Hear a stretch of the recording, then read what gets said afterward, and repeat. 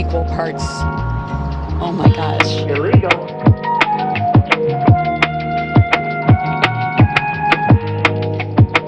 Help! Help! I'm being repressed! That's too much, man!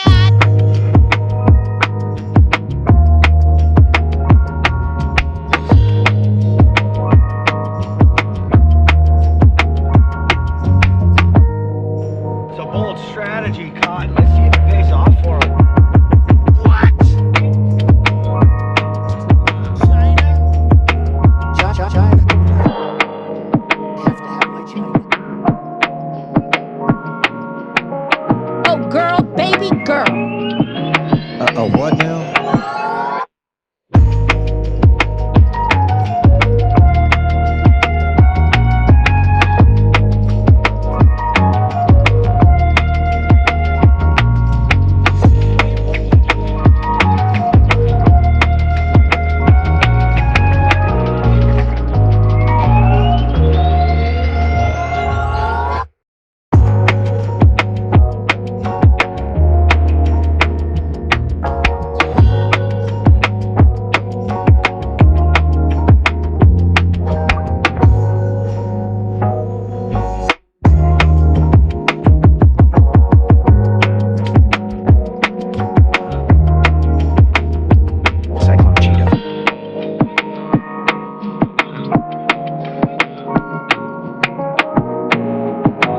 Donald Trump spent a lot of quality time with my wife.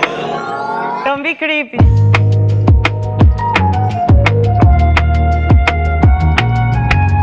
Close it up, just like my wife's vagina.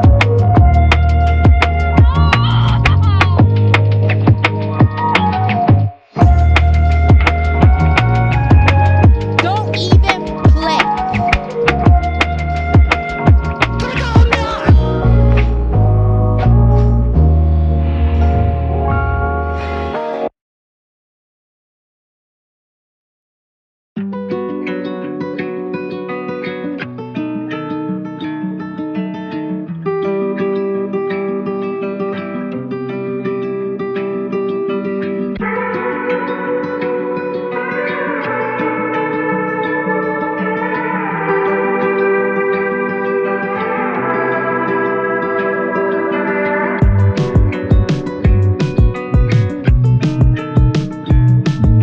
There's no point in you betraying your future self to gratify your present self. It's a stupid game.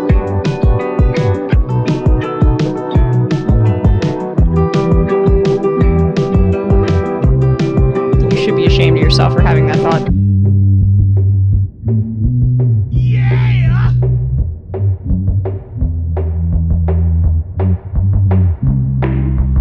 Are you not entertained?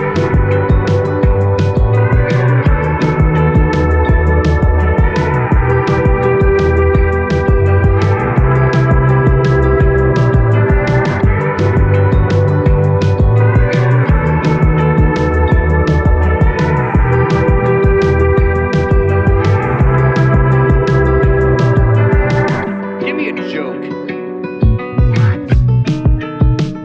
Would you jump up? Thanks, Jeff, for the question. Not gonna do it. Wouldn't be president at this juncture.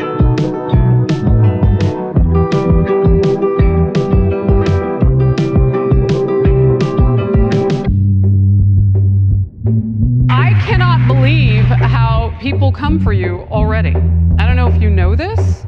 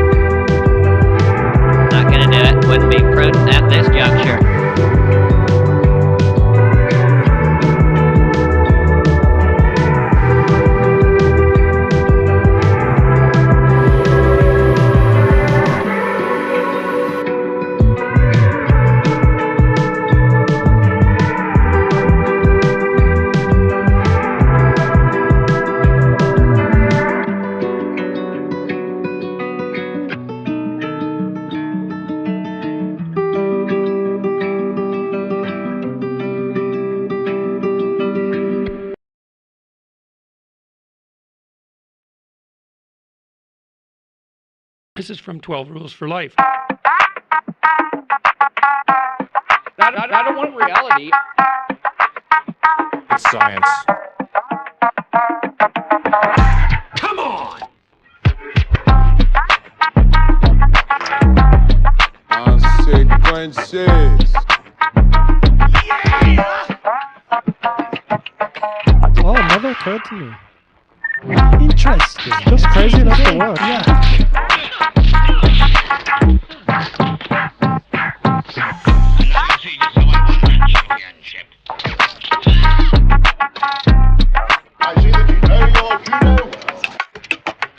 That's hot.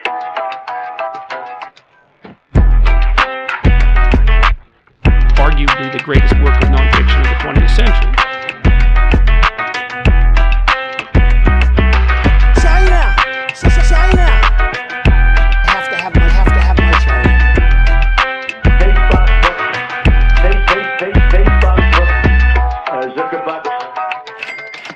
In the Ice Age, how much taxes did people pay? Follow the rich way.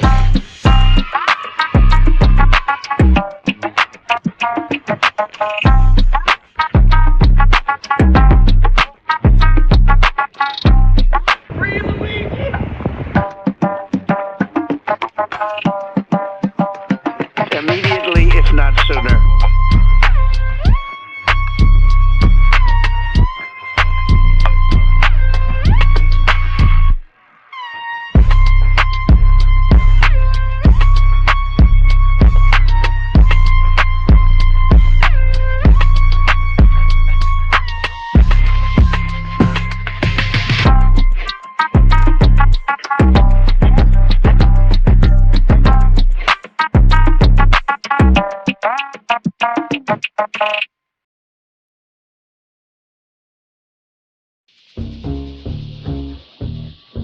Precision of language. Please. I don't want reality.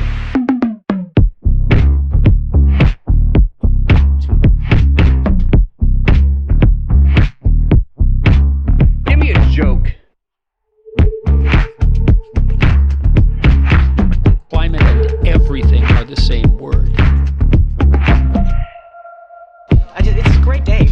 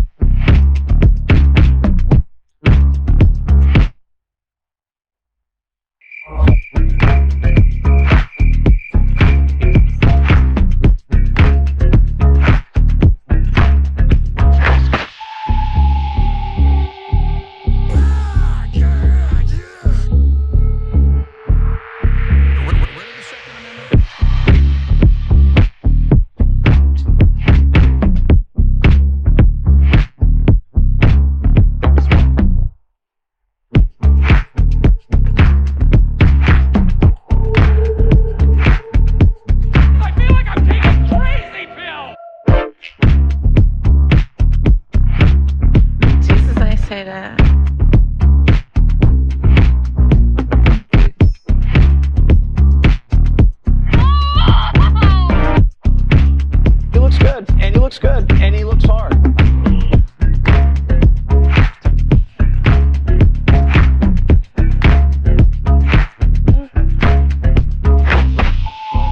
Aren't I a good guy? Cacao?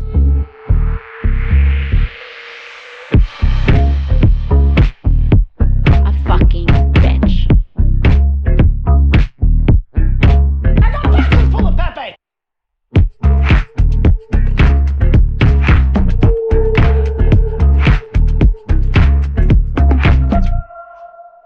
Cyclone Cheeto.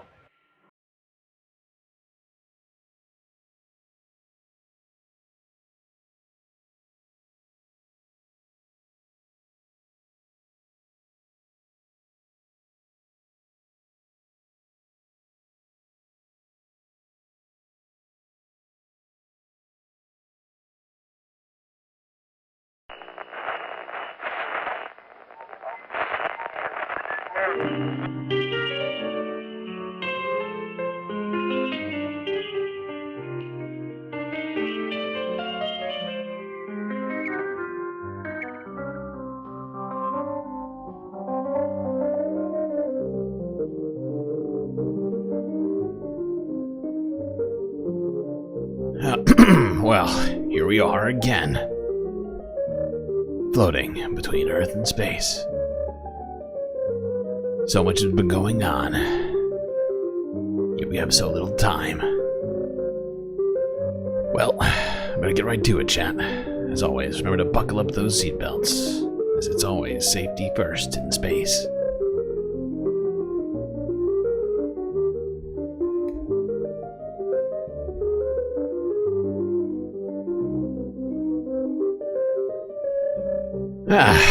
Hope everybody is having a good evening and or day so far.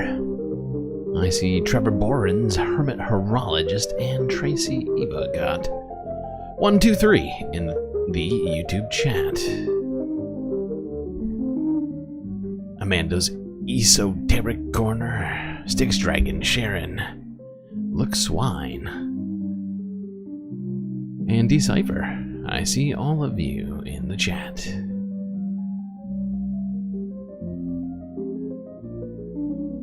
What shall we do today? Where shall we start?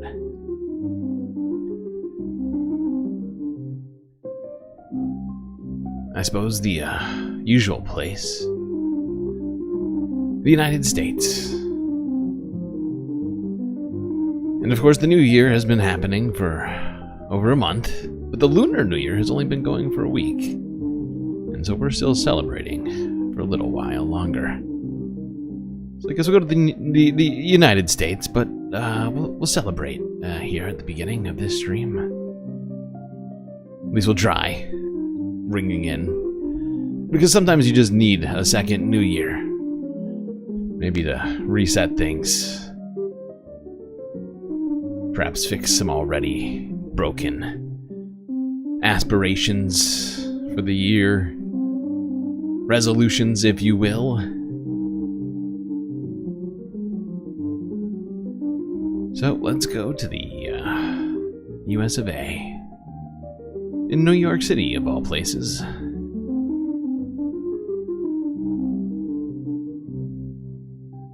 hot right now.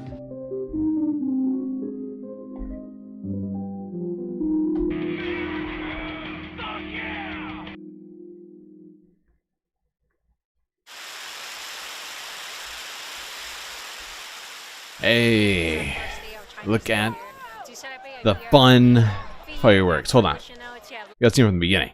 I mean, come on. We need the firecrackers in their glory. Today is our first day of Chinese New Year. To celebrate a year of snake. Every year we have traditional lion dance and firecracker to celebrate our new year coming along.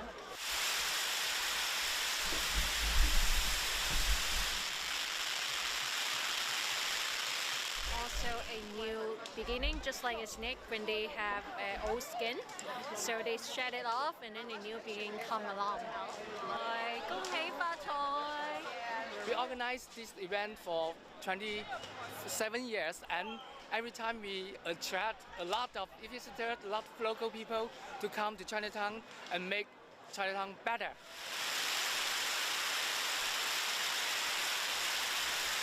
It's very good, you know, it's very nice weather, so everything's going well, and everyone is happy, so you're happy, we are all happy, right? All right. Yeah. Okay, Happy New Year.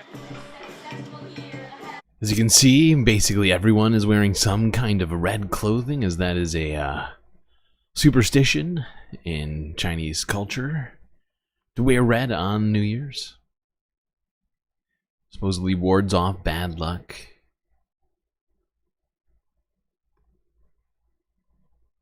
Now we talked about this. I'm trying to keep the stakes low on this stream at the beginning, because it's gonna get shitty pretty quickly.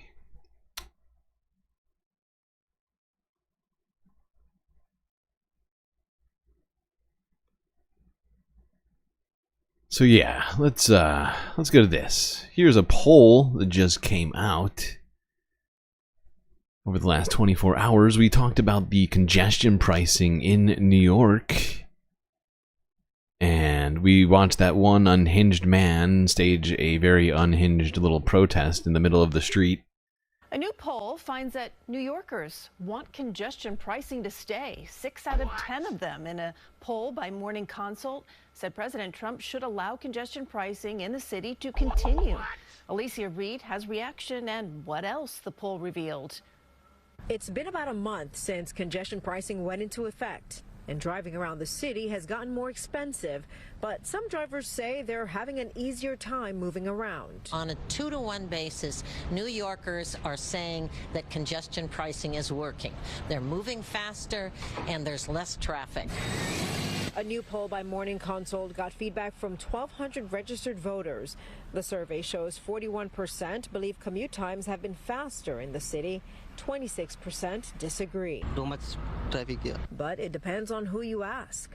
I love it because I'm not paying for it. While some vehicles are staying clear of the congestion zone, the survey shows subway ridership is up 7% and commuters are noticing. Bye. Well, there we go.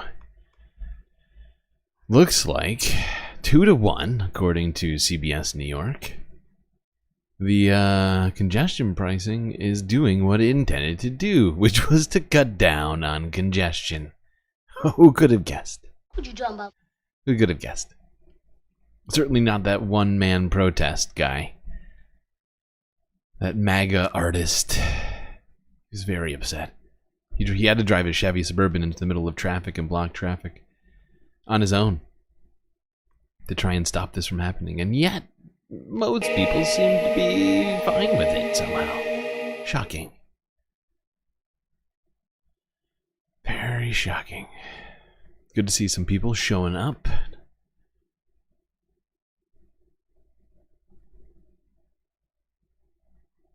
Alright, now let's go to this.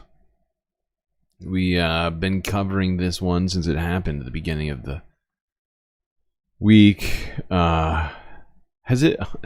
How long has it been? Oh my god. I don't even know when this happened anymore. It's all, there's so much. My zone is flooded, okay, in all the worst ways. Let's go here, to DC, to the plane crash that I can't remember if it's been a week and a half or a week since it happened. I think it's been a week. It's been a week and a half, right? New tonight, the Right? remains from all 60. Can somebody confirm this? I could just Google it. I could stop being so lazy. Oh my god. When did the first plane crash happen? Because then there was the second plane crash, and that just all threw me off. When did it happen? When did it all happen, people? No, it has to have been a week and a half now. New tonight, the remains from all 67 victims of the mid-air collision over Washington, D.C. have been recovered. Almost 1 week ago, an American Airlines regional plane and an Army Black Hawk helicopter crashed into the Potomac River. Officials say it'll take several more days to remove all of the wreckage. Chris Van Cleve is following the investigation and the recovery tonight. It was a haunting sight Monday as pieces of the American Airlines regional jet were pulled out of the Potomac River just 5 days after the deadliest U.S. air crash in more than 2 decades. Among them, the battered midsection of the plane's fuselage, one of the engines, and a wing. Over the next 24 hours, our goal is really to complete our commitment to finishing the civilian plane recovery. DC Fire says additional remains were recovered in Monday's salvage mission and are in the process of being identified. Okay, so just to move on from this tragic story before we get too caught up in this thing and have to move completely, we're going to have to completely change our focus here. There's so much. Oh, one thing I was going to do because we're starting so late. I'm just going to start a goal now. If people truly want all the content that I have, which I do have enough to do, like a full 6-hour show right now. If you all want that, I'm going to give you the option. There we go, 3 hours. All content, please.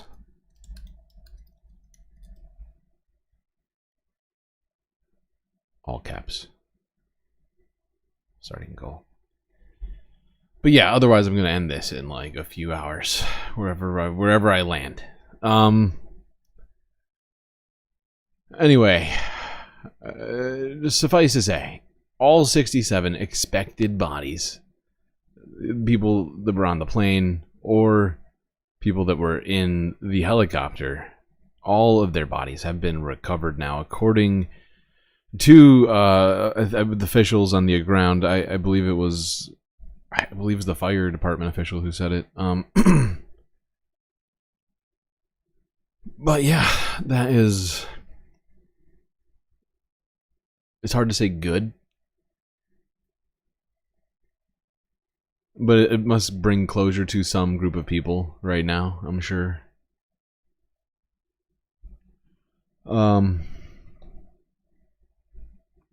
Yeah, they're still... Debris is still floating. I saw a story where, yeah, like, they thought they had all the debris, and then, like, some piece of a fuselage popped up. It's just... the cleanup and the investigation and everything else is going to be going on for a while. Pretty sure. We can definitely say, unequivocally, DEI was not the cause of any of it. If anything, it'd be easier to draw the line to, oh my god, you can't draw it to this. We could draw, oh my god, wow, look at that. Generosity from Rob Scouts, 5 gifted Galactic News Network memberships to a bunch of, I see at least a few people who I see in here on the regular. Hermit Horologist, Bob Carmody, Donald Duck, all given memberships. Zachariah Barner, and In Silico. I think I've seen it here. Not everybody chats. Some people just listen.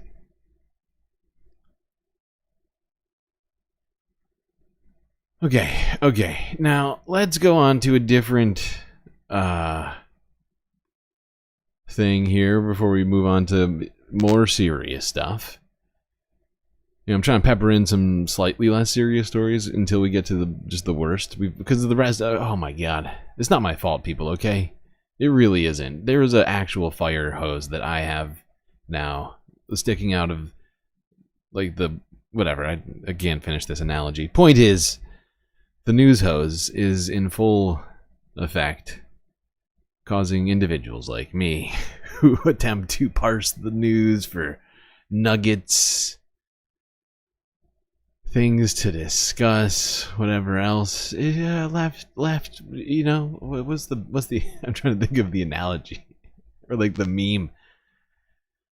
But just, you know,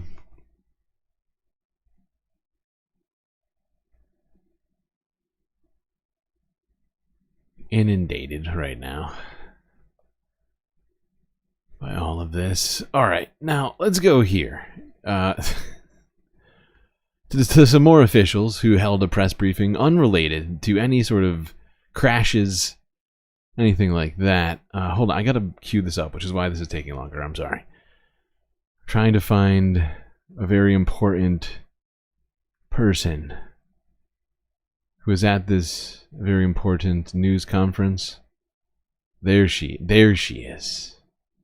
Puppy killer. All right, so if you're not aware, somehow, congratulations. But the Super Bowl is coming very soon. I think it's this Sunday, is it not? Super Bowl, right? Even I'm too much for me to pay attention. Yeah, this Sunday, 3 days from now. And all the lovers of the Super Bowl and/or chicken wings, hastily prepared appetizers, and multi-million-dollar advertisements. You know, this is your time to shine. You know, really is.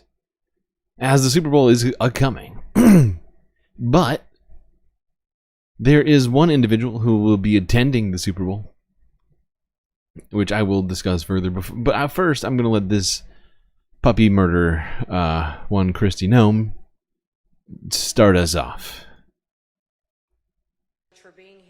Oh, thank you. Oh, what is this? What is it? I just noticed that we have... What is happening? Why do we...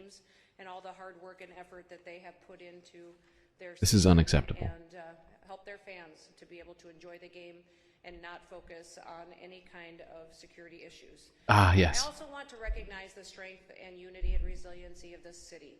I'm so grateful for the time that the mayor spent with me today. Oh, thank God. That she's committed to being here for this briefing, and also every event throughout the week to make sure that the city of New Orleans is ready to host this events and follow through on the commitment that they've always had.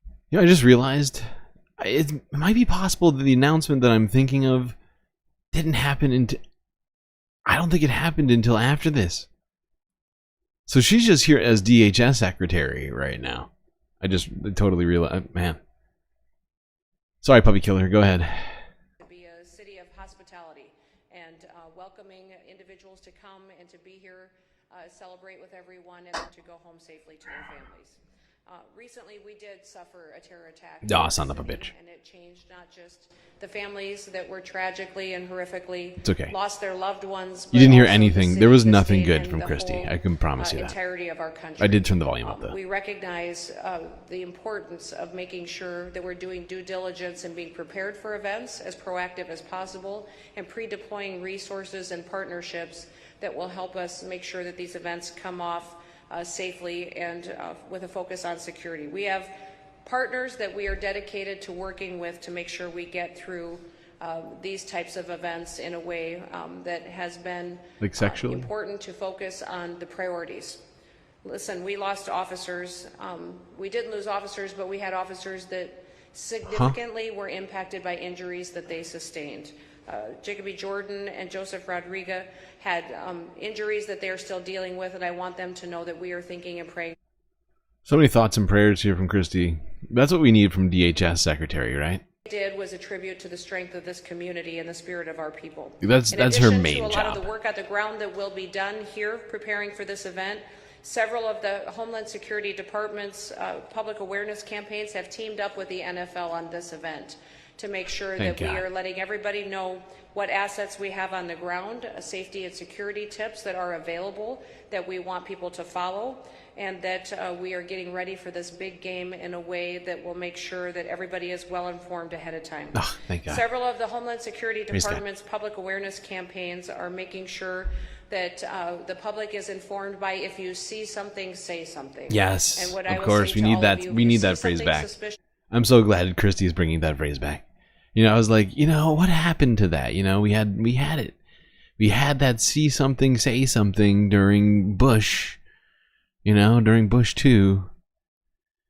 You know, Junior Bush. Oh, God. And then Obama and Biden ruined it. We lost the see something, say something. And now she's back. She wants to remind us all. If you see something, say, and I don't know what it is. I guess if you see an Arab person, if you see somebody Arab, better say something.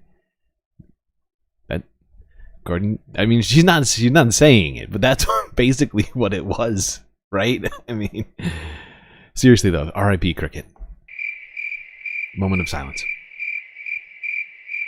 Thank you. Okay. I want you to say something, and keep saying something until you are heard.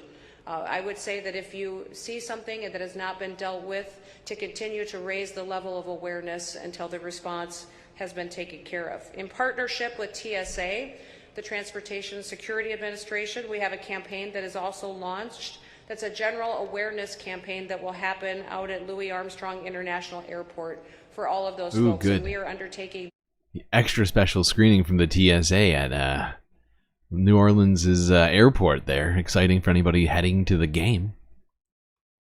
That campaign with the New Orleans law enforcement and the police department, which I think is critically important. We have a blue campaign that is out there that is anti-human trafficking that we will be focusing on, making sure the public is aware of. That will go and be on the ground February 5th, and will continue to provide a resource that we need to have to make sure the public is well informed to protect as many people that may be impacted, and in continuation of focusing on not just men and... As you can see, Christy here is taking her job super seriously, super seriously. Now, I wonder if this next announcement is going to make her take it even more seriously than she is right now. Who is to say, but I do have a comment on all of this. You know, I'll just let AP tell you what's about to happen this Sunday. Here you go. President Donald Trump will attend the President Donald Trump will attend the Super Bowl in New Orleans on Sunday, according to the White House. It will be his first trip as president to the game, as the Kansas City Chiefs take on the Philadelphia Eagles. The president is also scheduled to sit for an interview with Fox News' Brett Baer as part of the network's pre-show programming, Brett which is set to be taped from Florida before the game. Just like he hit Kamala with all the hard questions and the interruptions. I'm sure that will happen. I'm sure he'll use the same sort of deference with Donald. Also scheduled to sit for an interview with Fox News' Brett Baer as part of the network's pre-show programming, which is set to be taped from Florida before the game. Trump, a New Yorker who now calls Florida home, has not indicated which team he's supporting, but posted congratulations to the Chiefs after their AFC Championship win last month. Well, there you go. Orange in Chief will be attending the Super Bowl this Sunday. So, what I'm planning to do, and I hope you do too, is to boycott anything Super Bowl. I will not I will be treating Sunday as if it is just any other Sunday fun day. And we will be ignoring all of that. You know, Super Bowl Sunday is really, really huge economically speaking. And if enough people were to boycott because of Donald Trump attending, could hurt the U.S. economy. And that would make him look very silly.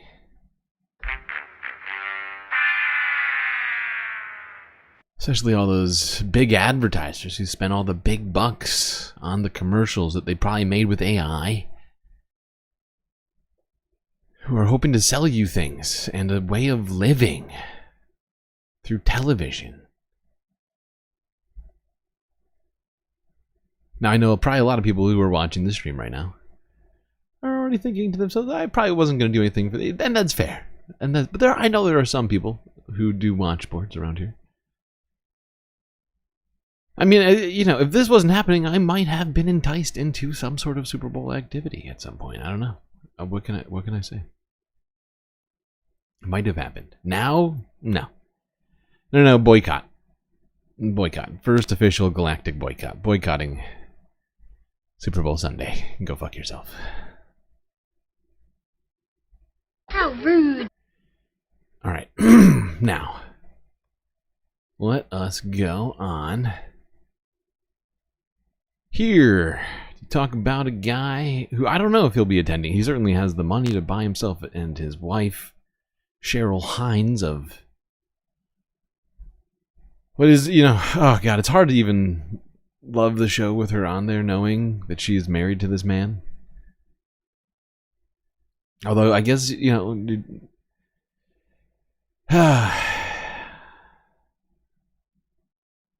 never mind. I'm not gonna even, whatever. Let's go on. Talk about RFK Jr. All I was gonna say is Larry is also, I guess, a little flawed too. You know, so maybe she just has a thing. Maybe she portrays a woman who loves flawed men because she loves flawed men in her own life. In her life, could be. I don't know. I'm not in her head. Maybe she's not method like that. I don't know. But guess what? Senate advanced RFK Jr.'s nomination to be health secretary. Yay. Yay. Oh, no, I said yay. Why are you booing? This is great. We're going to make America healthy again. Come on. That's not fair.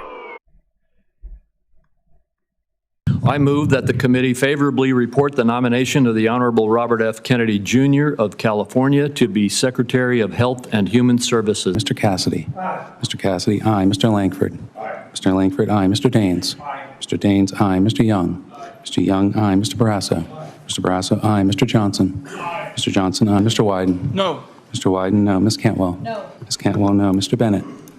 Mr. Bennett, no. Mr. Warner. Mr. Warner, no. Mr. Chairman, the final tally was 14 ayes, 13 nays. The vote was 14-13. The nomination is reported favorably. Do senators want their... Well, there you go.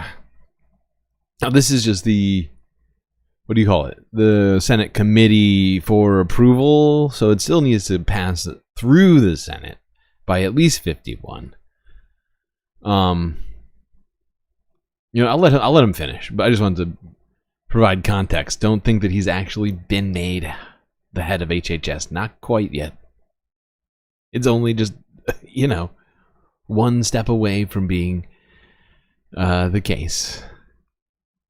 Or however many steps it takes to get from the top of the Senate down to the bottom where you have to vote. Legacy, like 12? to include disregarding basic health science and instead elevate conspiracy theorists. Making Robert Kennedy Secretary of Health and Human Services, in my view, colleagues, would be a grave threat to the health of the American people. The only way that Bobby Kennedy and I will get crosswise is if he does actually take a position against the safety of proven vaccines. That if he does right now. Wow, Tom, so scrupulous.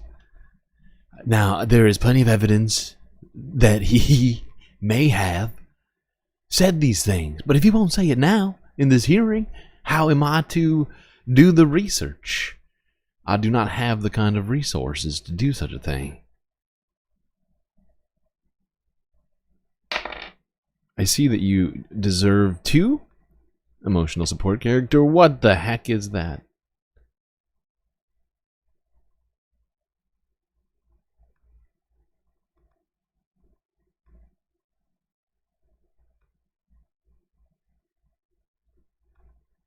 Did I fix it? No, it didn't fix it. We're not going to be able to show chat highlights. In the emotional support cantina, the Galactic Cantina, being repressed right now. What is that? 16 and 1. 16 and 1. Okay. All right. It's Bacula and somebody. Can't think of who 16 is right now. Let's go on. Let's talk a little bit about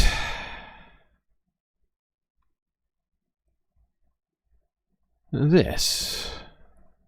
Since we're already talking about a guy who may very well have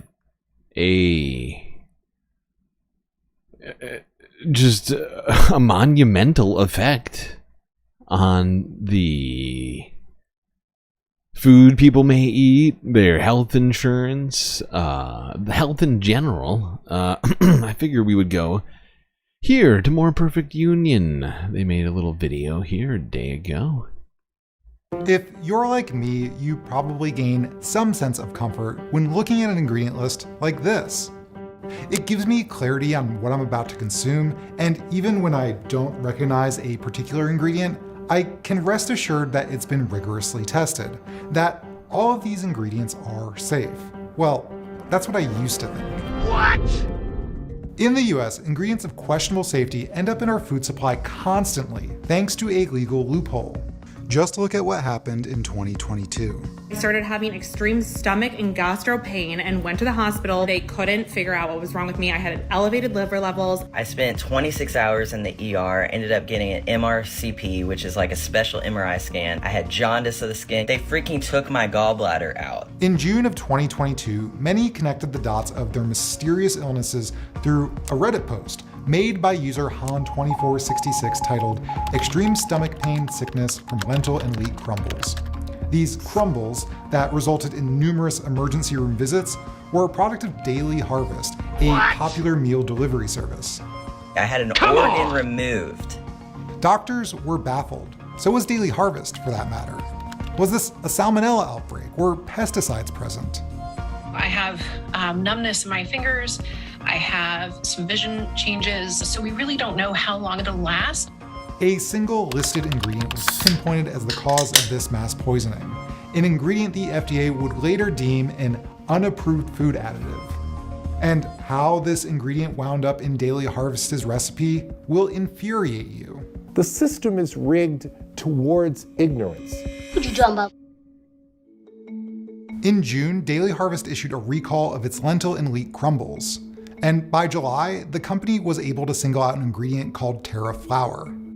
Terra flour comes from the seeds of the Terra plant.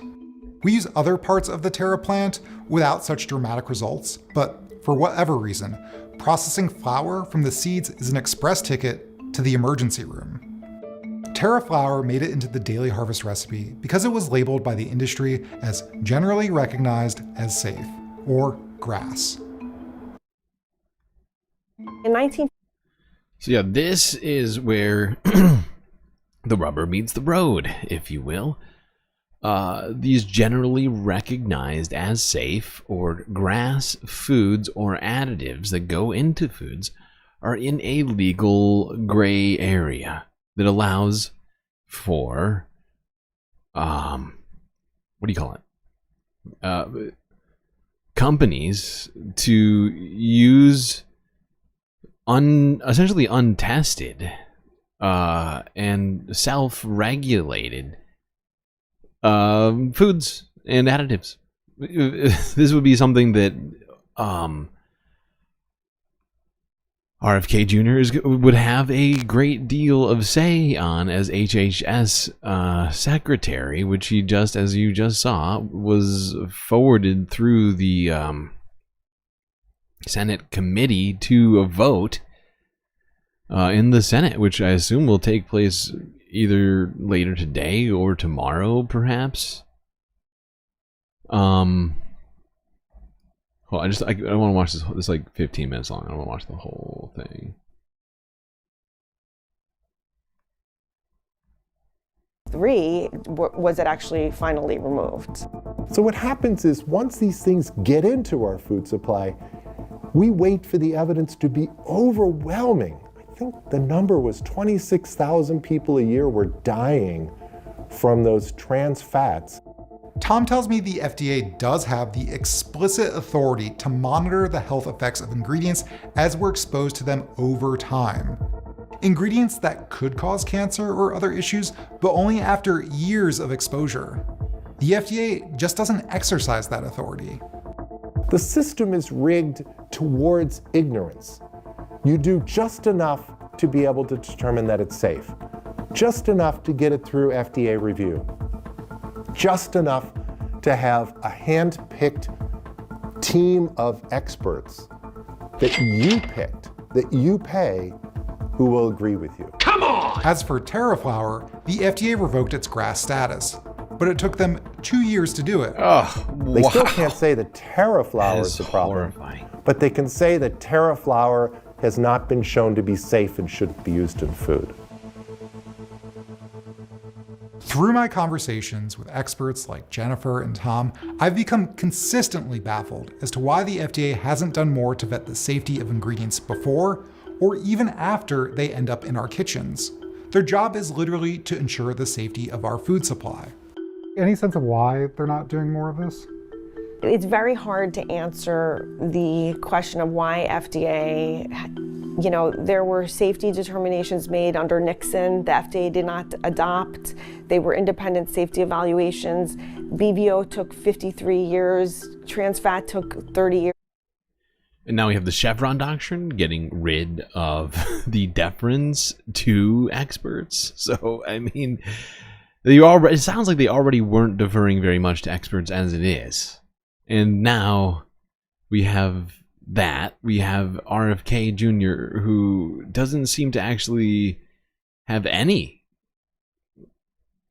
interest in doing anything good for people. Everything he's said since the nomination is literally insane. I mean, he's already been saying insane things about people's health for a while, but has just seemingly amped it up in many ways. And I think what it is because he's still claiming he's going to make America healthy again, while also claiming we're going to continue to have all of the horrifying chemicals in foods and whatever else, saying that privatized health insurance is better than nationally run ones. So just demonstrably false stuff over and over again.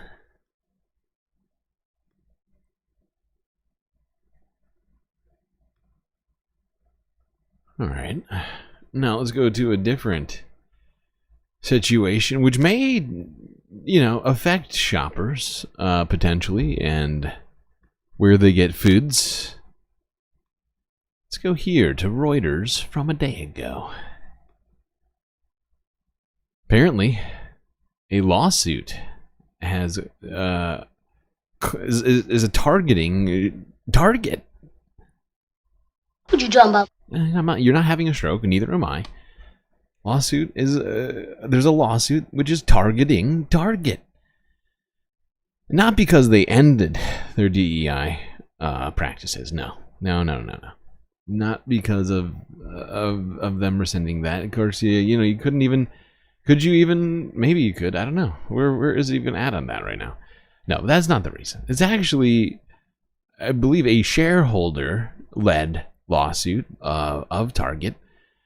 So Target shareholders, I believe, came together. Phrasing? And decided that Target's DEI practices had defrauded them. Oh, God. Help! Help! I'm being repressed! If this isn't just... Wow. What do you call this? Like, this is like the Russian nesting doll of the fake Target outrage. Well, I guess maybe it's real for some people. There's certainly that one guy who was throwing the Bud Light into the aisle. People like that were certainly truly outraged. I feel like a lot of it is certainly manufactured, but it has metastasized into this lawsuit here. Target has been sued for allegedly concealing the risks of its diversity and social initiatives. Concealing the risks of diversity and social initiatives. DSG. It's the worst. Is the DEI for shareholders who don't want to be like blatantly racist. The suit alleges it led to a backlash that caused customers to flee and the company's stock price to plummet. In a proposed class action on Friday, shareholders led by a pension fund in Florida said Target defrauded them into paying inflated prices for its stock and unknowingly supporting management's, quote, misuse of investor funds to serve political and social goals. The lawsuit said the Minneapolis... Not shareholder and investor funds being used for DEI. Oh, how dare they? That's wrong. That's too much, man! Based retailer, its CEO, and other officials failed to disclose the risk of consumer boycotts stemming from Target's environmental, social, and governance, as well as diversity, equity, and inclusion initiative. I feel like Target is just going to pay up to shareholders. They're going to litigate. They probably will not litigate. They'll probably go straight to arbitration and just fork over, as if they weren't going to fork over more money to shareholders. Like they weren't going to do more stock buybacks. Poor shareholders. Like it's an insane lawsuit. Okay. But this is the sort of thing we're going to be seeing a lot of, I think, over the future. We've seen so many of these like idiotic sort of things. Let's go now. See what AG Bonta had to say. This rung true to me here. I'm grateful for everyone who's participating today. The first 15 days of President Trump's second term have left many feeling scared, anxious, and uncertain about... Why do you keep doing this to me? ...about their rights and about their protections, understandably so. Sadly, I think that's part of the president's intent, overwhelming us with a barrage of damaging, chaotic, illegal executive orders that impede on the laws and values that make our country great. It's the strategy. Flood the zone, create confusion and chaos, try to create shock and awe. And while the federal administration creates confusion, employs scare tactics, and spouts off divisive and dangerous rhetoric, I'm here to provide facts. There you go. California's AG, Rob Bonta, coming to the podium. To say some stuff that certainly rang true over here, I feel like I've been mentioning the flooding of the zone has been, it's flooded in all the worst ways, especially for people like me who are subscribed to like not every news channel on the planet, but my God, some days it feels like it. In the last 2 weeks, it has felt like it more than ever. And, you know, it's that feeling of being overwhelmed, which was expressly stated by Russ Vought months ago, that they are achieving in many cases. Including with things like this. If you didn't see this, here you go. This was on Tuesday, where Donald Trump was asked about his very stupid trade war with Rupert Murdoch in the room, asking about a Wall Street Journal headline entitled "Dumbest Trade War in History." Secure what we're giving them with their rare earth and other things. Mr. President, in terms of the deal with Mexico this morning, was that partially related to the market reaction and the criticism from Mr. Murdoch's own newspaper? He called it the dumbest trade war on the editorial page on Saturday. I'm going to have to talk to him. Was this market reaction or concern about I've been right the over the economy? Wall Street Journal many times. I will. Little Rupert, he's on my list now. You're gonna have to do another good story about me. You're gonna have to be nice. Okay, Rupee? You gotta tell that Wall Street Journal of yours, stop doing the journalism. I don't want to pick a agree with fight him on here, some sir, things. No, it's not only is it not them. You're going to see. Every single one of those countries is dying to make a deal. You know why? Because they're ripping us off really badly. And the United States is tired of just being ripped off. And that's why we have $36 trillion in debt. We have it for a reason, because we make bad deals with everybody. Interesting. Well, Donald Trump's spouting off about all sorts of stuff here, as usual.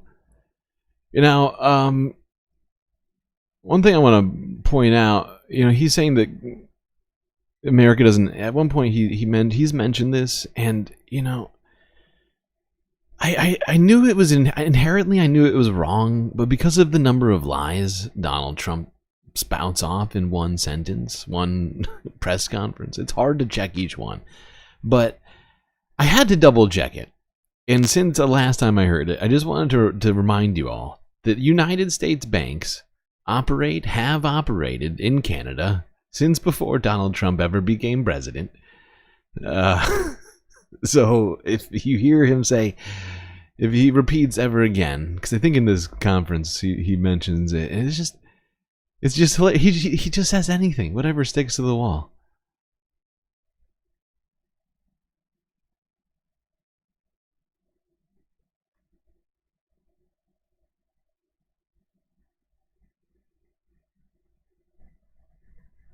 All right, now, that's not good.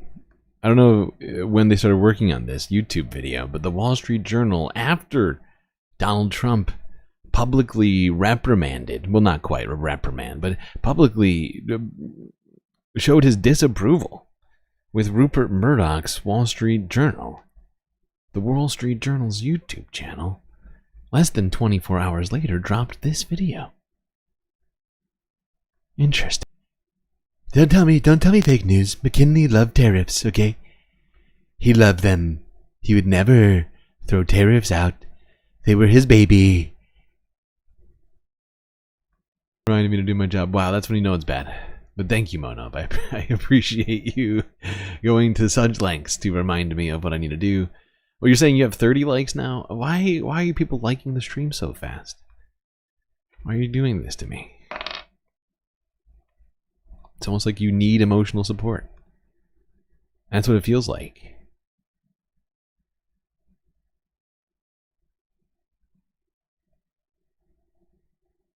Why can't I find it? Ah. Okay. There you go. You will, and you are now being emotionally supported. I'm very sorry for the delay. Laugher curve. Don't make me laugh. Give me a joke. Anyway, Wall Street Journal attempts to explain tariffs to Donald Trump. And all of this stuff,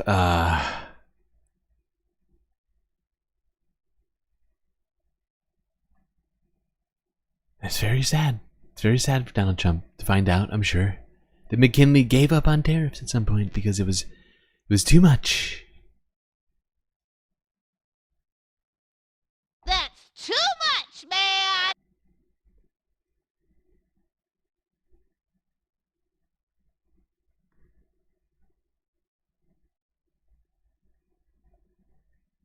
The fact is, tariffs we already had tariffs when Donald Trump entered office. Ones that he proposed in his first term, in fact, still exist today.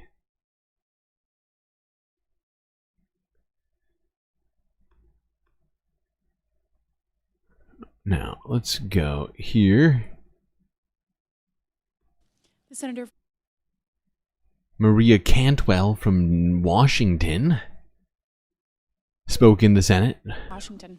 about Donald Trump's tariffs. We are. I ask that the quorum call be dispensed with. Without objection. Madam President, I come to the floor to talk about export strategies, collaboration, and American principles. Madam President, no one likes to be left behind. I know somewhere people think there is this I win, you lose mentality. But what happened to let's grow the pie instead of just hoarding a few pieces that are left? Growth, not contraction, is the right solution. The world is more connected, not necessarily because of just because of globalization. We are now more connected because of technology, and nothing we are doing is going to stop that. The speed. Now, some of you know that I disagree slightly with this. I think we need to question the growth model in many ways, but not in the way that Donald Trump is questioning. He's not even questioning. He wants growth. He just doesn't understand how growth works. This would achieve a contraction in all the worst ways. All right, this would cause all the wrong people to have to contract their spending, right? It wouldn't end. It's not going to end fossil fuel consumption and extraction. None of that. So I don't know. I'm just wanting to make that point. Information is empowering anyone with an internet connection aided by the brain of an AI app to get answers and ideas hundreds of times faster than ever before. Do we need new principles for the information age? Rules the world and we should strive to adhere to? I definitely agree. But Madam President, I thought we were for capitalism. Yes, capitalism in the information age needs better rules so markets aren't distorted, because markets need to be properly policed and they aren't right now.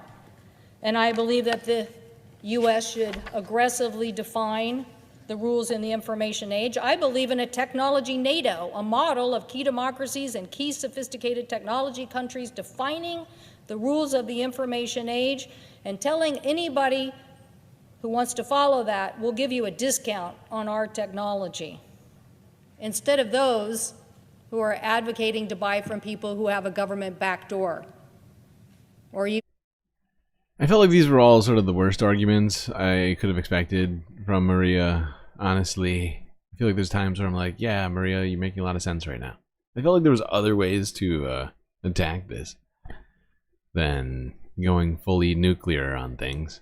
Being like, we love capitalism, actually, and not that we could have expected anything else from most. I mean, there's no senators that exist that don't love capitalism. It feels like I can't think of one. Bernie Sanders, maybe Bernie.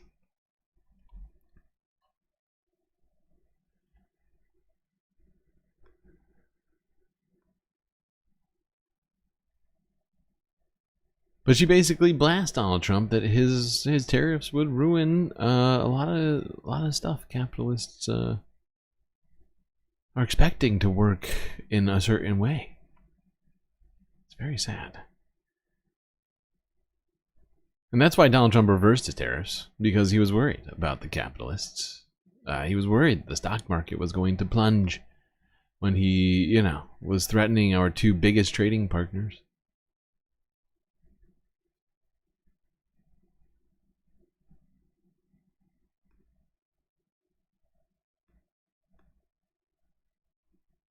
Now let's go and talk about what's been going on, not with tariffs, but with people who are being deported.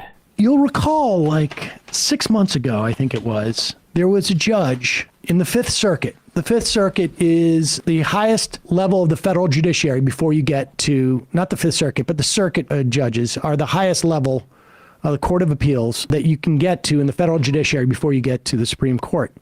And there was a judge in the Fifth Circuit who was auditioning to be a Supreme Court justice who reversed himself on the idea of natural-born citizenship, saying that in the event of an invasion, you obviously don't have natural-born citizenship, right? Because you can't have, like, a foreign invader come in, invade the country, have children, and have them all citizens because they could take over the country. Duh. And this was obviously, this is a bit of a backpedal. This was providing an opening and an indication to the Trump administration, this guy's willing to deal as a judge. It's also an indication of what had been discussed in Republican legal circles as a strategy to deal with immigration in this country, to essentially say we are at war, we are being invaded. So you saw the media start to refer to this as an invasion. Today, Reuters reports that Trump plans to invoke an obscure 18th century wartime law in bid for mass deportations. It is the 1798 Alien Enemies Act. It could allow him to bypass due process rights and rapidly deport migrants. If they were deemed, you could deport these migrants if they were deemed part of an, quote, invasion or predatory incursion, which is a novel use of a law previously only invoked in wartime. Thus, the last time it was used in this country was to put Japanese people into what they call internment camps. These, of course, were concentration camps. And we kept Japanese people there because we were at war. Sometimes some Germans would get in there and some Italians as well. Republicans, as you know, refer to illegal immigration as an invasion. They portray migrants as dangerous criminals in military age. The White House said on January 20th it was beginning a process to designate criminal cartels and gangs, including the Venezuelan gang Tren de Aragua, as a terrorist organization and to use the Alien Enemies Act to deport alleged gang members. Look, this is the way it always starts. You start with the low-hanging fruit. All of a sudden, these are not criminals, they're terrorists. That means that they're enemy combatants. That means that, well, maybe there's support to these terrorists. That would be the other Venezuelans who come in. And they're all enemy combatants, or they're all part of this invasion. I mean, they're also just trying to say that merely crossing the border in a way that we're almost there. Oh, I'm sorry. We're almost there because that would just be criminal, right? Like you have to start with the idea of it being an invasion. Okay. Like there is actually like an attempt to take over the country. And then you are conflating criminal with criminals like they do with this gang. It's a criminal gang. They don't have any political agenda. They're not a terrorist organization. They are really, like there's some pretty bad mafia stuff that happened, but they were not terrorist organizations. Colloquially, they may be terrorizing a neighborhood. Underground people do underground stuff. But they are, they want to conflate these things. And so then it's criminals go into terrorists, go into invading force.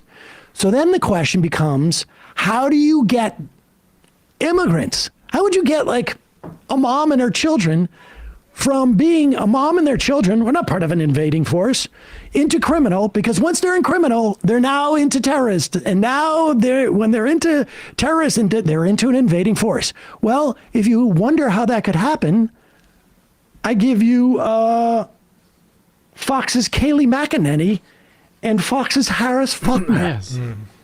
And the left, Wasn't Kayleigh once the White House press secretary for Donald Trump?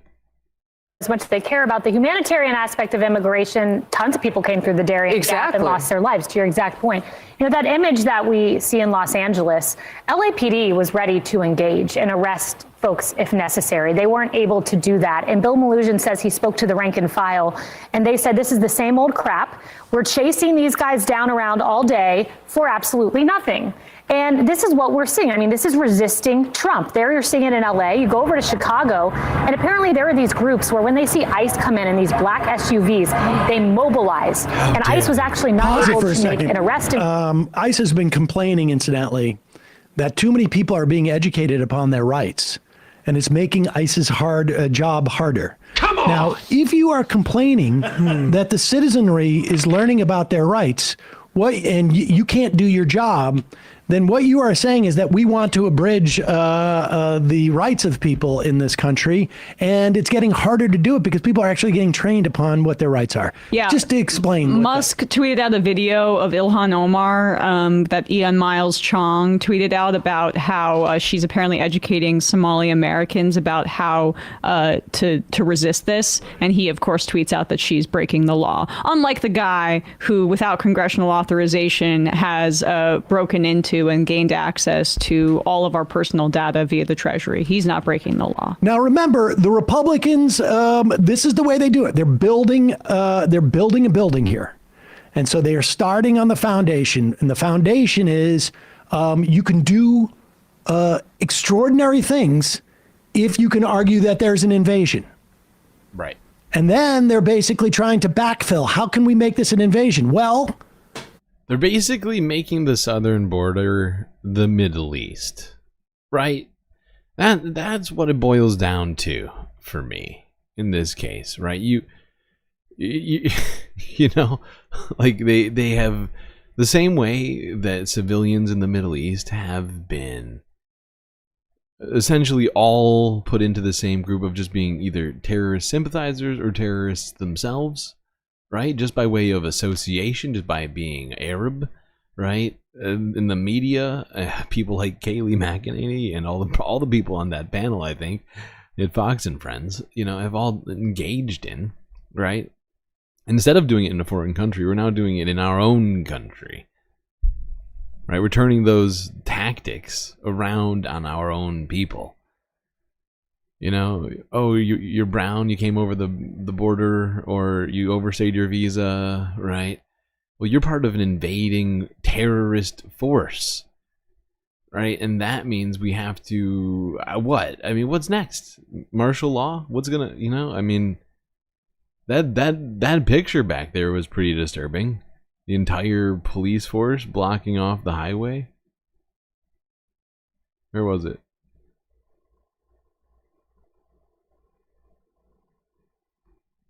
You know, 30, 40 freaking cars, police cars deep. This looks like an invading force to me. More of an invading force than the people up here.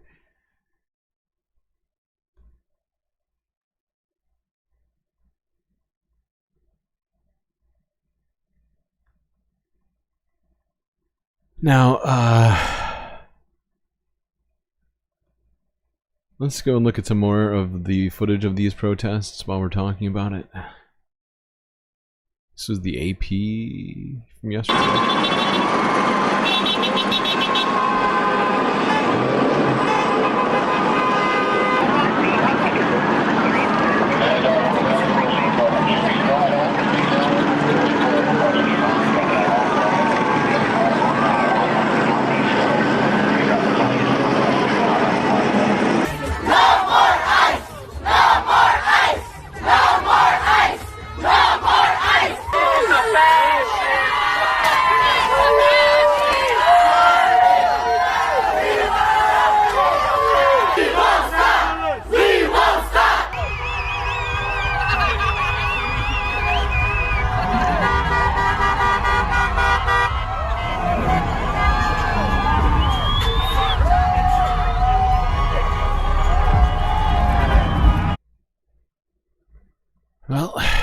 people standing up for themselves, showing their support, and or protesting the insane deportation policy taken up by Donald Trump and his administration.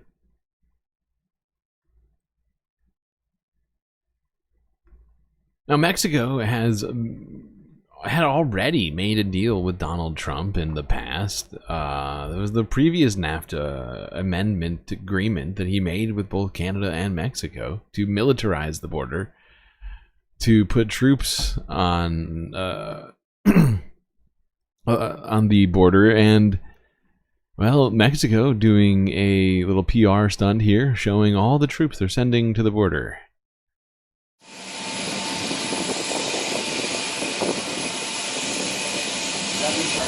Sí, ya se empezaron a enviar.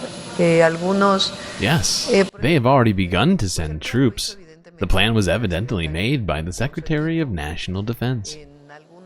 There are areas without so much security problem where there are members of the National Guard, then they are sent to the northern border.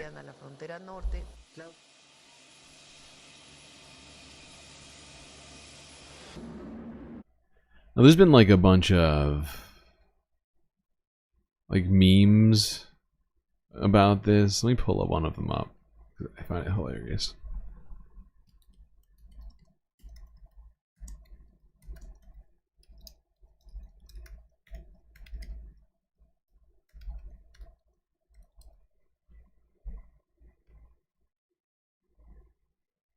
Yeah, this one.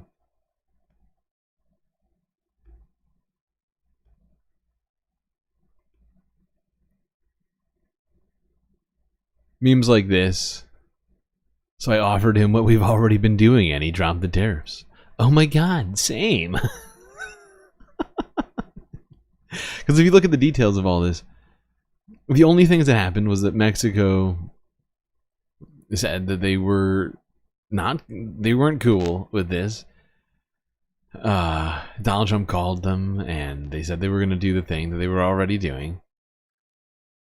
Canada imposed tariffs on the U.S., and Canadians started talking about how American goods are coming off the shelves and all sorts of stuff like that. And so, if anything, I think Donald Trump really he lost this trade war, right? He started a trade war with our two biggest trade partners and then got nothing but American products pulled from the shelves. Not sure that's what he was going for. Could be. Who's to say? Chaos, at least, that's for sure. Wait, did you see it? I can't remember. Did I show it to you?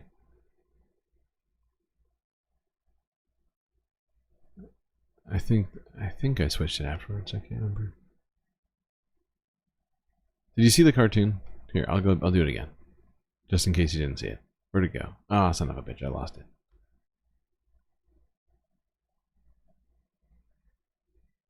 Why are there red faces why are so many red faces in chat?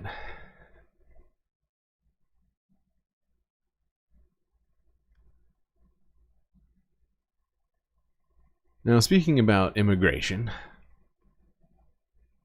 California AG Rob Bonta came out, like you saw earlier, to say a number of things, including this, which is apparently a lawsuit which he is filing against Donald Trump over his attempt to end birthright citizenship.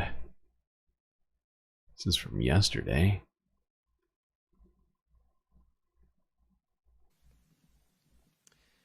It's been just over 2 weeks of the new federal administration, and already many of the challenges that we anticipated have come to pass. We anticipated them, we were ready for them. Challenges that my team have been preparing for weeks and for months. That's why we were able to sue the president hours after he attempted to violate the Constitution and end birthright citizenship. Although the fight isn't over, we secured a temporary restraining order to protect American citizens while litigation proceeds. A Republican president appointee judge in that case, who had served for 4 decades, said that this was the clearest case he'd seen in his 4-decade tenure as a judge. He said the president's executive order was a blatant violation of the Constitution. And he even said his mind was boggled that the United States Department of Justice attorney advanced the arguments that they were making in his courtroom. That's what our president did on day one. We were also ready, because of our preparedness, to sue the president hours after a memo came out from the Office of Management and Budget, attempting to freeze nearly $3 trillion in federal funds. Funds that supported essential, critical services throughout our nation. Things like health care for children, food programs for the poor, housing for low-income Americans, support for access to higher education and early childhood education, things like federal disaster relief that California needs yesterday to support our people in Los Angeles suffering from the LA fires. The president unconstitutionally tried to end that funding with the swipe of a pen. Think about what happens when fire and hurricane season starts back up. Because remember, this isn't actually fire season, right? This fire that happened in California and Los Angeles, right, was completely out of the normal. Fire season shouldn't really start until spring, right? And instead it happened in the dead of winter.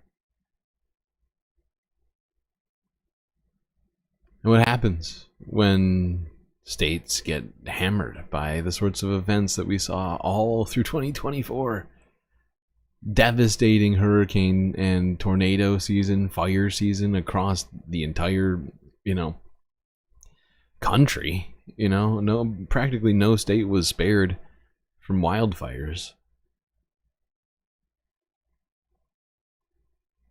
What happens when Donald Trump tries to withhold federal funds again in the wake of whatever disaster with some state that didn't vote for him,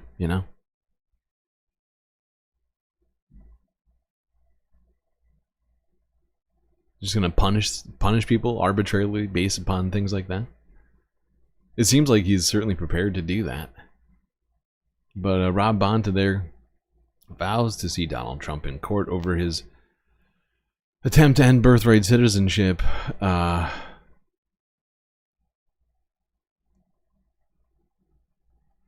Hopefully he wins, but it's going to be, like you mentioned before and earlier this stream, he's flooding the zone.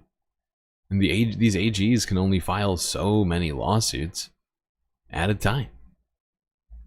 Right? I mean, they've got a certain amount of staff, and in order to be able to go against the president's legal team, essentially, right? Against the whole Trump administration, you need some resources. So that makes this all the more complicated. Who is going to be there to fight back in the courts against Donald Trump?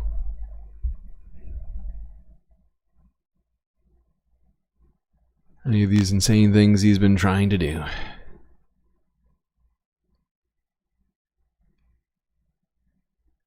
And if the Republicans in the House and the Senate were sincere about rolling back U.S. aid because of all of these problems with it, then they would just pass a bill and Donald Trump would sign it. And there'd be some transparency about this process. If not sooner. But what they want to do is they want to tear down the administrative state. And they will replace it with either nothing or private contractors. You're not going to, if you are somebody who believes that getting rid of the U.S. aid is going to somehow defang the CIA, you're only right insofar as it's going to be Palantir, whose stock incidentally went up today. Significantly. Yeah. You're only going to see Palantir or Jay or whatever they call, Prince's outfit. You're only going to see these private spies take their place.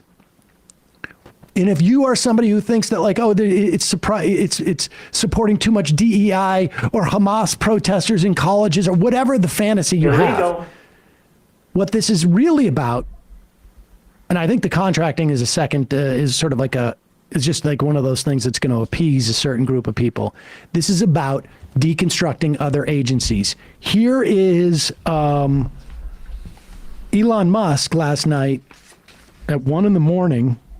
with Vivek. Great. At a Twitter Spaces event, sort of giving their this is their evening circle jerk, where they talk about what they're really up to. I think in addition to that executive order, which I certainly applaud, I think we need to go in and do wholesale removal of regulations. Like regulations basically should be default gone. Default gone, not default there, default gone. And if it turns out that we missed the mark on a regulation, we always add it back in. These regulations are added willy-nilly all the time. So we just got to do wholesale spring cleaning of regulation and get the government off the backs of everyday Americans so people can get things done. And the government doesn't have a sort of boot on the neck of the average American. Okay, I'm sorry. I held off as long as I could. You don't know anything. He doesn't know anything. He doesn't know anything about our government. He doesn't know how it works. He doesn't care how it works. He doesn't know about our regulations. He doesn't know how they come to being. He doesn't know how our agencies work. All he knows is big hammer smash. I don't like this. I want to be able to loot and get to my trillionaire number at the beginning, like as soon as possible. And as much as I can break up of this government and this apparatus that's there to deliver for regular people, the better it gets. Because when he says like these regulations are burdensome on regular people, point to one regulation that's burdensome on regular people. I don't know, like building codes so houses don't fall on top of people, water regulations so it doesn't poison people, meat processing regulations so that disease doesn't spread in our food. Point to the regulations you're talking about, because the one that I'm hearing about recently has to do with our air traffic controllers and the FAA, because you were bitching because of like a $700,000 fine that the FAA levied at you because you decided to launch your toys into space without the proper authorization, and then you're saying that regular people are going to have to deal with that kind of oversight. No, that's you. So let's not democratize your narcissism. What a freak. I think he knows exactly what he's talking about because he's lying. I get it. He knows it's not on the American public. This is the game that they're playing. They describe it as if like regulations. No, what regulations do the exact opposite. They protect the average American. They protect their food supply. They protect their air, their water. They keep them from getting cancer so that companies can profit by cutting costs and offloading that expense on them. And so this is all about that. And they're going to do this systematically. They're starting with what they perceive the low-hanging fruit is, USAID, and they have announced today they're going after the Department of Education. Yeah, and I think one thing that I think they're both right in many ways, right? Like, Elon Musk does know enough, right? He certainly knows, I think, more than Donald Trump does, right? And he just, but he does the actual functioning of government isn't the point to him. He doesn't care if government functions or not, right? As long as he's incorporated in the country, as long as he's able to continue to do business, that's all he cares about, right? And he just sees the government as being adversarial to him and his businesses because he's had to deal with regulations sometimes because he puts cars on the streets and rockets into space. And the Department of Education is essentially what the radical Republicans started in Reconstruction, because they understood that the importance of helping freed slaves get educated so they could be full citizens. And make no mistake, the Republicans, following 1965, essentially, the people who were against this, the Dixiecrats, the Democrats in 1867, who are now Republicans, It's their legacy. They are against this because it is still coded that way, because the Department of Education goes in and makes sure that there is at least some attempt at parity for schools. And they're going to take out the Department of Education. That's next. This is all completely illegal. Illegal. Yep, it certainly is. Many people are describing what's happening as a coup. An oligarchic coup. Owen Jones certainly is. Let's see what his take is here from yesterday.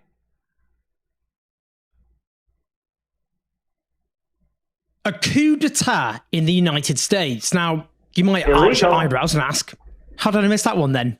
You might not have noticed any tanks in the streets or dissidents thrown in prisons or any firing squads or declaration of martial law.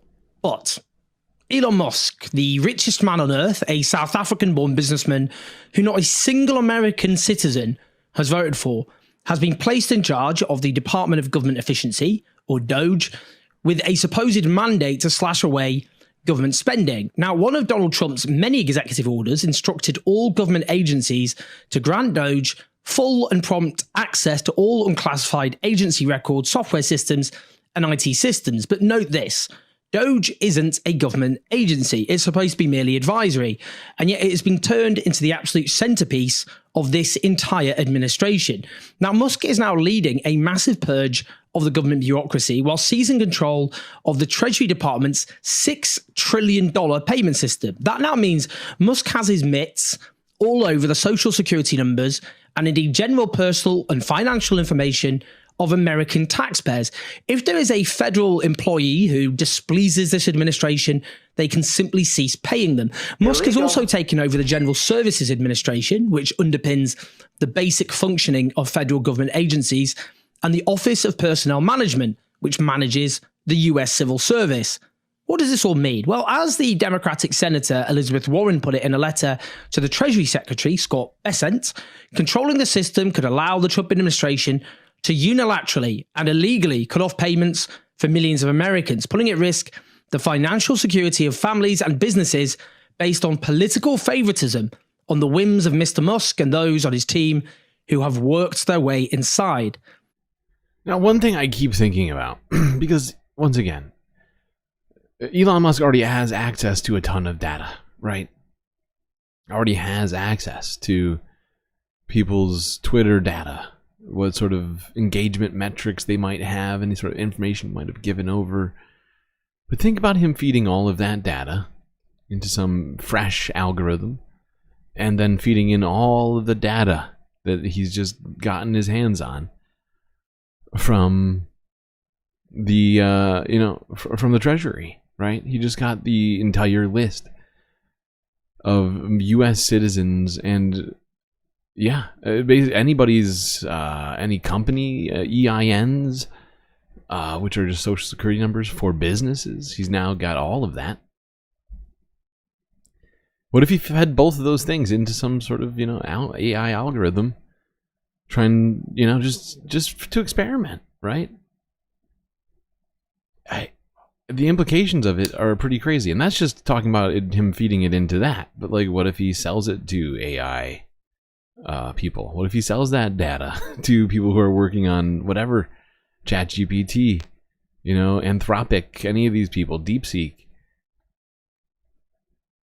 and they start lining up those social security numbers with other pieces of data, right? Your income, how many taxes you paid, whatever else, right? What sort of social programs you're on, whatever sorts of documents and or data is now available to him that the Treasury has. What next? Now, there is US aid to the US government's $40 billion a year international development agency. Now, there are all sorts of good and important leftist critiques of US aid about its role in furthering the interests of US imperialism. Well, that's certainly not Musk's critique. And also, for example, provides assistance in, say, women's health, HIV/AIDS treatment, energy security. We could go on. The point here is there is a coup with no democratic mandate, with a billion. It's not like Elon Musk or any of the people in Donald Trump's administration have any problems with involvement in foreign affairs. Elon Musk is constantly doing it, right? Whether it's with Starlink or any of his other business ventures or political activities. He has no problem with involvement in foreign affairs, covert or not, right? He doesn't even have to be covert about a lot of this, because who's going to hold him responsible? Who's going to put the richest man on the planet in jail? Right? So he this guy loves statecraft as long as it, benefits him. Get the spies out there. He doesn't give a shit. It's got nothing to do with spying or the CIA. Donald Trump loves the CIA. He's got no problem with the CIA so long as it's doing what he perceives as the U.S. best interests. Using his wealth and therefore power to dictate policy to the president. Musk repeatedly declared the agency is a criminal organization and said it was time for it to die, and got Trump to agree to it being shut down. Now, it's been reported that the USA Director for Security and the Deputy Director for Security were fired because they tried to stop DOGE getting access to classified material in restricted areas. Meanwhile, millions of federal government workers face redundancy, with 2 million of them being offered voluntary redundancy. Musk has brought in people from his own companies to oversee cuts, correctly described as lackeys by Wired magazine, which notes that the people now at the top of the Office of Personal Management include a 21-year-old and someone who's just left high school. Now, it should be noted that Musk's companies get billions of dollars from nearly 100 government contracts. Two of his companies account for at least $15.4 billion in such contracts over the last 10 years. Wow. To suggest there's a conflict of interest here is putting it exceptionally gently. Now, let's listen to the historian Ruth Ben-Ghiat on why this is a coup. The speed is very unusual in my study of authoritarian states. It's only really after a coup that you see such a speed, such a obsessive haste to purge a bureaucracy so quickly. Or when somebody's defending themselves, like Erdogan after the coup attempt against him, massive purge immediately. So that's unusual. And then, of course, now Elon Musk may now be, a special government employee all of a sudden. But this, as Garrett said, is highly unusual. I don't have another reference point for a private individual coming in, infiltrating, trying to turn government to the benefit of his businesses and locking out federal employees. It is. This was happening in any other place. We would have no problem identifying what's happening, right? Like if this was happening with some Russian oligarch, right, in broad daylight, it'd be all they'd be talking about. Coup. I'm a historian of coups, and I would also use that word. As Michael J. Gerhardt, a professor who specializes in constitutional law at the University of North Carolina, said to Al Jazeera, this is perhaps the first time ever someone from outside the government has been so openly given free rein within. He adds, there is no mechanism for keeping Elon Musk in check. In the words of the political scientist Seth Maskett, Musk is a private citizen taking control of established government offices. This is not efficiency. That is a coup. And indeed, as the progressive congresswoman, Alexandria Ocasio-Cortez, put it, this is a plutocratic coup. Well, indeed. Musk bankrolled Trump's campaign, handing him approaching $300 billion to ensure his successful election. Here is the painful reality of what is described as right-wing populism, which claims to represent the little guy against the elites, but is in fact an extremely clever ruse to facilitate the entirely... I don't even know if it's that extremely clever. I think that the ruse, it just works because people are, easily tricked, poorly educated, or whatever else you might want to point at that leads them to being easily tricked by these sorts of things. Because it's not that clever, right? I mean, it's kind of out in the open. But I think they're able to obfuscate well enough, use the right dog whistles in many cases, and you know, otherwise, you know, fearmonger about things. And somehow it doesn't tip their hand to people who I assume are at least, you know, I like to assume that people are reasonably intelligent and that they might be able to figure these things out. But then you look at the, you know, the 2024 election and how many people voted for Donald Trump? 74 million or something like that.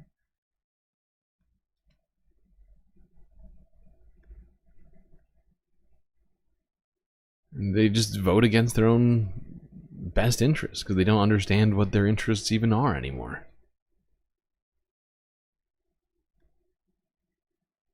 And one thing that I think Owen mentions during this piece, we're not going to watch the whole thing, but if I recall correctly, he said something about how the United States does not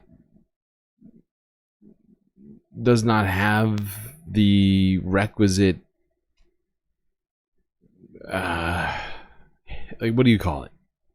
History, almost. But like the fact is right now there's like more than encroaching, but like fast, like moving very, like, oh my god, my brain just broke.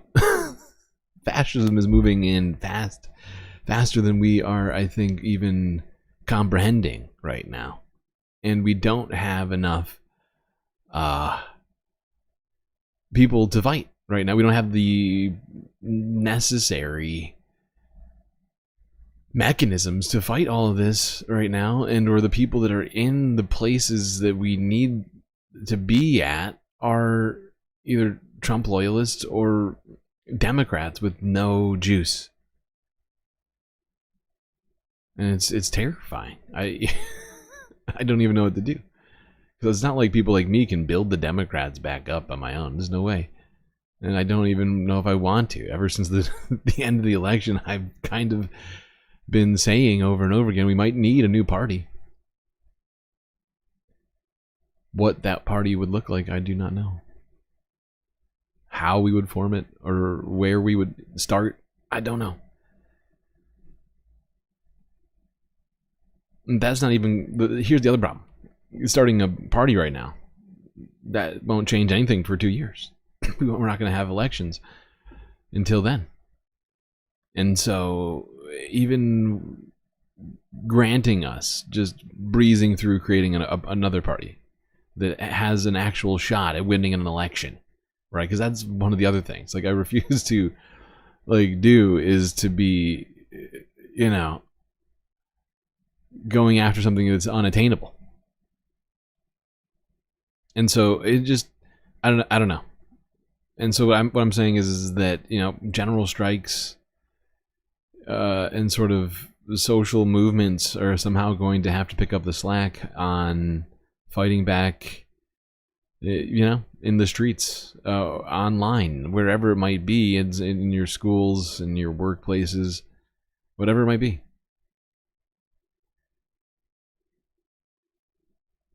But it's going to be tough. Can't lie. I don't see it going super easily.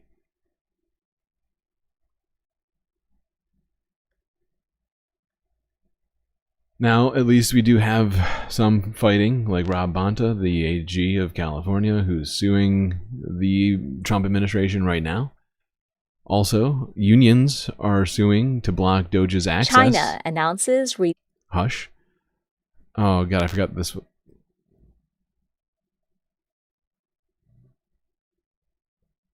I gotta cue this up. But unions are now suing to block the Donald Trump's best buddy, Elon, from accessing the Treasury payment system, which I believe he already has access to. I don't know how much data there is on that thing. I'm sure there's a lot.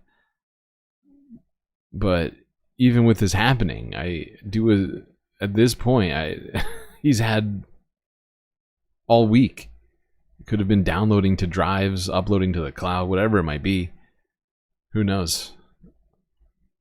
Uploading it to the cloud seems insane, but It's not like this guy, who's holding him responsible with our data? Anybody? Literally, I'm just wondering. Will the Supreme Court stop him? Well, let's go here. Two federal government employee unions and the Alliance for Retired Americans are suing the government efficiency cost-cutting team led by tech billionaire Elon Musk. NPR's Bobby Allen reports the suit claims Musk is illegally accessing the personal information of government workers and taxpayers. DOGE is analyzing payment systems at the Treasury Department. Elon Musk calls some of Treasury's trillions of dollars in annual payments criminal, though on what basis is not clear. Now, a lawsuit is asking a court to block DOGE's Treasury access, saying Social Security and disability benefits, tax returns, and the private information of federal government employees are at risk. Lawyer Noam Eisen is representing the plaintiffs. We filed a lawsuit to say, hands off. You can't have my data. You can't have my spouse's data. You can't have my kids' data. That information is too precious. President Trump has said Musk's work has required the explicit approval of the White House. Bobby Allen, NPR News. Sources tell NPR that President Trump is preparing to take executive action to make major cuts at the U.S. Department of Education. Oh, that's what we need. He's got to cut the major cuts to the Department of Education. We can't have people being any smarter. They got to be dumber than they are. How else are Republicans going to get elected again? Jesus Christ. Dems have plenty of juice? You think? I would disagree. I mean, if they had plenty of juice, they would have won this election. Unless you mean juice in a different way than I do. But, losing all branches of government in one election, aside from not counting the Supreme Court. Just, doesn't feel good. Doesn't feel like juice is overflowing.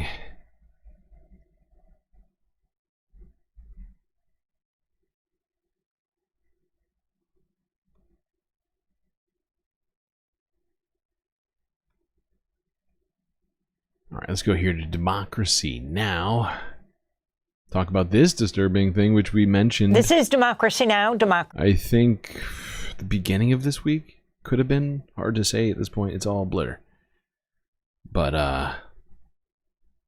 at some point, one of these streams, we mentioned that Donald Trump had threatened to deport pro-Palestinian international students on visas here. Well, he wasn't. I can't remember if he was super clear or if somebody else had to correct him and say only people on visas and not just American citizens. Now.org. I'm Amy Goodman with Juan Gonzalez. As President Trump hosts Israeli Prime Minister Benjamin Netanyahu at the White House today, we turn to an executive order Trump signed last week to combat, he said, anti-Semitism that has sent a chill across campuses. In a White House fact sheet accompanying the executive order, Trump threatened to deport non-citizen college students and other international visitors who take part in pro-Palestinian protests. Trump said, quote, "To all the resident aliens who joined in the pro-jihadist protests, we put you on notice. Come 2025, we'll find you and we will deport you. I will also quickly cancel the student visas of all Hamas sympathizers on college campuses, which have been infested with radicalism like never before," Trump said. The executive order promises to, quote, "marshal all federal resources to combat what it called the explosion of anti-Semitism on our campuses and streets," unquote, since October 7, 2023. It calls on the Secretary of Education to provide an inventory and analysis of all court cases involving anti-Semitism at colleges, university, and K-12 schools within 60 days. The order requires colleges and universities to, quote, "monitor for and report activities by alien students and staff that could be considered anti-Semitic or supportive of terrorism, potentially leading to their deportation." In response to Israel's 16th month military assault on Gaza, Campuses across the U.S. erupted an unprecedented wave of pro-Palestinian protests in solidarity with Gaza. University administrations responded with a harsh crackdown. At least 3,000 people were arrested or detained during the height of the protests last year. Rights groups and legal scholars say the new executive order violates constitutional free speech rights and would likely draw legal challenges if implemented. For more on this executive order, we're going to two guests. In Ithaca, New York, Mamadou Tal is with us, a PhD student in the Department of Africana Studies at Cornell University. Okay. So yeah, I mean, the details of all that are pretty disturbing. Canceling student visas for free speech, deporting any non-citizens who have participated in protests, targeting, like, it sounds very targeted, and like they're somehow, I don't know, they be hunting people down in who knows wherever they may be, for having engaged in free speech in the United States. Illegal. Help! Help! I'm being repressed!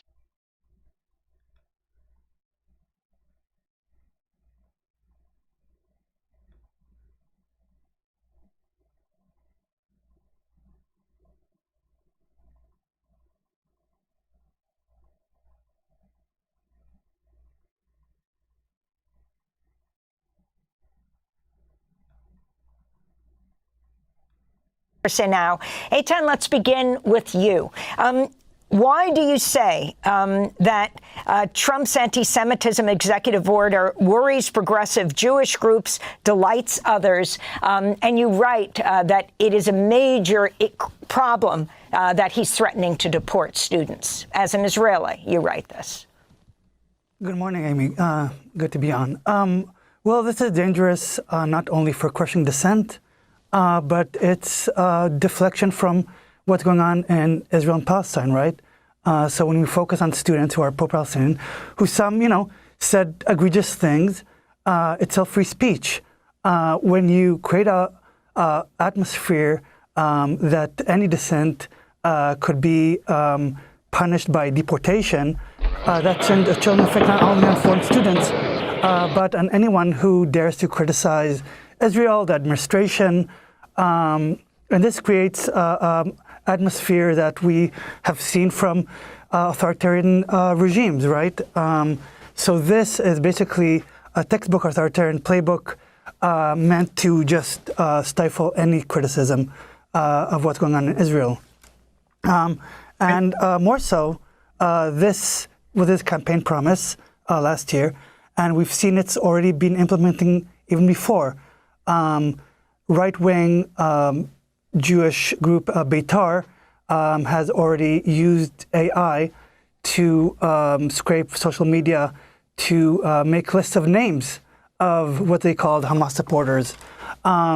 This group just now recently attacked writer Peter Beinart for his new book about criticism of Israel. Peter Beinart is not a Hamas supporter, obviously. So this just shows the line of, between free speech and a crackdown. Yep. No more free speech, depending on who you are. More free speech for some people, apparently. If you want to do hate speech, you got a green light. If you want to just utilize speech to speak up for the oppressed, for yourself, and you don't meet the requisite qualifications, well, it's not necessarily free anymore. I'm very sorry. You're gonna have to check with your local Gestapo leader on whether or not your free speech is allowed. Does that make it free if you have to double check whether or not you're allowed to say something?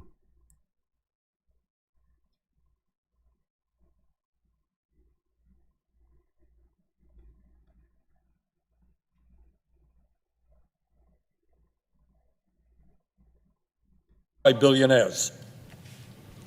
The Trump administration is moving this country very aggressively into an authoritarian society where the rule of law and our Constitution are being ignored and undermined in order to give more power to the White House and the billionaires who now control our government. The Trump administration is moving this country very rapidly toward a kleptocracy, where the function of government is not to serve the needs of ordinary people, but to enrich those who are in power. Mr. President, I think that today is a very good day to recall what one of our great presidents said at Gettysburg in November of 1863. Looking out at a battlefield where thousands of Union soldiers had just sacrificed their lives in the defense of freedom and the ending of slavery, Abraham Lincoln famously stated, and I quote, "The world will no longer remember what we say here, but it can never forget what they did, the soldiers did here. It is for us, the living, rather to be dedicated here to the unfinished work which they who fought here have thus far so nobly advanced. It is rather for us to be here dedicated to the great task remaining before us, the great task remaining before us, that from these honored dead we take increased devotion to that cause for which they gave the last full measure of devotion, that we here highly resolve that these dead shall not have died in vain." And this is how he concluded, "that this nation under God shall have a new birth of freedom, and that government of the people, by the people, for the people, shall not perish from the earth." Government of the people, by the people, for the people, shall not perish from the earth. Mr. President, I fear very much that under President Trump, we are not seeing a government of the people, by the people, for the people, but rather a government of the billionaire class, by the billionaire class, and for the billionaire class. And what is really interesting is that none of this is happening behind closed doors. It's not being done in secret. It's right out there for everybody to see. Come on! Several weeks ago, Donald Trump was inaugurated for a second term as president. Standing right behind him were the three richest men in America, Elon Musk, Jeff Bezos, and Mark Zuckerberg. Combined, these three men are worth $920 billion. These three men own more wealth than the bottom half of American society. Help! Help! I'm being repressed! 170 million people. Three guys, 170 million people. And I should point out, and this should tell you exactly where we are going as a nation, these three men, wealthiest three in America, have become some $232 billion richer since Trump was elected a few weeks ago. What? Three guys, $232 billion richer since Trump was elected. Mr. President, this is how an oligarchic system works. Elon Musk basically took $100 from every American and gave it to themselves.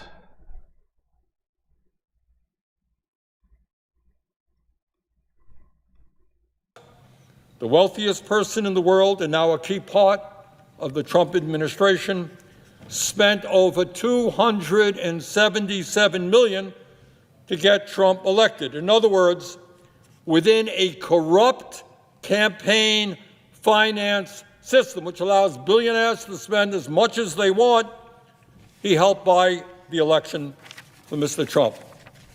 Jeff Bezos and Mark Zuckerberg, the second and third wealthiest. Oh, you're right. I did the math wrong. You're right, Jerry. 232, not 23 billion. $1,000 from everybody and gave it to themselves. I wonder what everybody in America could have done with that extra $1,000. Anything good, you think? In our country, both kicked $1 million each into Trump's inauguration fund. And let us remember that Mr. Bezos, who among other things owns the Washington Post, rescinded the endorsement of that paper for Kamala Harris just before the election. Mr. Bezos was showing early on that he was willing to bend the knee for Donald Trump. Mark Zuckerberg, the founder and CEO of Meta, which owns Facebook and Instagram, agreed to settle a lawsuit with Trump for $25 million. Well, I'm going to skip a little bit ahead. It's like a 20-minute long speech here from Bernie. He goes in...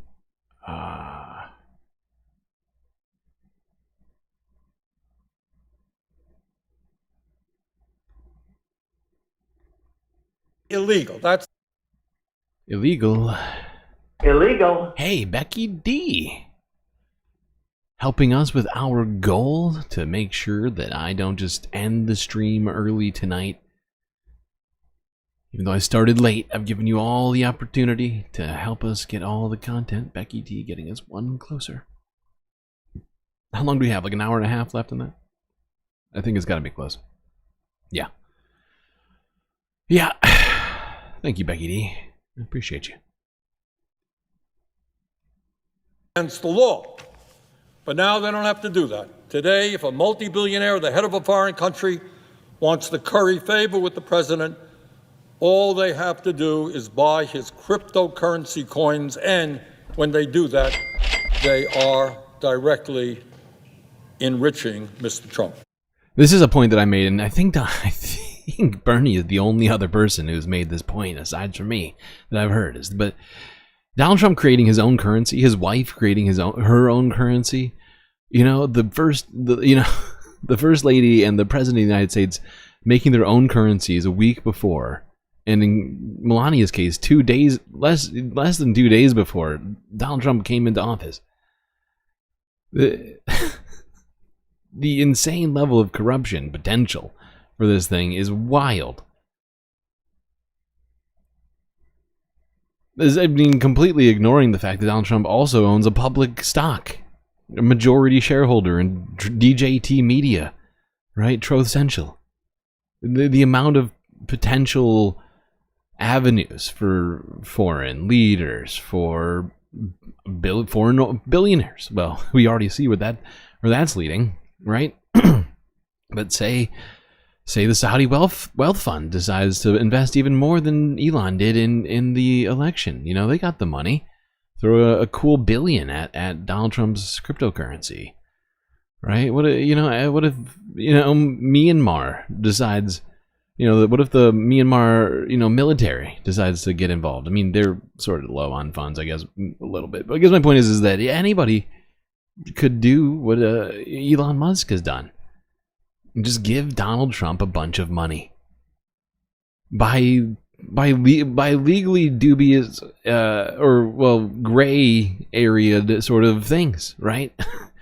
Because drawing the line, right? Essentially, does every person who buys a DJT stock or a meme coin from Donald Trump or Melania, is that officially corruption, right? Because you'd have to go one by one, right? I don't think you can just prove that anybody who bought those things were doing it to influence Donald Trump to gain favor in the government. And you'd have to go, litigating it would be a nightmare, right? How do you prove that somebody bought that with the sole purpose of influencing Donald Trump?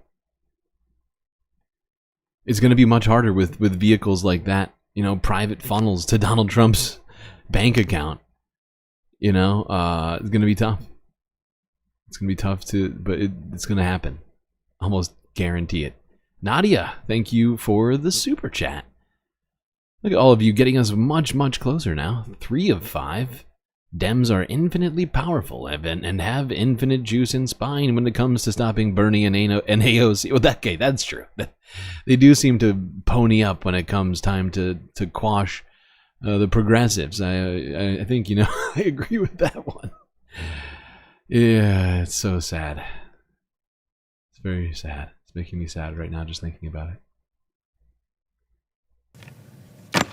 So, Mr. President, the question that millions of Americans are asking is, given the move toward oligarchy, given the move toward authoritarianism, given the movement toward kleptocracy, where do we go from here? What should we as Americans be doing? And let me tell you what I think and what most Americans think. And that is, instead of moving toward an economy which is designed to benefit the very richest people in our country, we have got to create an economy and a government that works for all of us, not just for Mr. Musk or Mr. Bezos or Mr. Zuckerberg. Mr. President, at a time of massive wealth and income inequality, we have never had more income and wealth inequality than we have had right now. It is beyond stupidity to provide more tax breaks to the very richest people in our country and then to pay for those tax breaks by cutting back on Medicaid and other programs desperately needed by working families all across this country. That is what we should not be doing. But let me take a moment to tell you what we should be doing. At a time when 85 million Americans are uninsured or underinsured in our broken healthcare system, we have got to do what every other major country on earth does, and that is guarantee healthcare to all people as a human right, not a privilege. That's what we've got to do. Bernie's right. And he says a bunch of other very right things during this. Like, we need, we gotta stop sitting around letting billionaires take over while, the rest of everyone's cost of living goes up. And people in my generation and younger die sooner than their parents. Oh, we still are, the only nation that doesn't provide health care to their citizens as a right. All that good Bernie stuff. My God, we just went over the 2-hour limit, which means we're going to have to take a break. Which means we're going to have even less time in this stream unless we reach that goal. We got to do it. We have to do it every stream. What if we meet the goal and we didn't take a break? Can't do that. Can't do that. Alright, chat. I hope everybody's been enjoying the show so far. If you haven't already, make sure to like and also subscribe to the stream. And maybe even hit that little bell icon too, so that you get all of those super sweet Galactic notifications. Otherwise, you might not know when the next stream happens. What? That's right. While you're doing all that, do also consider contributing to the Galactic News Network, as we have, the need that anybody else does. Then keeping the lights on is a struggle. Even though we've been doing it for a year, we are still, barely scraping by. And March is looking like it's going to be a tough month. But thankfully, we have all sorts of ways for you to help us continue to do what we do. YouTube, Twitch, Cash App, PayPal, and of course, Galactic Patreon, where you can become a patron for just $3 a month. Get avatar on screen, you can get a shout out at the end of every stream, as well as much, much more. So do consider clicking the link going on there with your favorite browser. Don't use the Apple Store to do it, because they've been doing some very shady stuff. So I am directing all new patrons to please use a web browser, whether it be Safari or Chrome or whatever it might be. Internet Explorer, does anybody use that? And go there. Click the link that's in the chat or in my bio on YouTube and Twitch. You can get access to a cornucopia of space benefits.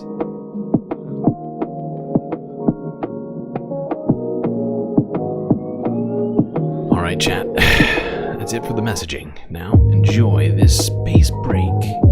Grab yourselves a drink, maybe a snack, and I'll be right back.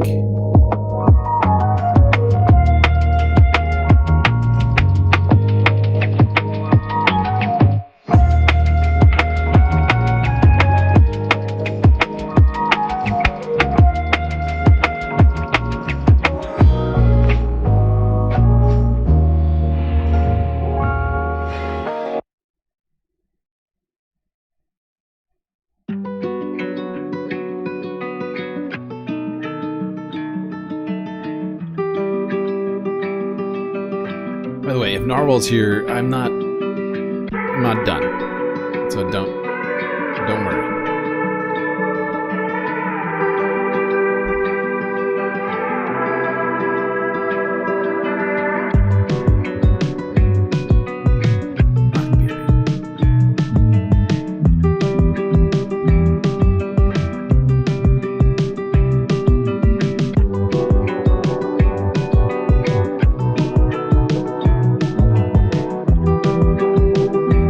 At a time when 1 out of 4 Americans cannot afford the outrageously high prices that the pharmaceutical industry charges, we have got to end the absurdity of the American people paying by far the highest prices in the world for prescription drugs. We have got to cut the cost of medicine in this country in half.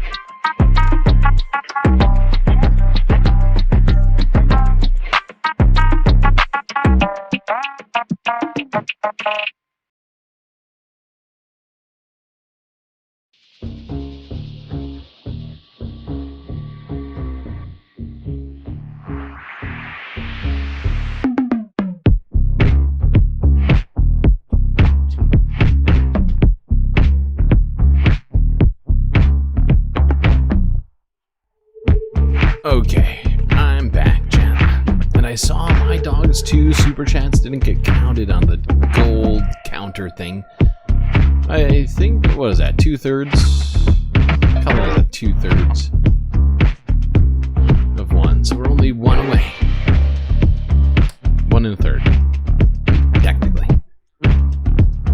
We'll see if I hold to that third. Alright. But you know what it is. Space fams know what time it is.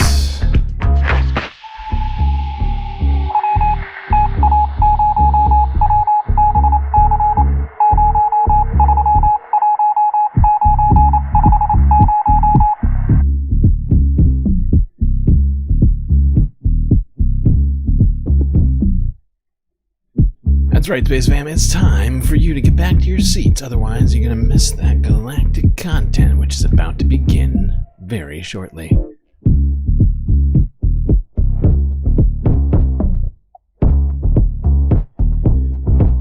We actually ended the first half at a normally time, almost. Took us 2 hours. Almost exactly to do the first half, and now we are on to environmental issues, although we don't have too many of those to talk about right now, as the world is pretty quiet. Perhaps too quiet. Cyclone Cheeto. Certainly not the rest of politics, not quiet at all, but news on what's been happening with the environment has been somewhat sparse. But since we are looking at a potentially early spring, not because of Punxsutawney Phil, but because of a number of gauges right now, we may be seeing things like, you know, fires and hurricanes, tornado season, all that picking up earlier than expected. Who knows for sure. But one strange environmental event which happened over the last, what was it, like week and a half now. But Florida was hit by a cold snap. Much of the South was plunged into the cold. Places in Florida saw snow. And the ocean, the Atlantic Ocean, was seeing temperatures unusual for this time of year, even. And because of that, this story exists.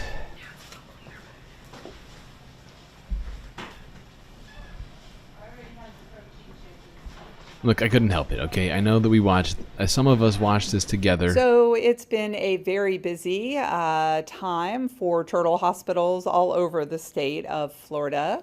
Everybody's probably aware in North Florida, there was some unseasonably cold weather, unusually cold, and a lot of snow and freezing temperatures. And when it's cold on land, it's also cold in the ocean.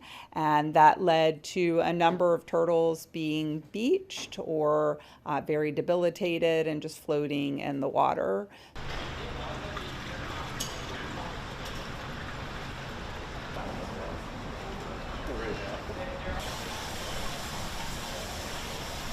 Come on, who doesn't love sea turtles? I mean, so saving it is frozen quite sea unusual turtles for this to happen in Florida. Sea turtles do migrate, and typically they're migrating down to Florida for this time of year because it is warmer waters.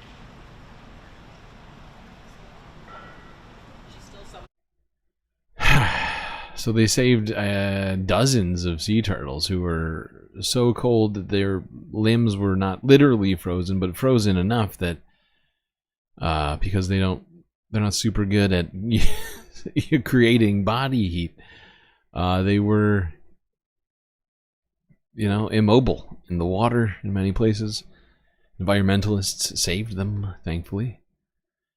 I know we watched this one earlier, but I just felt like we needed a pick-me-up.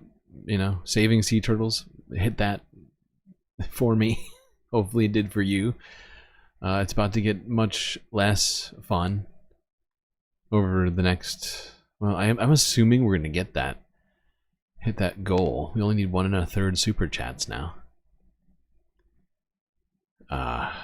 So we are So close. I'm just assuming we're going to get all this content. Much of the rest of this stream is just filled with just the worst stuff.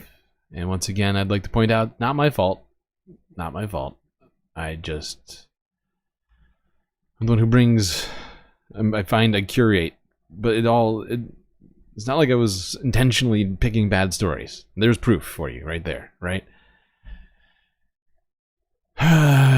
Just not good. Things just not good out there right now. Now here is a story I thought was incredibly obvious to everyone. Would be, I mean, I think this almost didn't need the study, but they did it anyway. So let's look at this, because a new study has been done attempting to quantify the link between sea ice and polar bears. What? That's right. They have scientifically quantified, as in determining how much the sea ice, the presence of sea ice, and polar bear populations are are tied together. So let's go here. This is literally, I think the very people who did the study, their YouTube channel is called Polar Bears International. This video only got 100 views. It deserves this view. For this paper, what we were really interested in Rob is Scouts understanding how finishing up sea ice is what affecting polar bears Dog at the most started, getting us basic to level. 4 super chats. So at the level That means of we only have energy. one And we left. know that by losing sea ice, polar bears are losing. Sorry, hold on. I just realized one thing. Before I do that, I almost forgot about this. Jerry had mentioned that she thinks the skeleton looks like it's wearing a black wig. It's not. It's not wearing a wig.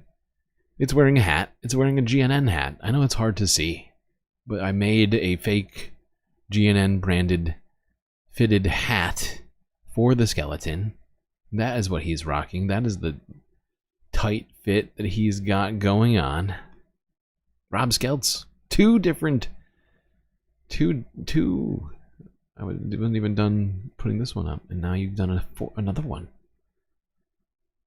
Not the what Elon kind. I don't know what this means. I have no idea. Not the Elon kind. I wish I knew what you meant by this, but this is making no sense to me. I appreciate it. It gets us to 4 1/3. I love how everyone's making me do math right now. 4 1/3 super chats.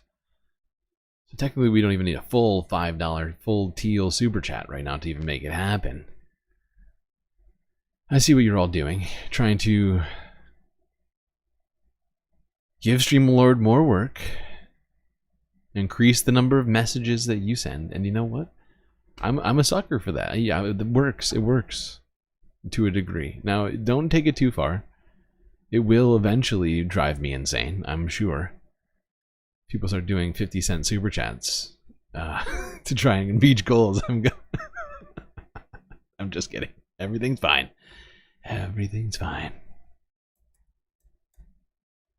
For this paper, what we were really interested in is understanding how. Oh, I see what I get it now. Not the Elon kind of salute. Level. I get it now. So at the level of Thank energy, you. And we know that. Thank you for the explanation. Losing sea ice, polar bears are losing time when they can hunt from the sea ice platform. That means less energy coming in, and then ultimately less energy that you can invest in kind of being healthy and surviving, or crucially producing offspring. So that's kind of the critical mechanism for polar bears, is the change in the balance of energy, where you've got more time energy going out and less energy coming in to cover all of those costs. And we've seen this particularly in Western Hudson Bay in Canada, where sea ice loss has been extreme. So we wanted to understand how this change in environment has impacted energy of bears. So we built a model of how polar bears take in energy and how they use energy for an individual polar bear across their entire life cycle.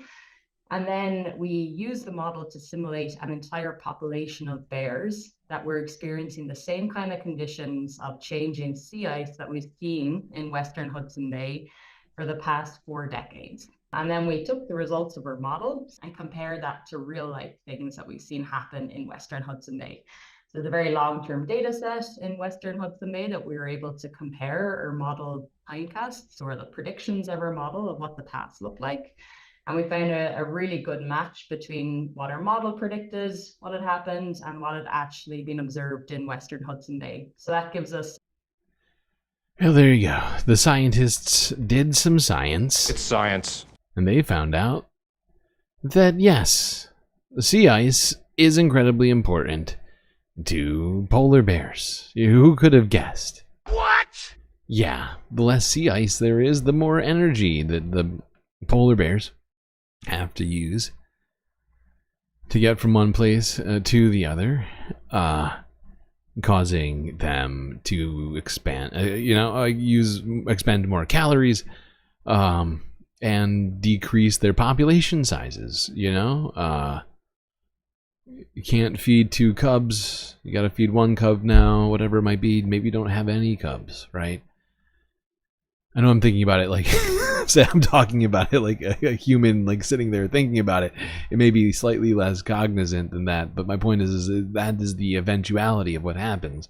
It decreases the polar bear population when the sea ice decreases. I think anybody could have told you that, but it's nice to have the science backing it up. All right. Well, those are basically our 2 of our only environmental stories to talk about today, but we are going to hit this one.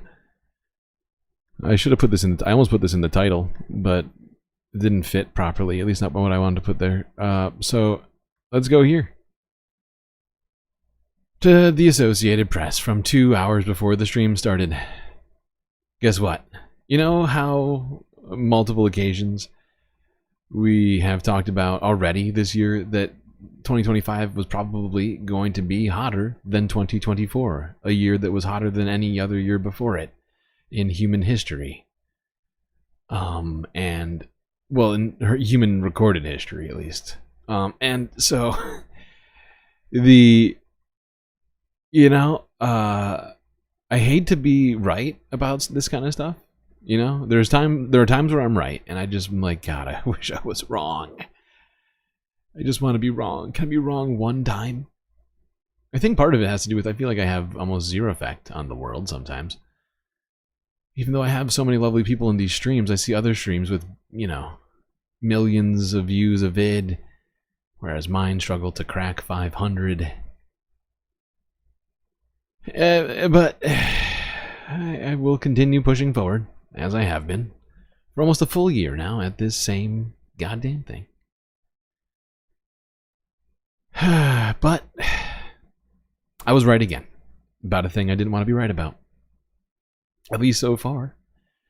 Because according to the Associated Press, from about 2 hours before we started this stream, Earth has apparently set another monthly heat record in January. That's hot. Paris is right. That is hot. And not in a good way. So hot right now.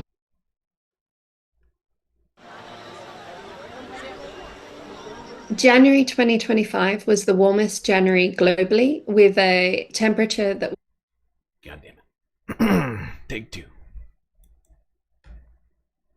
That was 1.75 degrees Celsius above the pre-industrial level, so above the temperature from 1850 to 1900. Towards the middle of 2024 onwards, we entered a neutral to developing La Nina phase, so a cooler phase. So even though the equatorial Pacific isn't creating conditions that are warming our global climate, we're still seeing record temperatures. It is the worst news ever. Okay, I just want to put that in perspective for you, right? Because for part of 2024, we were in an El Nino phase, which means that the water is warmer, essentially, in our oceans. And we started exiting that, I think, in late 2024, if I'm not mistaken, and started entering into El Nino phase, okay? Which is supposed to be colder. That is the case, technically, in all El Nino periods. However, somehow, even with that massive Earth-affecting shift, right? Something that happens on just a global scale, okay? Something that is, you can't just turn it on and off, as humans. That's certainly not the case with any of this stuff. But I guess my point is like, this is so huge of an effect, right? We have names for it, right? Based upon what we can expect during these times, right? Whether there's going to be more or less storms, whether water is going to be warm here or there, right? We entered one of these insanely regular sort of shifts that we have from El Nino to El Nino, and yet still the temperature has increased. That is about as bad as you can get on some of this news. Oh shit. My dogs are goth with the $5 super chat. That gets us over the goal. Comparison is the thief of joy. I'm really amazing, and you're saying I'm really amazing? You're really amazing and grow every day. You're saying I'm growing and I'm amazing. I appreciate that. That is incredibly kind. For multiple reasons, including the fact that I can now end this goal because you've all been so generous and or so determined to get all of the Galactic content today that we've achieved it already with 48 minutes to go. When you look at the global map, you see very bright red, so dark red anomalies, which are showing much warmer than average over the Arctic. So we know that the anomalies that we saw in January in the Arctic were extreme. They're on the order of 20 degrees above the climatological average. By far and away, the largest contributing factor of climate change is the concentration of greenhouse gases in the atmosphere. And this is primarily due to burning of fossil fuels. We know that the extreme events, they happen more frequently and with more intensity the warmer our climate is. And in 2024, we've seen record losses from extreme events, from hurricanes, from wildfires, from storms. These are projected to become more frequent and more intense with a warmer world. So yeah, 2025 has started off once again outside scientists of the bounds of normal climate data, right? The heat not only defying El Nino weather patterns in our oceans, so oceans have their own weather patterns technically. The data is still an outlier against all the rest, and it's just shocking. It's horrifying. You'd think that people would be talking about it, screaming from the rooftops. I've considered doing some screaming from the rooftop down on Earth. Sometimes I feel like this isn't enough screaming. Could be wrong. But 2025 is not looking like it's going to be super good. Wonder if we will wake up before it's too late. I know that we, as humans, are hard dealing with these sorts of large-scale things and thinking about them on a broad, it's much easier for us to focus on the daily stuff that affects us now, affects us tomorrow.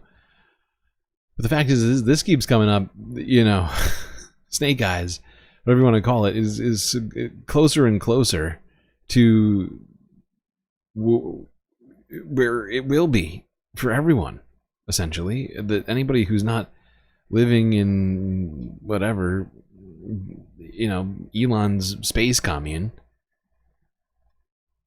we're living inside some sort of, disaster-proof bunker. It's just, it's not looking good. It's looking very bad.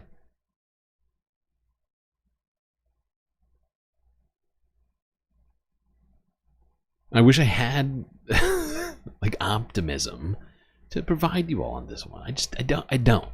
I really don't. If I had any last year with Democrats kind of in power, I mean, we were barely in power, but we were kind of in power. Like now, with the state of, the largest economy on the planet, United States, being led by Donald Trump, and the people that he's put in there,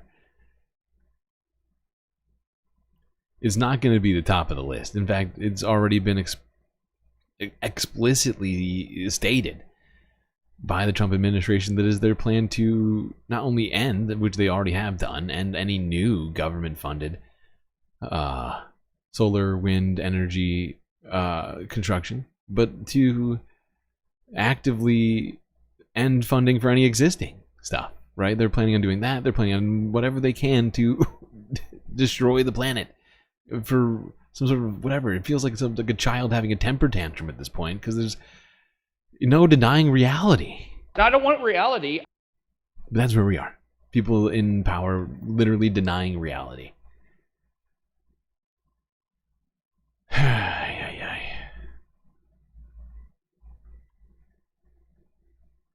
Meanwhile, people on Earth being left to listen to spacecasters to bring them things like this. Ridiculous. This is stupid.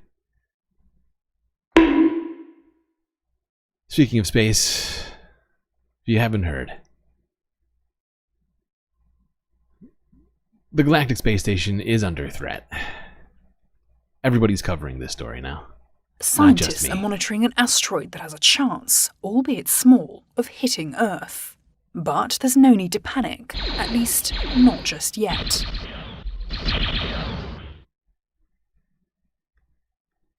Asteroid 2024 YR4 has an almost 99% chance of safely passing Earth on December 22nd, 2032. It's currently moving away from the planet, but will return in 2028. And a possible impact cannot yet be entirely ruled out. That's why, since it was first identified as a threat in December of last year, it's being closely monitored by the European Space Agency. Here's Juan Luis Cano of the ESA's Planetary Defense Office.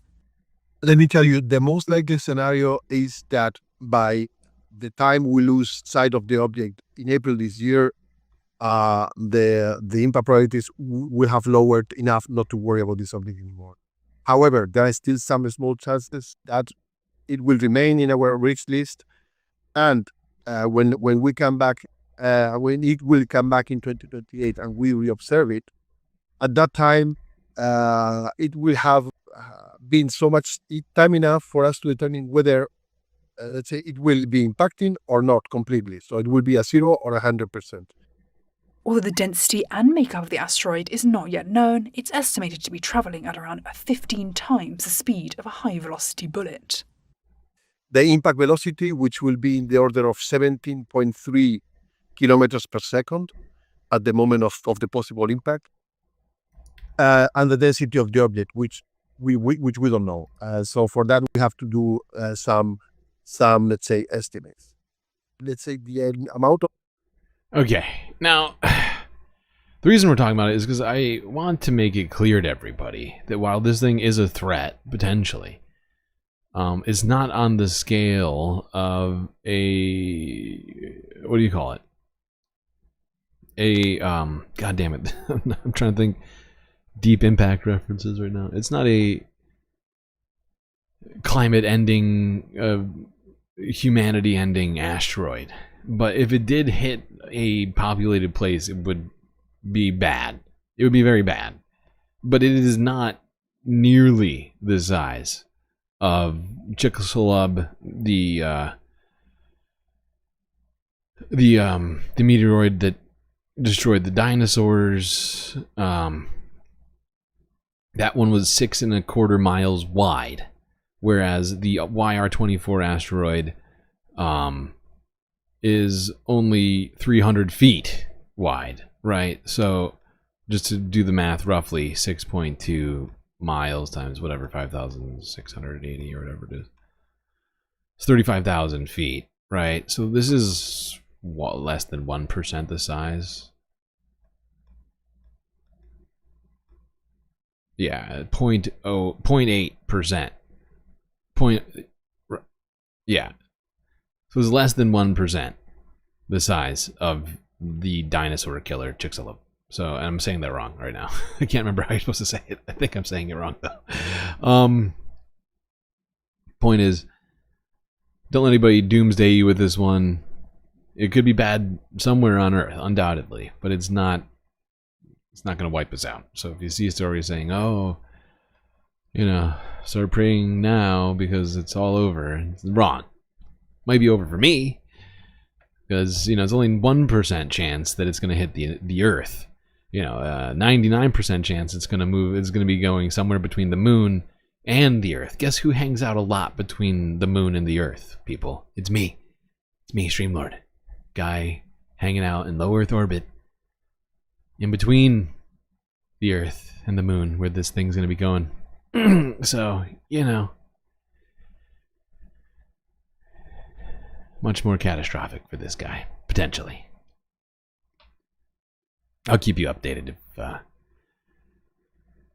at any time we are in danger. It won't be for years now. Hopefully we're even around at that point. Hopefully the lights are still on in the Galactic Space Station. I'd rather, at least, if we can stay alive till then, maybe we can figure out how to stop any potential disaster from happening. All right. Now, here's another thing that we are determined to stop, but do not have yet the power or funds or the will. Well, we have the will. We just don't have what's necessary to stop this guy from continuing to launch penis-shaped rockets into our beautiful blue beyond, that being Jeffy Bezos and his Blue Origin's dildo-shaped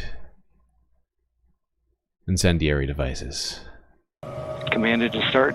2, 1.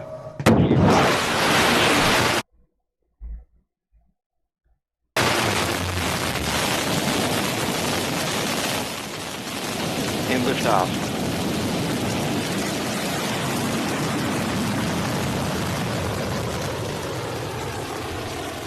Shepard has cleared the tower. Heading to space. And you'll note the altitude and speed graphics that are appearing on the lower side of your screen there. They are... The capsule at this point will begin its spin up for the payloads inside to experience not zero G today, but lunar G. And I'm hearing that the crew capsule is at full lunar G roll. So it has reached full lunar G. Those payloads experiencing that, conducting their experiments. You wish you would go and just stay out. Relight. Me too.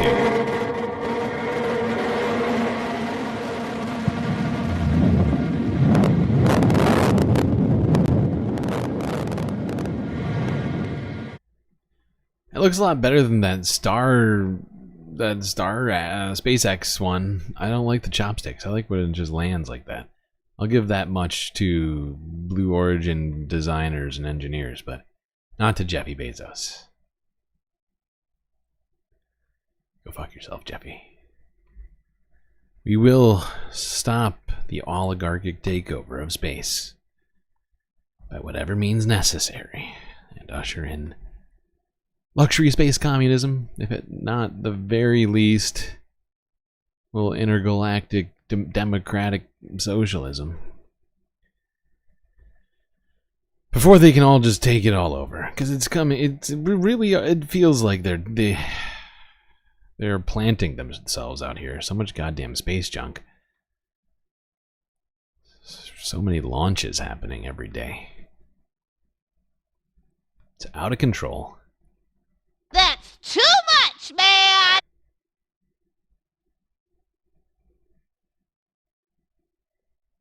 All right, now let's get on to the Earth news. And boy, oh boy, do we have a lot of that.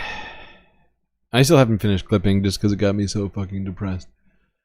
But I was working on a clip vid of some of what we're going to be watching here today and stuff that's not going to be included, but oh my god. Just blown away.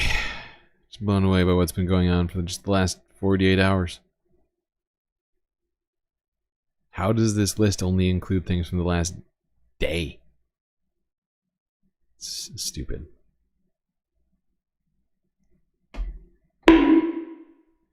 Alright. Let's go with something familiar. Many of you may have seen this. Maybe some of you have not. And since this is, you know, getting close to the end of the week, might as well just shove this one in here. In case you missed it. But Caroline Leavitt, after the shutting down of USAID, came out to do a little victory lap of her own. You could call it a victory lap. I mean, it's not really. I mean, they're taking a victory lap over maybe one of the most inconsequential things I've ever seen. And I think even the Majority Report hit this one today. This is just dumb. This is extra stupid. Please take care of myself. What is that reference to? What did I say? What did I say to make you be so concerned about me?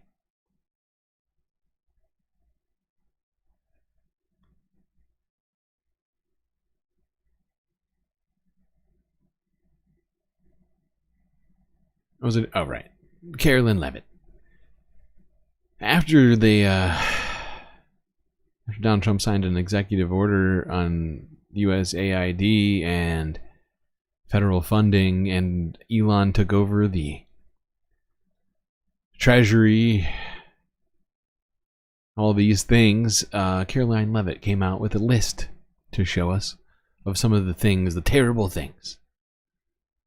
The terrible, terrible things on her list that are just they're not gonna be funded anymore. Oh god. And it's gonna be great for taxpayers because of how much it's gonna benefit us. So here we go. And here's the reason why Elon Musk and others have been taking a look. Because if you look at the weight... Oh, it's a huge list. Look at her. You gotta look at it. See how long it is? It must be trillions of dollars in spending. Waste and abuse that has run through USAID over the past several years. These are some of the insane priorities that organization has been spending money on. $1.5 million to advance DEI in Serbia's workplaces, $70,000 for a production of a DEI musical in Ireland, $47,000 for a transgender opera in Colombia, $32,000 for a transgender comic book in Peru. $32,000. I don't know about you, but as an American taxpayer, I don't want my dollars going towards this crap, and I know this crap.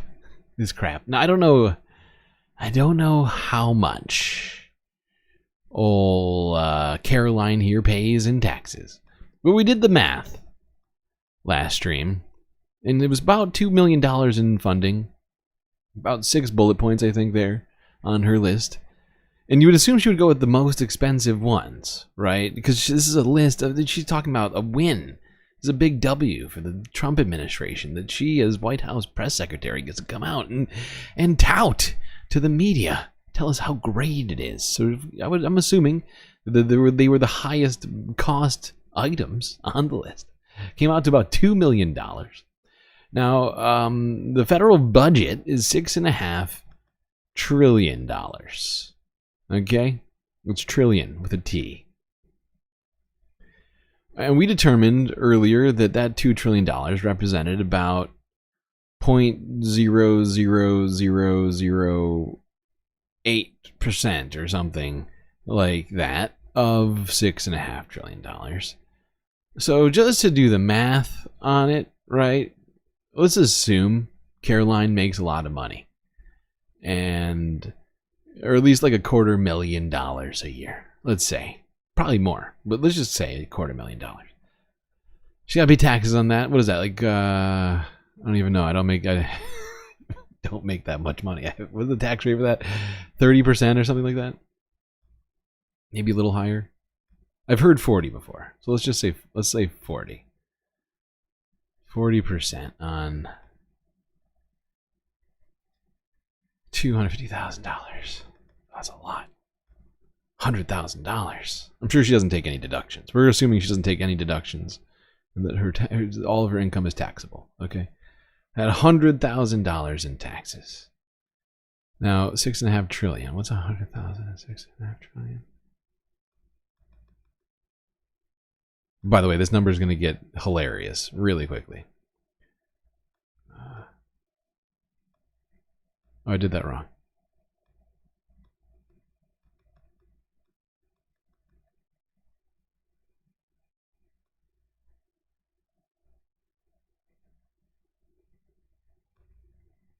Okay, so her $100,000 contribution into 6.5 trillion is about 0.000015%. Now, to get what her contribution of all of that is, so what we'd have to do is two. Now we said it was it's a tiny number, but so we do that $2 million. We do 0.0000000153 times 2 million. Ooh, big money. Sorry. Did too many zeros. There we go. 2 million. 3 pennies. 3 pennies. 3 of Caroline's pennies went to that. And I might be doing the math wrong on that. I think I might have needed to actually combine 2 different. But the point is, somewhere between 3 pennies and 3 hundredths of a penny, depending on if I did that math wrong. It actually might be smaller than that. But it literally changed that probably fell out of Carolyn's door at some point, paid for that. That horrifying legislation. 3 pennies? That seems high. That's too much. That's too much, man! Her sweet tax dollars. Her 3 cents of 100,000 went to that. No. I think it was less. I think I'm doing the math wrong. I think it's less. I got distracted a couple of times while I was doing that. I'm pretty sure it's less. But let's just be as fair as possible to Carolyn. 3 whole cents out of 100,000 in taxes that she probably doesn't actually pay. Probably pays a lot less than that in effective tax, I would assume. But yeah, there you go. And as a government employee, I'm pretty sure she's probably tax exempt. So probably $0. Maybe some sales taxes went to. I don't know how much she spends on an annual basis. Bedspreads or whatever. Now let's talk about something. We're going to be talking. I'm afraid the Earth half has been infested, invaded, taken over by the United States. Many, if not almost all of the stories that we're going to have in the Earth, the normal Earth, the global half, we're talking about other countries, other places that aren't the continental United States, are going to be invaded by U.S. news, I'm afraid. It's almost unavoidable. And with Donald Trump inserting himself in every single, conversation and doing insane things, threatening all of our allies and whatever other countries that he can think of, it's going to be inevitable, unfortunately. The halves are melding together. I also wanted to ask Miriam Pensack about Guantanamo. The Pentagon saying some 300 additional soldiers have arrived at the U.S. naval base at Guantanamo Bay, Cuba, have begun constructing a tent city to detain up to 30,000 immigrants and asylum seekers. On Monday, the Cuban president, Miguel Diaz-Canel, condemned the Trump administration's attack on asylum seekers. This is what he said. Para Cuba resulta inaceptable la deportación violenta. For Cuba, the violent and indiscriminate deportation of immigrants by the United States, arbitrary detentions, and other human rights violations are unacceptable. These measures are also used as a political pressure and blackmail weapon against the peoples of our America. The establishment of a detention center at the American Naval Base in Guantanamo, where it is intended to imprison tens of thousands of people, constitutes a barbaric act. So that's the president of Cuba. Miriam Pensek, your forthcoming book is on Guantanamo. Can you give us the history of how the U.S. has used it? Sure. So something that I should mention first and foremost is that before Guantanamo became what it was known for in the early 21st century, this sort of forever prison in the war on terror, the way that its ambiguous sovereignty as a U.S. base coercively held on Cuban soil functioned was to hold tens of thousands of circum-Caribbean asylum seekers, first from Haiti, roughly 40,000 from Haiti, then 35,000 Cubans who fled the island during the what was called the special period, so the collapse of the Soviet Union, which prompted the total collapse of Cuba's economy in the mid-90s. So this is actually a sort of back to basics, unfortunately, for Guantanamo. And those initiatives, first the Haitian internment and then the Balseiro crisis of Cuban rafters a few years later, what happened with the Haitians, they were by and large repatriated to extremely dangerous conditions in Haiti, where a coup had taken place against Haiti's first democratically elected president, Jean-Bertrand Aristide. And Cubans eventually made it to the United States, but not after, after effectively being held in what were concentration camp, detention camp-like conditions in Guantanamo. And they were allowed into the United States in part because of the establishment of what became known as wet foot, dry foot.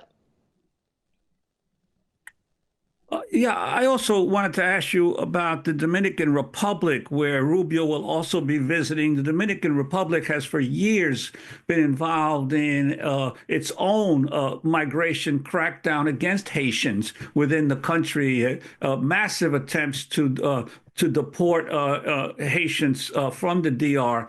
What do you sense might come out of Rubio's visit there? I think there will definitely be a willingness to collaborate on immigration and deportation. The Dominican Republic has been building a wall between itself and Haiti, which it shares, the island of Hispaniola with. There have been these mass attempts to deport Haitians. There have also been efforts to strip Dominican citizens of their citizenship if they have what has been in many cases very flimsy proof of Haitian origin or provenance, so it's a very anti-Black because Haiti was the first Black republic and Haitians there are plenty of Black Dominicans, I should say, but there is a huge degree of anti-Blackness involved in that, and the Dominican Republic has in fact left some of its citizens who it deemed Haitian stateless because Haiti did not recognize them as Haitian citizens. Yeah.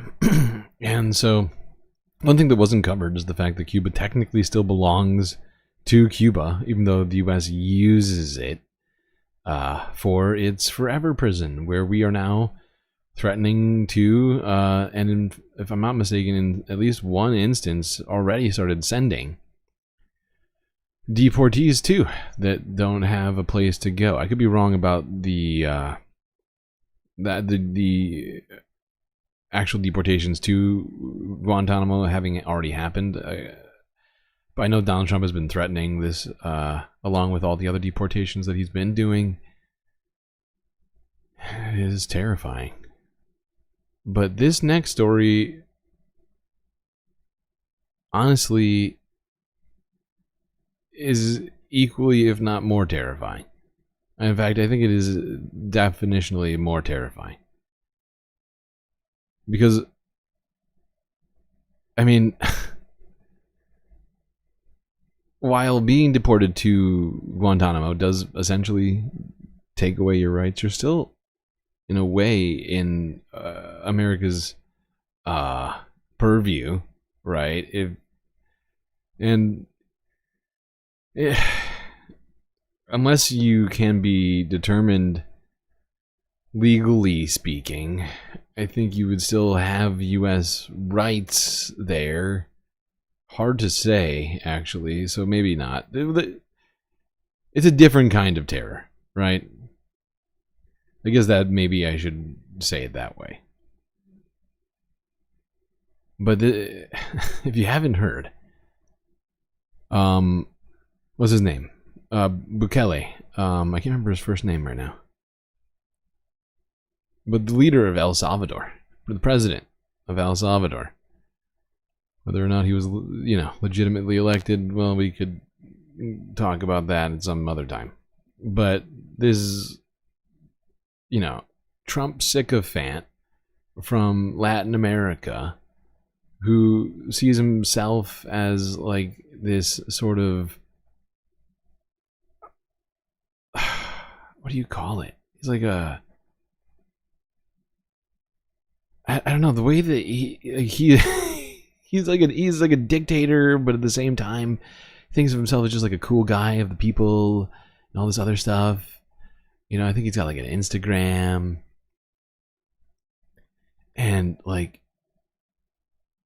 I think he's even referred to himself as like the cool dictator or something to that effect. And this guy does not respect human rights in the slightest.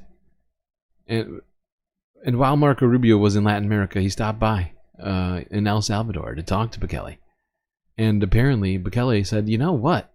I know you guys got a bunch of criminals and stuff in your country. They might be citizens and all, but, I'll take anybody. It doesn't matter where they're from. And then Marco Rubio had to come out and make a statement about all of this. We're going to get into it, but let's start with this statement from Marco. The president, in an act of extraordinary friendship to our country. Extraordinary friendship. The president, in an act of extraordinary friendship. Extraordinary. To our country, knowing the challenges we face in the U.S., has agreed to the most unprecedented and extraordinary migratory agreement. I love this. I love this statement. I'm trying to unpack it. Oh my God. So generous of Bukele to offer to accept deportees from the United States of any nationality, including U.S. citizens, right? That's great. That's so great and generous, according to Marco. What would be a better way of dealing with the U.S. prison population? I don't know, deprivatizing the prisons that have an incentive to keep them in prison, right? Who benefit off of their labor, sell them to Burger King and wherever else that makes your food. It's wild that he's pretending like this is sui generis. Oh, thank you so much, Bukele, for saying you will take all of our prisoners and deportees. What a nice guy. Maybe we could, there's so many things we could do. Anywhere in the world. He has agreed to accept for deportation any illegal alien in the United States who is a criminal from any nationality, be they MS-13 or Tren de Aragua, and house them in his jails. And he's also offered to do the same for dangerous criminals currently in custody and serving their sentences in the United States, even if they're U.S. citizens or legal residents. Muchas gracias. Feliz noche, feliz semana, éxitos y bendiciones a todos. Wow. The purge is coming, people.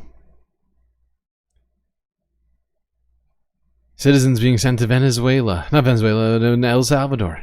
And I could have sworn El Salvador was one of the shithole countries. Isn't that what Donald Trump said? I could have sworn. Somebody look it up for me. Didn't Donald Trump literally call El Salvador one of the shithole countries? Is it just me? Am I the only one remembering it that way? But now you got Marco Rubio saying they're incredibly generous. So great.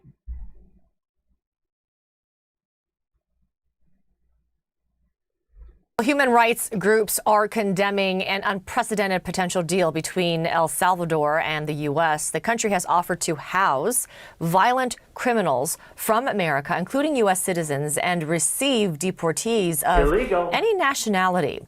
U.S. Secretary of State Marco Rubio unveiled the offer after meeting with the country's president on Monday. He has agreed to accept for deportation any illegal alien in the United States who is a criminal from any nationality. Sorry, we already listened to this Rubio part. An offer of friendship such as this. So friendly. Well, El Salvador says it will take a fee to house convicted criminals in its mega prison. The country has one of the highest incarceration rates in the world. CNN contributor Stefan. Can you imagine U.S. citizens being sent to El Salvador? A dude who literally just does not give a shit about human rights runs the country.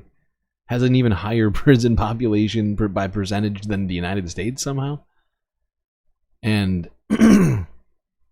the administration is considering taking it up on his offer, saying it's incredibly generous, an act of a friend. As if it's even something to consider is insane, let alone strongly considering it and making public statements about it like it's probably going to happen, actually. You know? What's going to stop the president from doing this?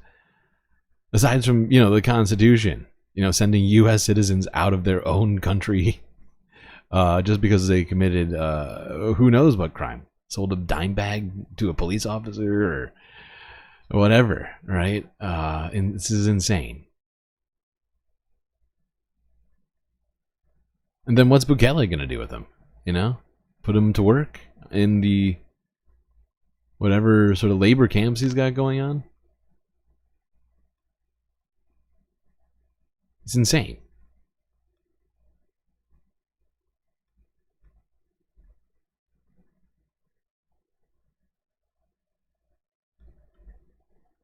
We want to bring Roman Gracier into this conversation. He's in Guatemala City, where Secretary of State Rubio will be.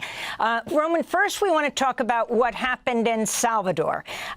President Trump made his first call to a foreign leader, Saudi Arabia. His second was to Bukele in El Salvador. And now Bukele, as Rubio is just leaving there, has promised to imprison American prisoners for a fee. The much admired by Trump, but horrified by human rights groups, prison system in El Salvador, and also to take deportees from any country. The significance of this. Hi, it's great to be back with you. Look, I think in terms of the legal U.S. courts question and international law, I'm not sure how that latter promise will play out, but what we can observe is that Bukele was close to Trump in his first term, and this is a way of cementing that closeness into a migration-driven alliance in his second term. From the rhetorical, where we saw a couple months ago, last June, to be exact, we saw Trump Jr., we saw Tucker Carlson and other figures in the Maga sphere at Bukele's unconstitutional inauguration of his second term. And that was already on the rhetorical end. And then there's the anti-woke discourse that they share and a certain affinity rhetorically again. And then now they're moving more formally into the realm of migration cooperation. Now in 2019, the Trump administration had negotiated with El Salvador a safe third country agreement. And this would clearly, at least on the rhetorical end, go much further than that. We'll have to see what actually. Oh boy, I just realized we broke 800 subscribers. Thanks to all the new subscribers who've shown up recently. Getting us closer and closer to that 1,000 mark we have to hit for this channel to be fully monetized, which has been taking slightly longer than I thought it would.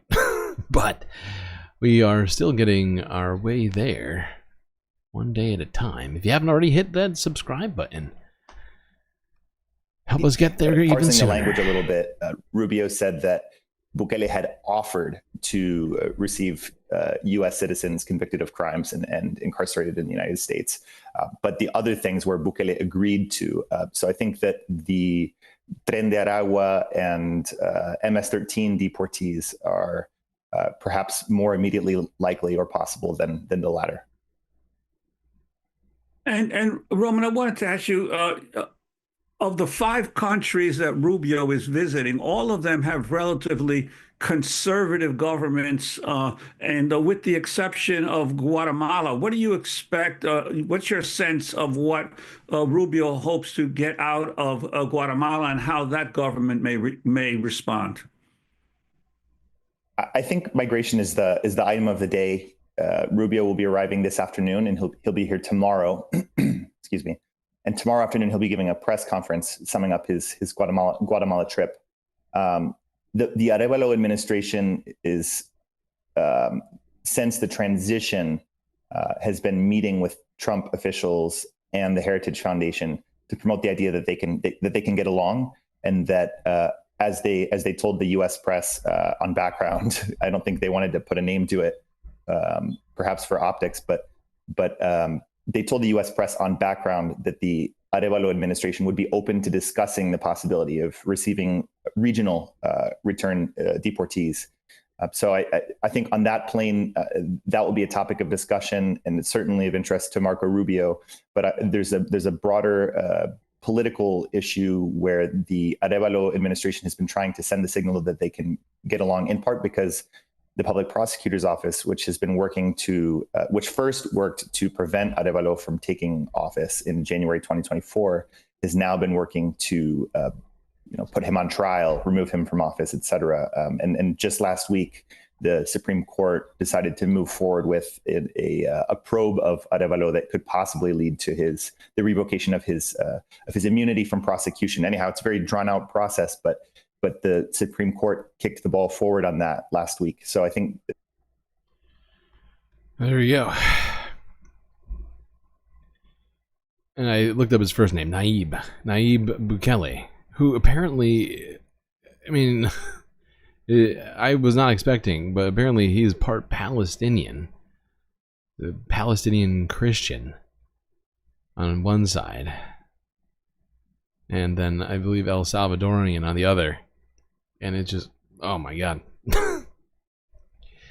He's one of the only Palestinians I have a whole lot of negative things to say about. Not that he runs around identifying as such loudly or anything. I don't think I'd never heard about it until I Googled it today. Tried to Google his name and just started looking at some shit. But it is just insane that this guy is offering what he's offering, which is clearly against the U.S. Constitution, to just deport prisoners willy-nilly who've gone through the process of a trial, right? Found guilty, but nonetheless still American citizens who still have rights, whether they're in prison or not. And so, this guy is offering to be paid per prisoner by the United States, that the United States would even consider doing such a thing. It's all fucking insane. And with this guy's record being as bad as it is with human rights and everything else, it makes it even more laughable. I mean, it's already just wild.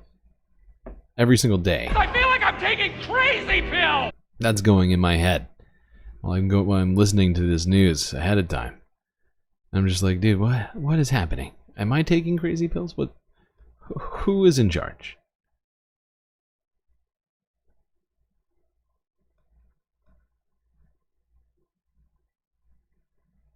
All right, guys like this. A ver que no van a escuchar un país más amigable. Hola, ¿cómo están, chicos? Don't worry about it, little Marco.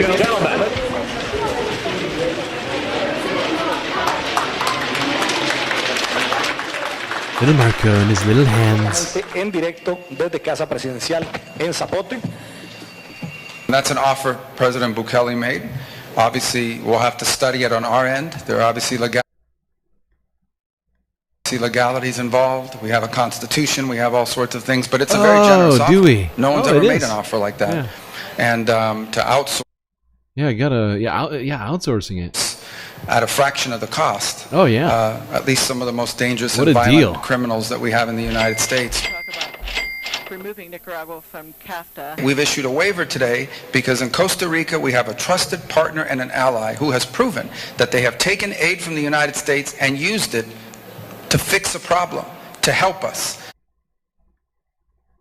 Yeah, as long as you do what we want, we won't, tariff you or threaten you with invasion or whatever. I mean, that's what the policy seems to be at the Trump White House. If they don't do what we want, we'll threaten them with invasion, or to buy their country, or tariff them.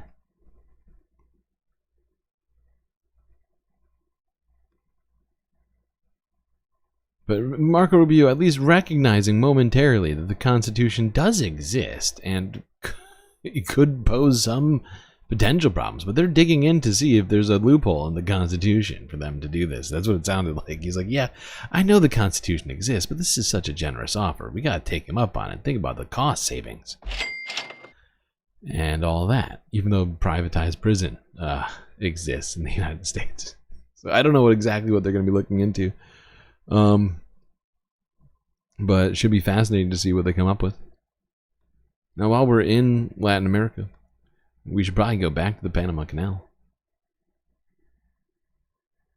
As there has been some progress, not good progress, but progress in Panama. Before we do that, got to give you your 5th emotional support character. Go to the Galactic Cantina. We have this.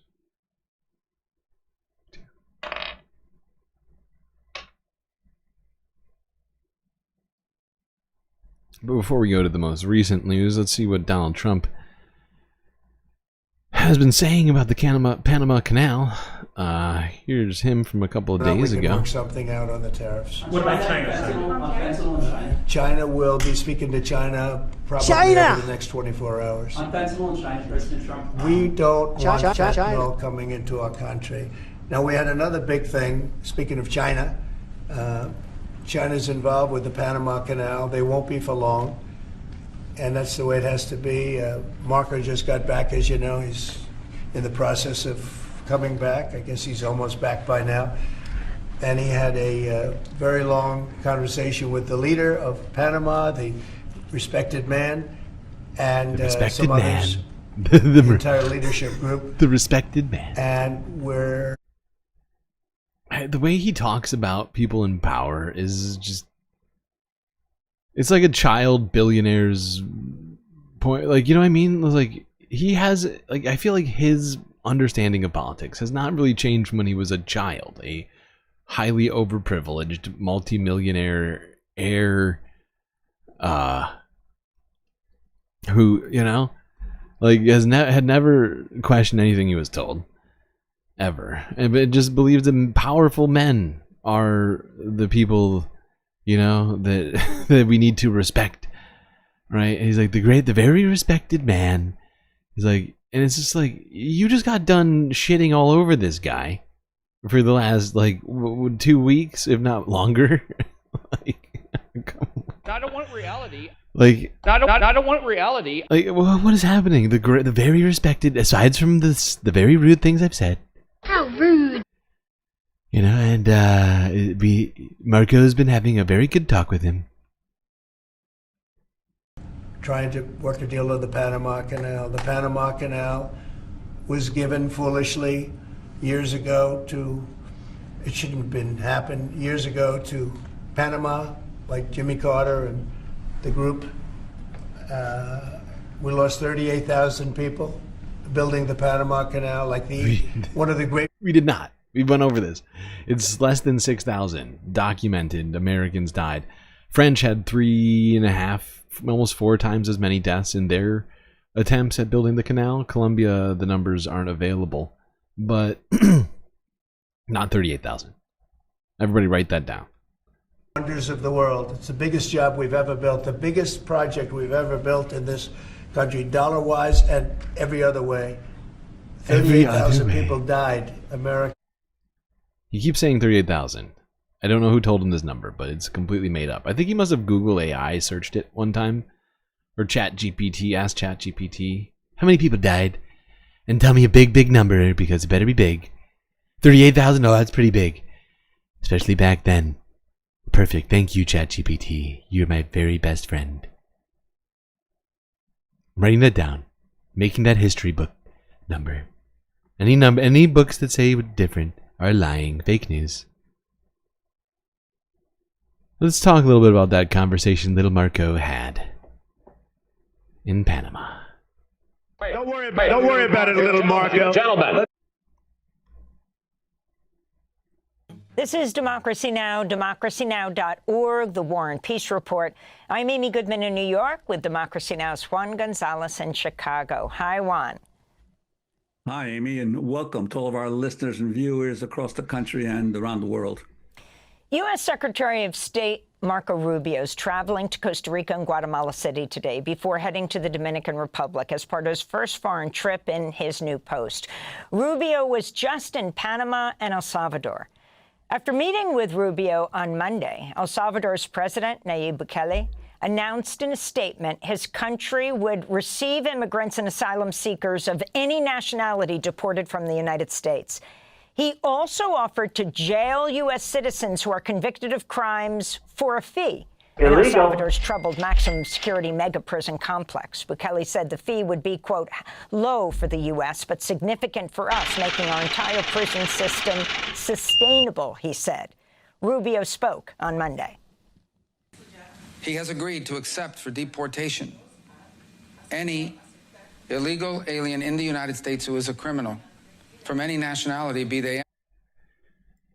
We're going to skip past this. We already listened to all that. Including those of U.S. citizenship and legal residence. Secretary of State Rubio praised Salvadoran President Bukele, who's been accused of gross human rights abuses and of violating Salvador's constitution by remaining in power for a third presidential term. Bukele has been enforcing a state of emergency for nearly 3 years, leading to the detention of over 83,000 people without access to due process. Human rights groups estimate hundreds of people have died in Bukele's prison since March 2022. This comes after far-right immigration hardliner, White House Deputy Chief of Staff for Policy Stephen Miller said last week Bukele could become one of the strongest partners in the Central American region. The President Bukele has graciously offered tremendous degrees of cooperation with the United States on all things migration, and we're hoping that will provide a framework for migration cooperation all throughout the region. And I think it's very clear that President Bukele is going to be a very great and strong partner for this administration and for the United States. Trump has long admired El Salvador's prisons. The Trump administration is working with El Salvador on what is known as a safe third country agreement that would allow the U.S. to block migrants from requesting asylum in the U.S. and deport them to El Salvador, which would be designated a safe third country where they could seek asylum. Rubio began his trip in Panama, though, as Trump reiterated his threat to retake the Panama Canal, claiming it's being operated by China. China's running the Panama Canal. That was not given to China. That was given to Panama foolishly. But they violated the agreement, and we're going to take it back or something very powerful. Something very powerful. Maybe an invasion, who knows? Speaking to reporters, Panama's president, Jose Raul Molino, said he may expand an existing agreement with the U.S. to begin direct deportations of non-Panamanian migrants who make the dangerous journey through the Darien Gap jungle along Panama's southern border with Colombia. On the aspect of immigration, we agreed to explore the possibility of expanding the Memorandum of Understanding that we signed on July 1st, along with the United States Department of Homeland Security, to better articulate the issue of repatriation from the Darien. Anything that is going to be done, I've offered the area of the Nicanor Tract and Matiti Darien so that it is from where the process of repatriation of people from different parts, such as Venezuela, Colombia, Ecuador, among other nationalities, is supplied. All of this comes as one country is not on Rubio's itinerary, Cuba, which he was asked about on Fox News, as the State Department website now outlines a plan for, quote, restoring a tough U.S.-Cuba policy. I have no intention of going to Havana with this regime in place other than to discuss when they're going to leave. But Trump has announced plans to hold some 30,000 immigrants and asylum seekers in a mass detention camp at Guantanamo Bay in Cuba, on the U.S. naval base there. For more, we're joined by two guests. Roman Gressier is a French-American journalist based in Guatemala City, where he's the editor of El Faro English and host of the podcast Central America in Minutes. And in Panama City, we're joined by Miriam Pensac, postdoctoral fellow in the history department at Princeton University, historian of modern Latin America. We welcome you both to Democracy Now! Miriam, let's begin with you. You're in Panama City. Rubio was just there. He's saying he's taking Panama Canal back essentially from China. Can you talk about the threats and what the Panamanian president agreed to? Hi, Amy. Thank you for having me. Yes, so Rubio was here. He arrived Saturday night. He had a 2-hour meeting, 1 hour privately with Mulino, and then another hour with his ministers. Afterwards, Mulino gave a press conference in which he essentially said, don't worry, we won't be invaded, which the fact that that was one of the first things he had to say is, of course, a bit troubling, to say the least. Very. What Panama has agreed to, effectively, is to further collaborate on immigration, or rather deportation and repatriation for migrants moving through the Darien Gap. There's already been a pretty extensive degree of collaboration between the United States government and the Panamanian equivalent of the Border Patrol, which is called Senafront. There's an ICE office in the U.S. Embassy here in Panama City. So that collaboration has been underway for a long time. There's an ICE office. Wait, it sounds like the Panama Canal is in control by the U.S. I thought China was running it. What's happening? China! How did ICE make an office in the last 2 weeks? I'm pretty sure it's been there this whole time. And yet somehow we have Trump saying that China's in charge of the Panama Canal. Yet we have border enforcement somehow all the way down there. Very strange. How did that happen? So yeah, in these conversations that were had between Molino and Rubio and the other Panamanian officials, apparently they came to an agreement that Panama would collaborate with the U.S. government in even more ways than it already was to stop illegal immigration, undocumented migrants from entering the United States, all the way from down in the Panama Canal. I don't know what exactly, how that even works. It's nowhere near the U.S. border. I would point that out. This is the very bottom of Latin America.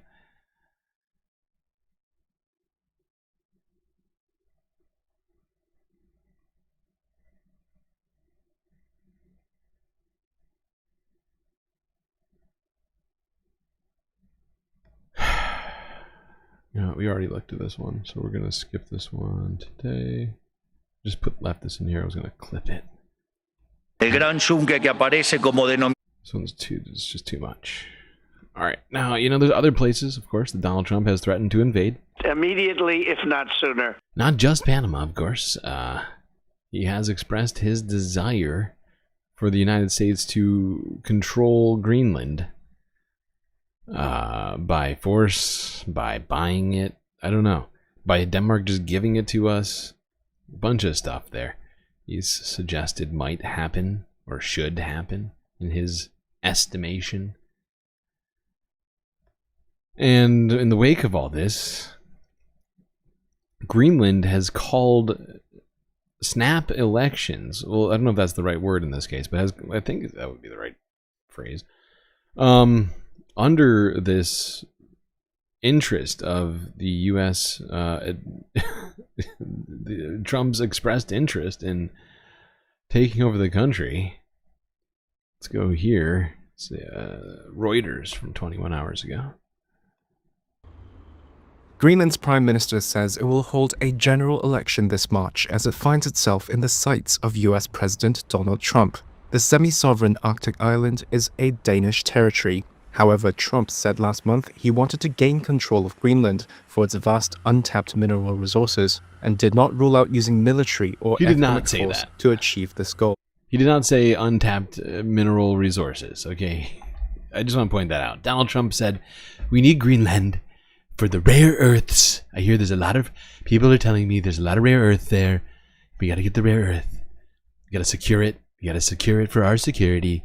We need the rare earth. We need it yesterday. Immediately, if not sooner. He did not say anything about minerals, so that's a Reuters interpretation right there of what Donald Trump said. Mineral resources. He doesn't and know did what those not are. rule out using military or economic force to achieve this goal.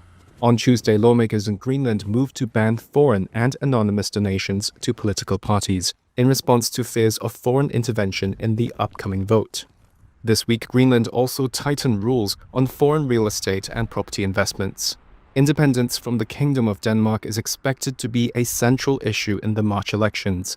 All 5 parliamentary parties support independence, while differing on how and when it could be achieved. The opposition party Nalarak, which holds 5 seats in the 31-seat parliament, wants to sever ties with Denmark immediately. Pelle Broberg is its leader. We have last week presented 5 pillars for our coming election strategy, but if I can sum it up, it's much easier just to mention some of the headlines. The most important one is to start the process of independence from Denmark.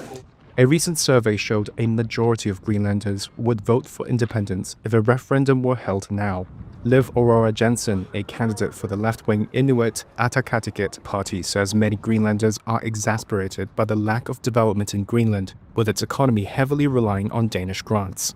And the recent sight of Donald Trump Jr. visiting Greenland after his father promised Greenland would benefit tremendously if it becomes part of the US seemed to prove their point. Of Trump's visit here, it really started escalating to talk about independence and...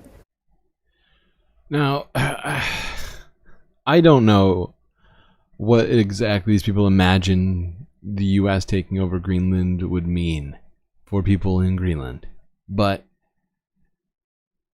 I don't think he's going to do it to benefit... I don't think he's doing any of this to benefit the people of Greenland, right? This is all about the mineral resources, the defense capabilities of being basically one of the most northern spots on land, technically above a certain degree of latitude in our hemisphere. I don't think he gives a shit about a single person in Greenland, and I don't see how moving in a bunch of private U.S. miners, mining companies to essentially just rob Greenland of its resources is going to help the people. But it seems like some people are convinced Donald Trump means well. Who we are as a people. And I think it was a shock for Denmark, I think the Danish government and the Danish people woke up because the biggest country, the biggest power in the world came and said, we want to have Greenland because you cannot take care of it. You cannot develop it. Greenland has been controlled by Denmark for centuries. In 2009, the island was granted broad self-governing autonomy, including the right to declare independence from Denmark through a referendum. Recent polls show that 45% would still oppose independence if it negatively affected living standards, a sign the path to leaving Denmark may not be so clear. In response to... Yeah, and that's the thing about this election that scares me, is that there's no clarity on what Donald Trump is going to do. And, I don't know what these people are going to be voting on exactly, what information they have for what it would mean to be part of the U.S. Now, I know they wanted independence for quite a while, not necessarily the whole island, but much of the area, certainly the native people, my understanding, in Greenland have wanted independence ever since sort of the Dutch took it. But I mean, this whole thing is just in 2.5 weeks, Donald Trump being, is it even 2.5 weeks yet? I'm trying to think. Yeah, almost close to it. Of Donald Trump being in office, we are looking at the entire planet practically responding or being threatened by Donald Trump, or both. Seems like nobody's off the table in terms of Donald Trump's threats. I don't know. There might be one country alone in that group.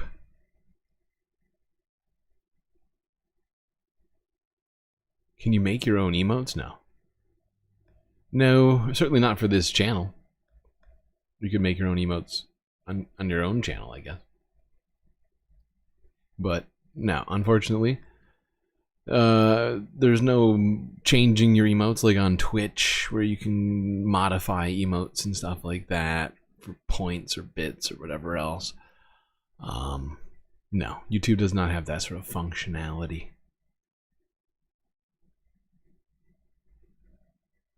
All right. Now, before we go on to what the thumbnail is mostly focused on and was going to take up a whole bunch of time here, let's talk about some of the other threats Donald Trump has been making ever since he got nothing from Mexico and Canada in this trade war of his. He's decided to threaten all sorts of other people, including the EU, the UK. Of course, China was tariffed. Talk about China a little bit, but let's go to the EU, see what they've been thinking about Donald Trump's threats, whether or not about tariffs or taking Greenland from Denmark.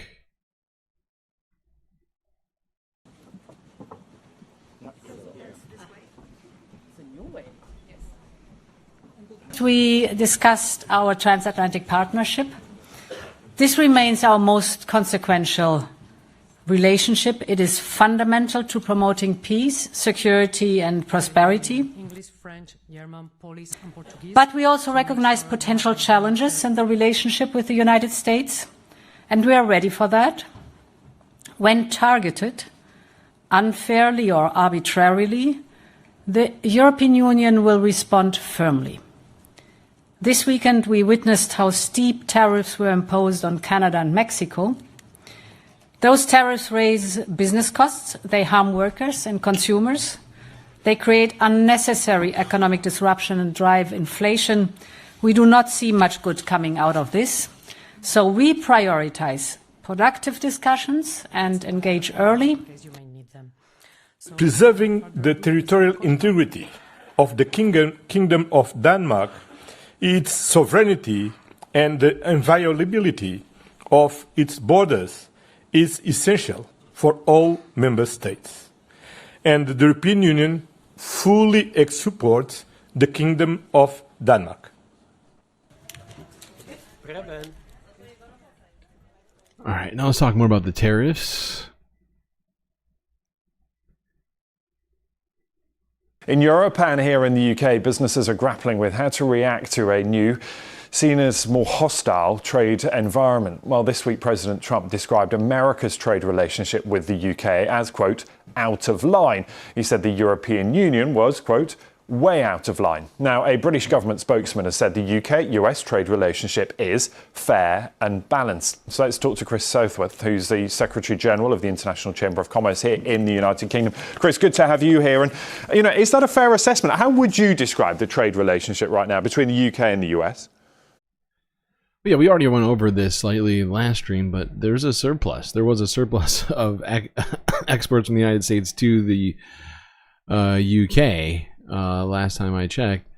So I guess, I don't know. You can buy too much American stuff, but you can also sell America too much stuff. I don't know. It doesn't make any sense. The UK-US relationship is excellent. It's very, very sophisticated. We're both big service economies, big financial, tech, and trade economies, and there's a terrific amount of flow of trade, whether it's financial or services or goods, between the UK and the US, and we're both very pro sort of open trade in the global system. So there's no reason that the two of us should get into a tariff war. I think what we've really got to do, and the big opportunity here, is to appeal to Donald Trump's business acumen and focus on the big opportunity, of which there are a number, and big opportunities up for grabs in improving trade overall for everybody, across the whole global system, but also for the big opportunity that this guy is talking about is very UK specific, because the UK, after Brexit, is no longer in the EU. And what they essentially go on to talk about is about how, Britain, finally Brexit is going to do something for the UK, even though it's been ruining the British economy ever since they did it.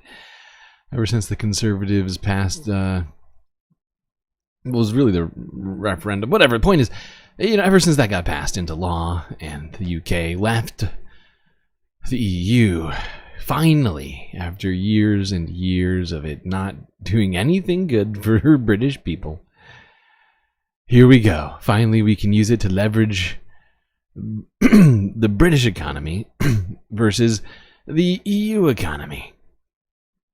How great. Just because Donald Trump is waging a trade war, it's giving Britain a shot to get in sweeter than it already is with the United States. Which I assume would be bad for the EU. Because it further breaks up any solidarity that Europe might have, even after Brexit. But that is what the BBC, even Channel 4, are essentially suggesting. I listened to both of them on this recent one, and I was like, oh, great. Great. Britain sees this as an opportunity to finally leverage Brexit. We're not part of the EU anymore. You don't understand. Put all that aside, all the silly European togetherness.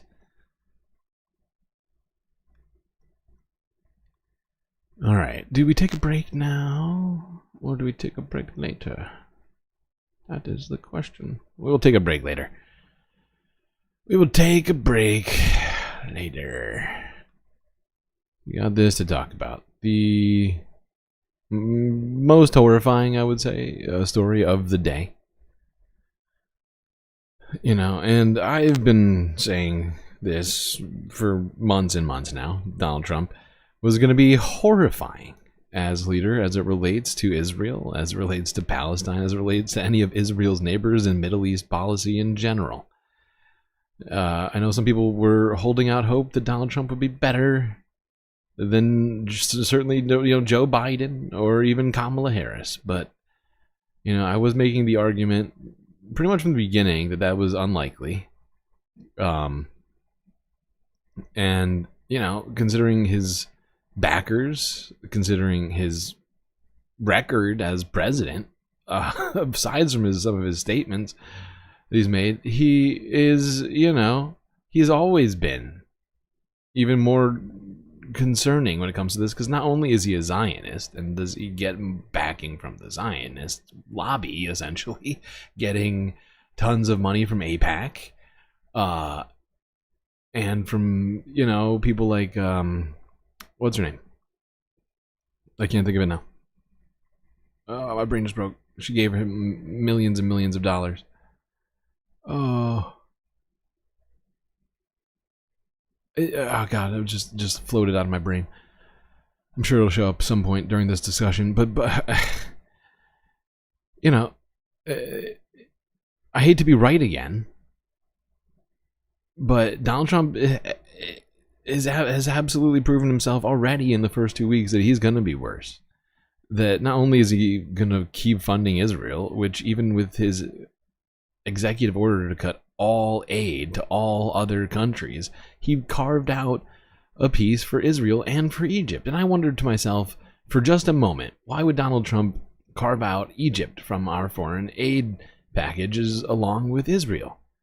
They're certainly not as big of an ally as Israel is, certainly in the way that we view allies in this country. But the point is it only took me a few seconds to realize what it was going to be. Right? He was planning on leveraging that to get Egypt to do something for him relating to Israel and to Palestine. And, you know, I'm once again disappointed to be right about all that. Of course, you know, since then he made two different statements, which we've seen on the stream here. One on Air Force One, one while he was signing executive orders, both suggesting that he would ethnically cleanse Palestine, that was what he wanted, that Jordan and Egypt would do it. They would absolutely, they're going to do it. No, don't ask why. I mean, that was the tone that he used. It was like, no, what are you talking about? They're going to do it. If they don't do it, there's going to be bad problems for those two countries right there. And you know, I think some of us already saw this. We know, we've seen Elise Stefanik, his ambassador to the UN, talk about how, you know, she believes Judea and Samaria, aka the West Bank, are biblically granted to Israel based upon the Old Testament, I guess. You know, doing foreign policy by Bible now. You know, these sorts of things should have given us some clues. Although that clue, Elise, of course, that was from after he was elected. Some of these other things he said. But, you know, he's making Jerusalem the capital, putting the U.S. embassy there. A place that has, you know, been for a long time disputed in the region of a hot button region of the already hot button area on our planet. He made a very bold, I mean, I don't respect it, but it was bold because no other president had been so brazen to do such a thing. But he went right ahead. He said that was no problem. That was great. Miriam Adelson. That's right. Miriam Adelson. People like her. You know, giving him millions and millions of dollars. Might have an effect. Maybe Jared Kushner, who we listened to earlier during the election cycle, right? Way back, talking about Gaza as a real estate opportunity. Donald Trump echoing those words in his statement on Air Force One. And here was him. He was asked about West Bank by a reporter a couple days ago while signing executive orders in the White House again. On Israel, President Trump, you're prepared to meet with Benjamin Netanyahu. Coming in tomorrow. Yes, you've mentioned in the past you're concerned about Israel being too small geographically. Would you support annexation of parts of the West Bank by Israel? Well, I'm not going to talk about that. It certainly is a small, it's a small country in terms of land. See this pen, this wonderful pen? My desk is the Middle East. And this pen, the top of the pen, that's Israel. That's not good, right? You know, it's a pretty big difference. I use that as an analogy. It's pretty accurate, actually. It's... it is and it isn't. But this is clearly Donald Trump saying that, you know, it's not off the table. Granting by decree Israel to annex the West Bank, as his friends like Elise Stefanik call it, Judea and Samaria. He's not ruling it out. You know, he's not answering the question, but with what he's talking about, right? It's one place for another. Right, where does Israel have available to expand to? There's not that many places. There's a handful of countries, including the area within Gaza or the West Bank, right? You know, Jordan, sure, Lebanon, you know, Syria, Egypt. You know, there's not that many places, right? So, you know, he answers the question by not answering it, by making this little analogy of his with his little pen saying, oh, it's too small, essentially. Look how big the Middle East is and look how tiny poor Israel is, right? It needs to be bigger. Maybe that means the West Bank, maybe it doesn't. Not going to answer it because I know it's a hot button topic. Even Donald Trump's smart enough to know that one. That saying it outright might be bad. But he's not too stupid to say a myriad of other things. Now, Trump, special envoy to Israel, I think. What's this guy's name? I can't remember his name. One of the new additions.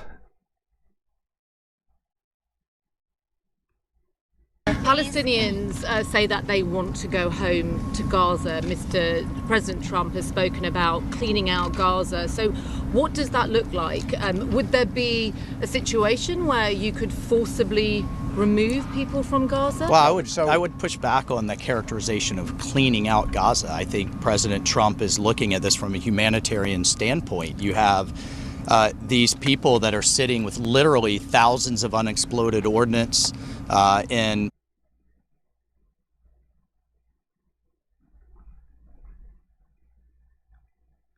and piles of rubble.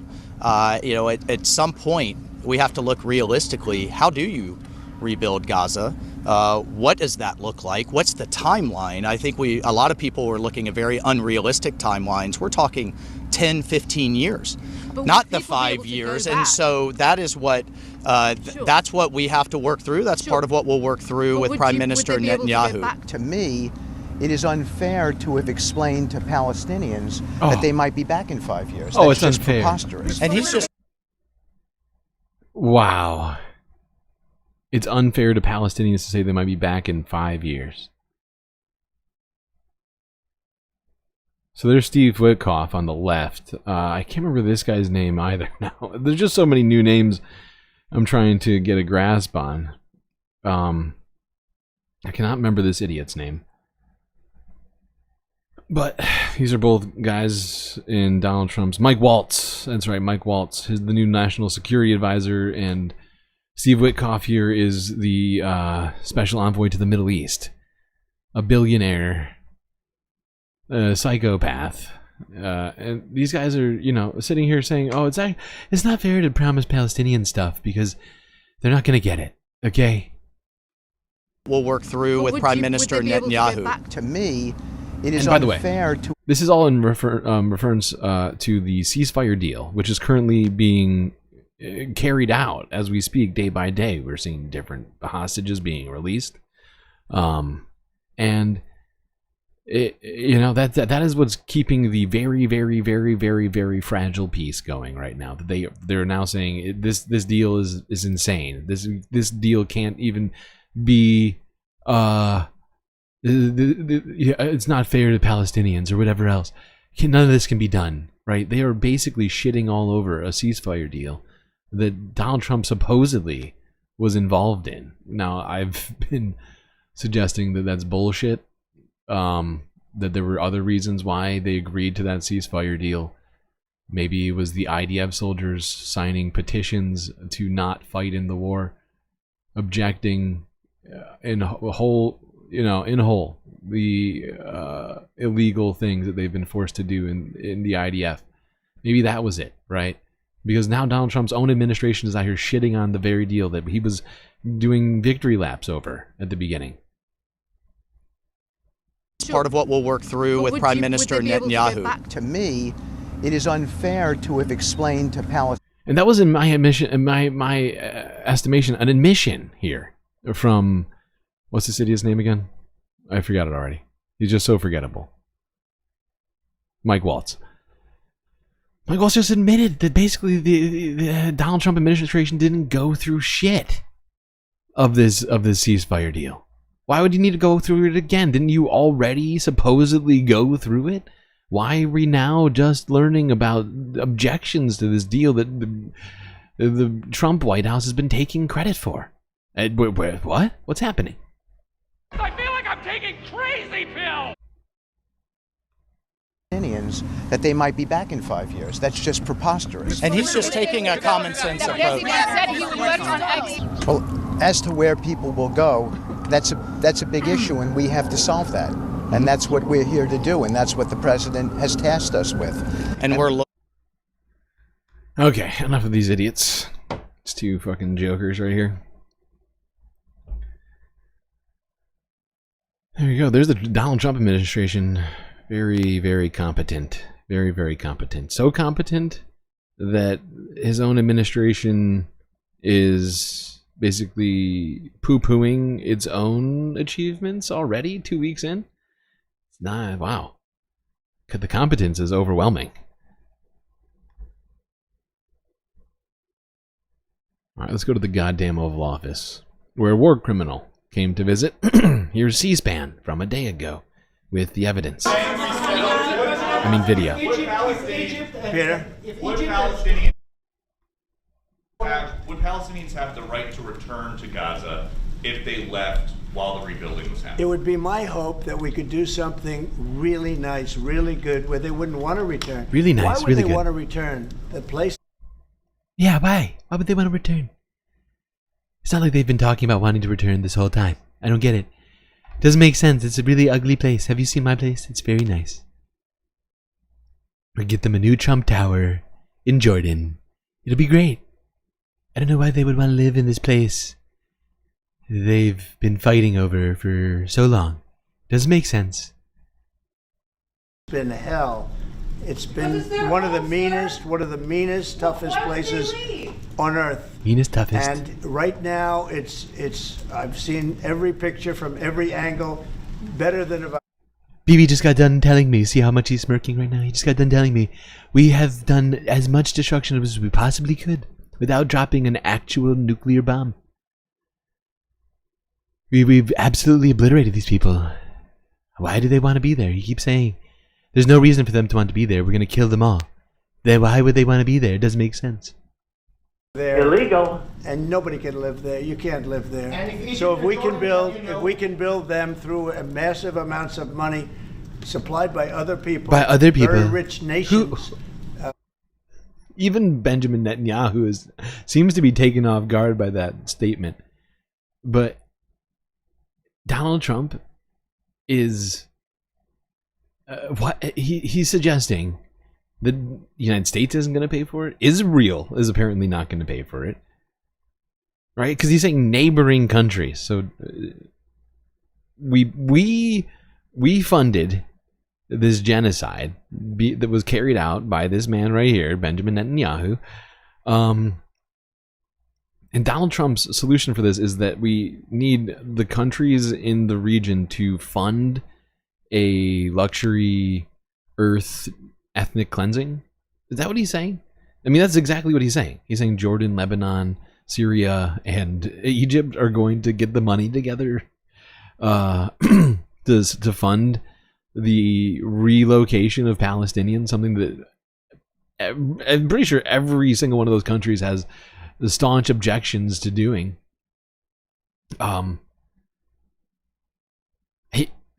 What? And they're willing to supply it. Oh, they're going to do it. We can build something for them in one of the countries. Oh, we're going to build Could be it. Jordan. So we're going to build it. They're going to fund it. They're going to pay us to build it. Jordan, and it could be Egypt. It could Jared's going to bring in his crane and his cement mixer. He's going to build it himself. be other countries, and you could build 4 or 5 or 6 areas. It doesn't have to be one area. Areas. Oh yeah, but you take split them up. certain areas and you build. Yep. One really in Jordan, good one in quality Egypt, housing, one in Lebanon, like one in Syria. Town, where like they, someplace by where the they way, can live and not die, because you know, in Syria, for years and years and years and years and years under Bashar al-Assad, Palestinians were kept in detention facilities where there was mass starvations and executions. It's pretty horrifying. So I'm not sure. This is all wow. Gaza is a guarantee that they're going to end up dying. The same thing's going to happen again. It's happened over and over again, and it's going to happen. Like, do you see like Benjamin Netanyahu like literally like jumping out of his seat over the stuff Donald is saying right now?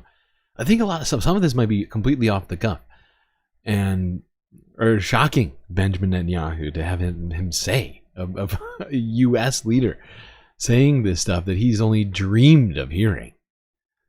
The same thing's going to happen again. It's happened over and over again, and it's going to happen again as sure as you're standing there, Peter. So I hope that we could do something where they wouldn't want to go back. Who would want to go back? They've experienced nothing but death and destruction. Who would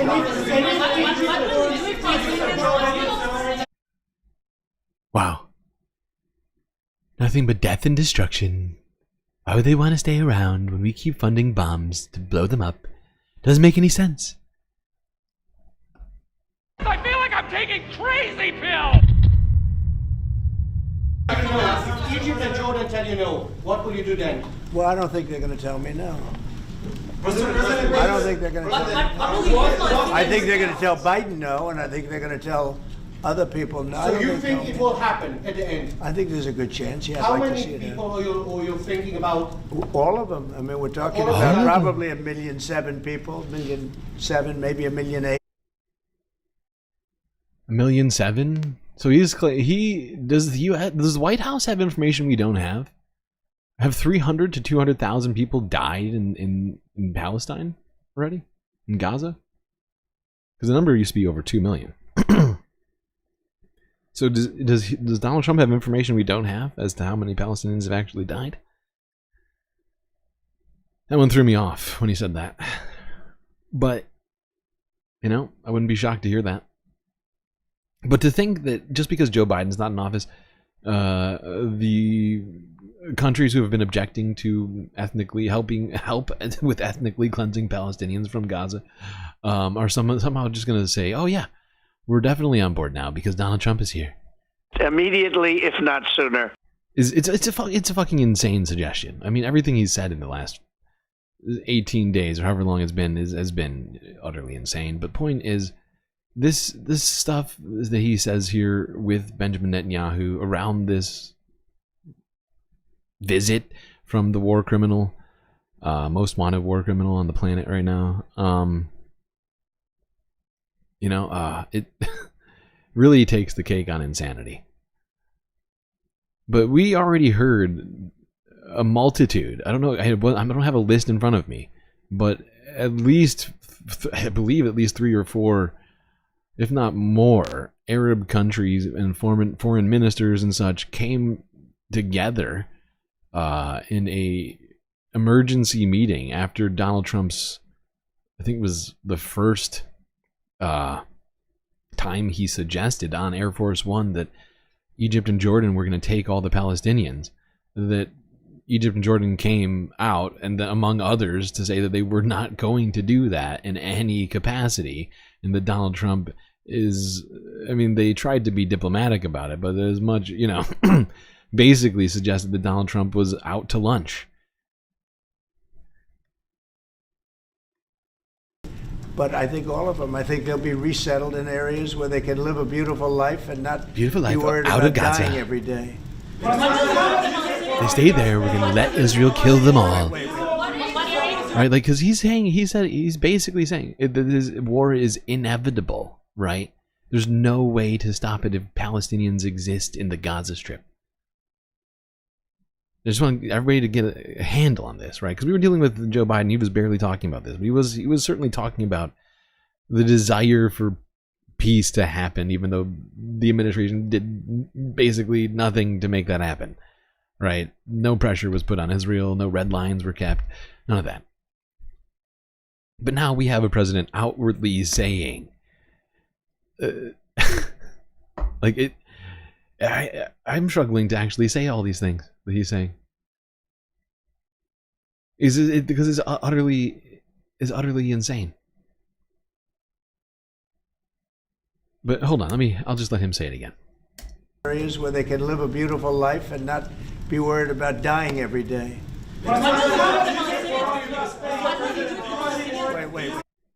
All right. Yeah. He's saying that it's inevitable that Israel must kill all Palestinians. Not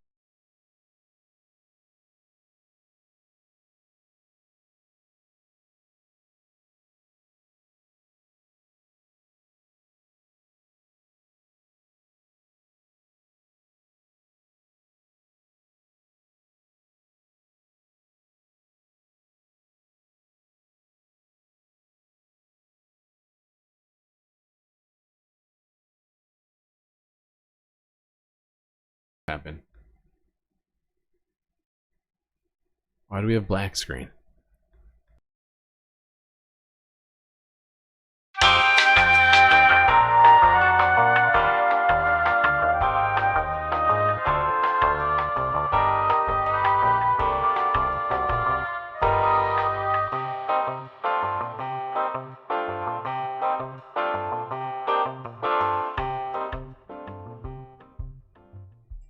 Okay, well, there we go. We're back. Not sure what happened there, but it's perfect timing for us to take a short space break, which we all deserve after watching that. But don't you go anywhere, because we have a lot of more completely insane nuggets from Donald Trump in this meeting in the White House's Oval Office with the war criminal, the most wanted war criminal on the planet, as well as the press conference that they did directly after their little cozy fireside chat about genocide and ethnic cleansing, had in such a laissez-faire way. I feel like puking. Not gonna do it. Not gonna do it. Wouldn't be prudent at this juncture. Just saying. It's gross. The level of just ease which he says these statements of just horrifying detail. Like, it's horrifying. I can't. I mean, I remember 2016, 2020 pretty well. It wasn't fun. But it seems like this term, Donald Trump has turned up the rhetoric and the insanity to 15. All right, we gotta do this. No. This is still going. Please stop. There we go. Okay.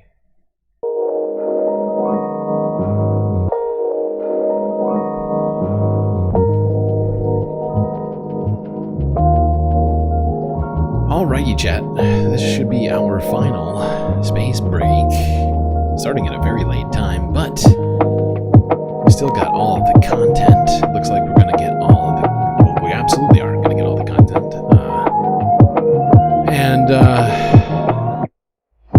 As thanks to all of you. That's why we're getting extra breaks. Because we got more crap to get through. It truly is crap.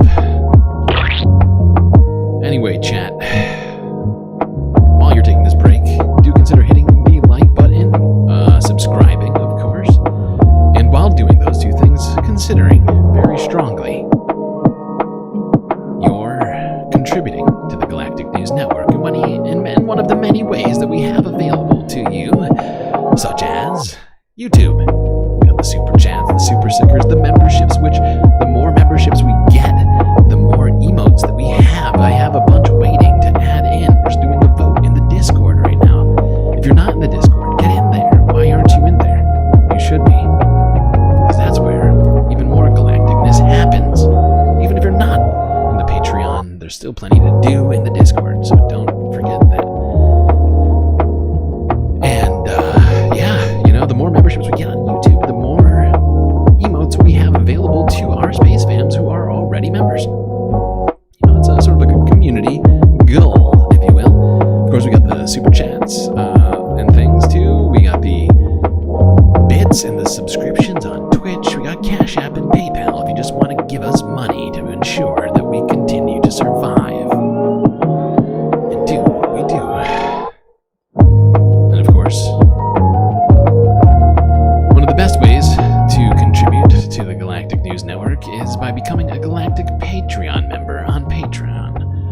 That's right. I just said Patreon twice in a row. It's weird. But disregard that and just consider all of the sweet, sweet benefits you'll get by going to that webpage. And of course, don't use the Apple don't use Apple's App Store to become a member, because that will totally fuck us up, as Apple's App Store policies have been causing us all sorts of problems. But thankfully, almost every single one of our members is on either through Android or through the internet, which is much better. I'm rambling. Just know, super sweet space benefits await you on Patreon. Alright, chat. I'll be back.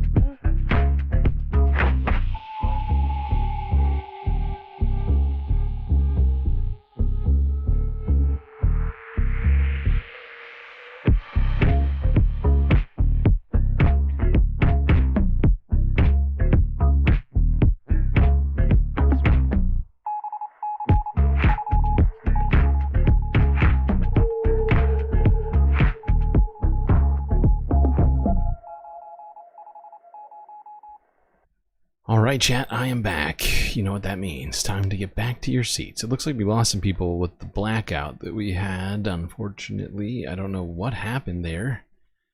Hopefully we didn't lose too many people. Hopefully they find their way back. All right, let's look at some more of Donald Trump's comments here.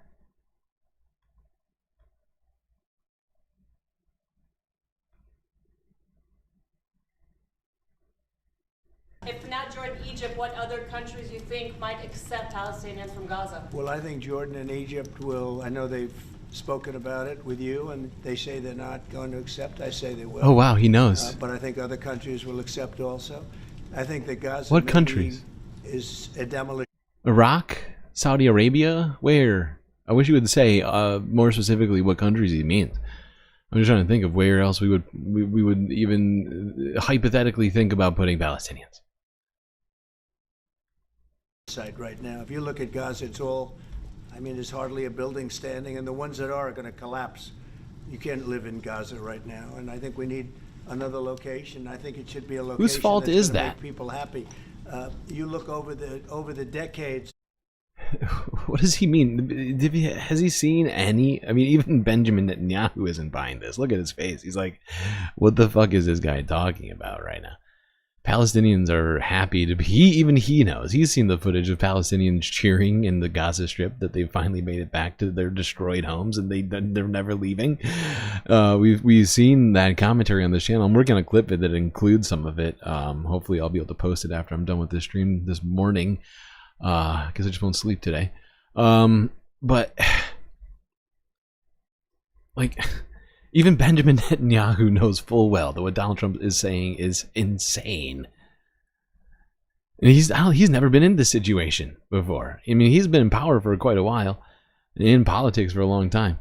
But having a U.S. president say this shit right now in front of him is, I think, even a lot for him. And I find it hilarious.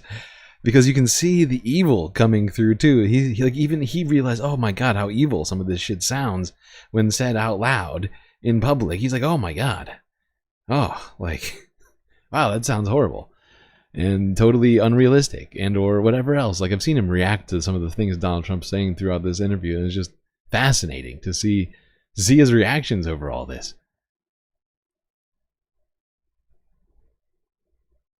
Because I think he's much more intelligent than Donald Trump, right? I'll give him that much. But they're both very political actors. But he at least understands full well that everybody here knows at least even tangentially, to some degree, what the reaction has been in Gaza since returning, right? How happy people are to be back, regardless of all that. Or, you know, just the general idea of Palestinians, like people here in the press, like, they know, and he knows that they know. And he's looking at them like, don't question it. It's all death in Gaza. This has been happening for years. It's all death. It's all death. If we can get a beautiful area to resettle people permanently in nice homes and where they can be happy and not be shot, not be. So Donald Trump is talking about solving the Palestinian housing crisis right now, huh? I know he said that other people are going to pay for it, but how can we ensure that that happens? These nice homes that he's talking about, even in the case if we were to accept, which of course I don't accept, the ethnic cleansing of Palestine. You know, that's part of the problem with having this conversation and trying to break all this down, because I wind up devil's advocating a bunch of shit that I certainly don't agree with. And I hate that.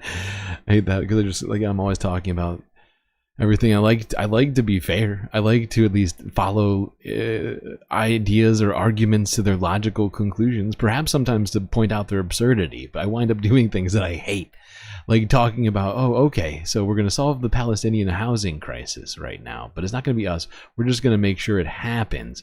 Other governments are going to fund it. And it's just, this shit is insane. And there was no support for this aside from Benjamin Netanyahu and some other psychos. not be knifed to death like what's happening in Gaza. Huh? This is a very, very People are being knifed to death in difficult Gaza? situation, but we're going to get it solved. Is that I the don't main is that the main cause of death, being knifed to death in Gaza? Yeah. So concerned.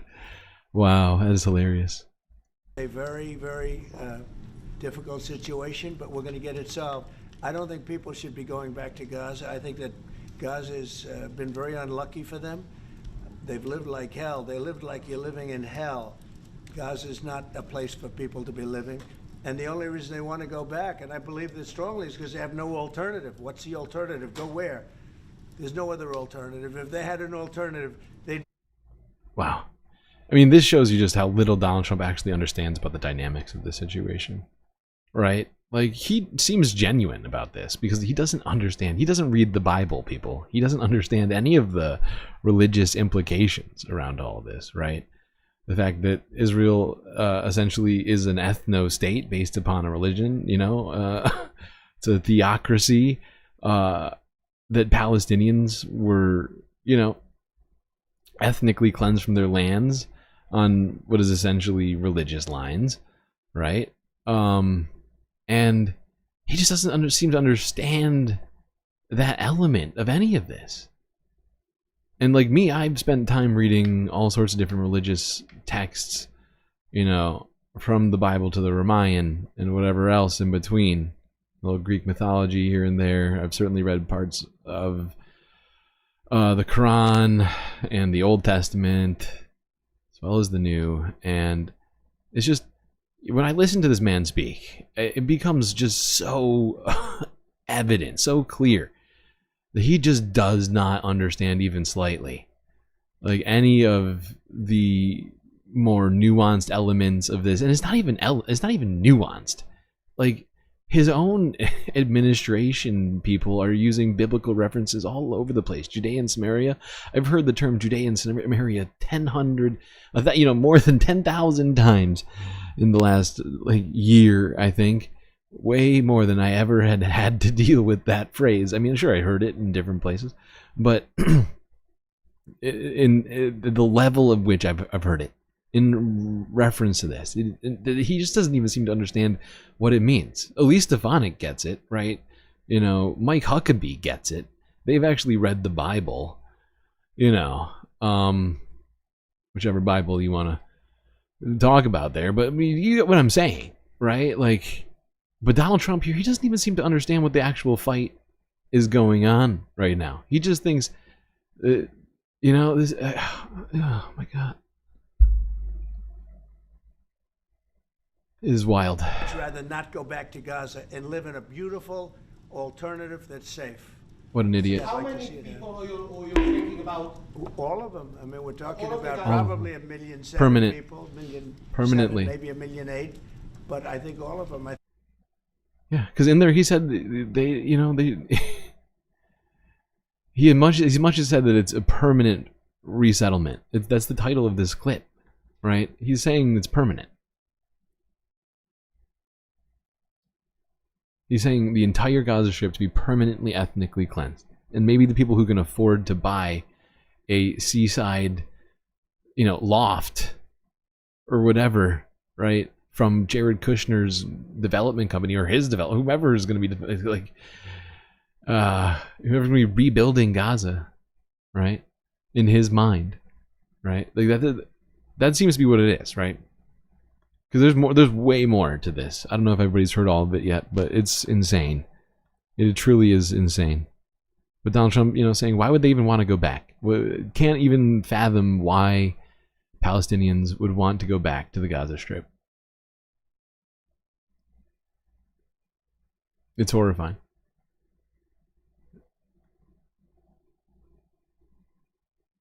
It really is. The level of ignorance that he spews, it's dangerous. It is dangerous in this level of stupidity. Like, I feel like I am dumber every time I have to listen to Donald Trump. I feel like it makes me, like, you know, whatever. Not to put any, you know, merit into DEI, but my point is that, you know, every time I listen to Donald Trump, I feel like I go like one IQ point down. You know, And I have to hear him every single day. I must be at negative IQ at this point.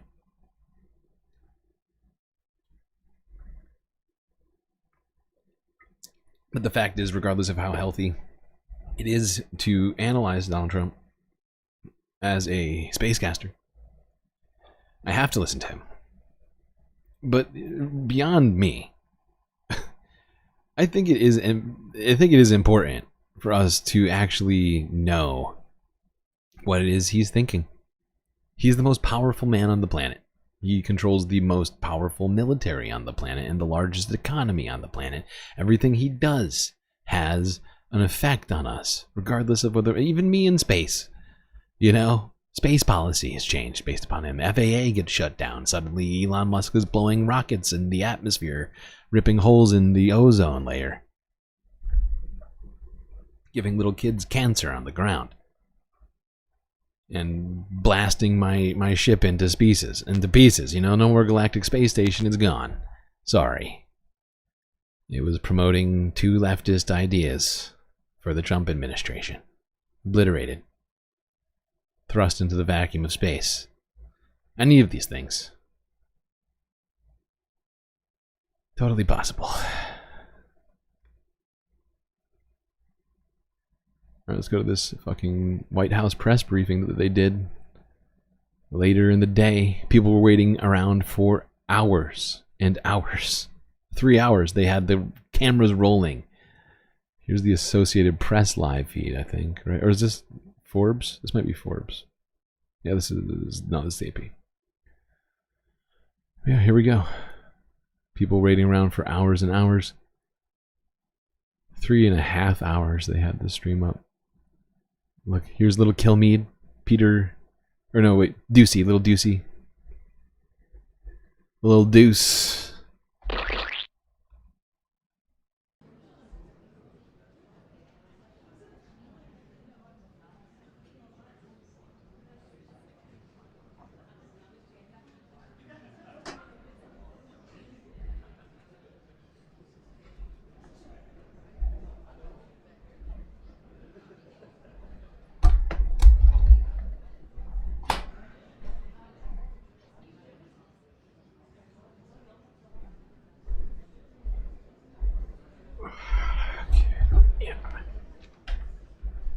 Oh, I thought it was going to start 3, there we go, 3 hours, 28 minutes, JD Vance, hanging out with all the cool kids, like Steve Witkoff,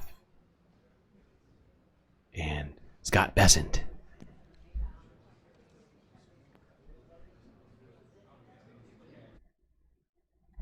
Decades. Peace and stability to... Peace and stability. We had a great relationship. Alright, we're just gonna play from here. Wait, what just happened?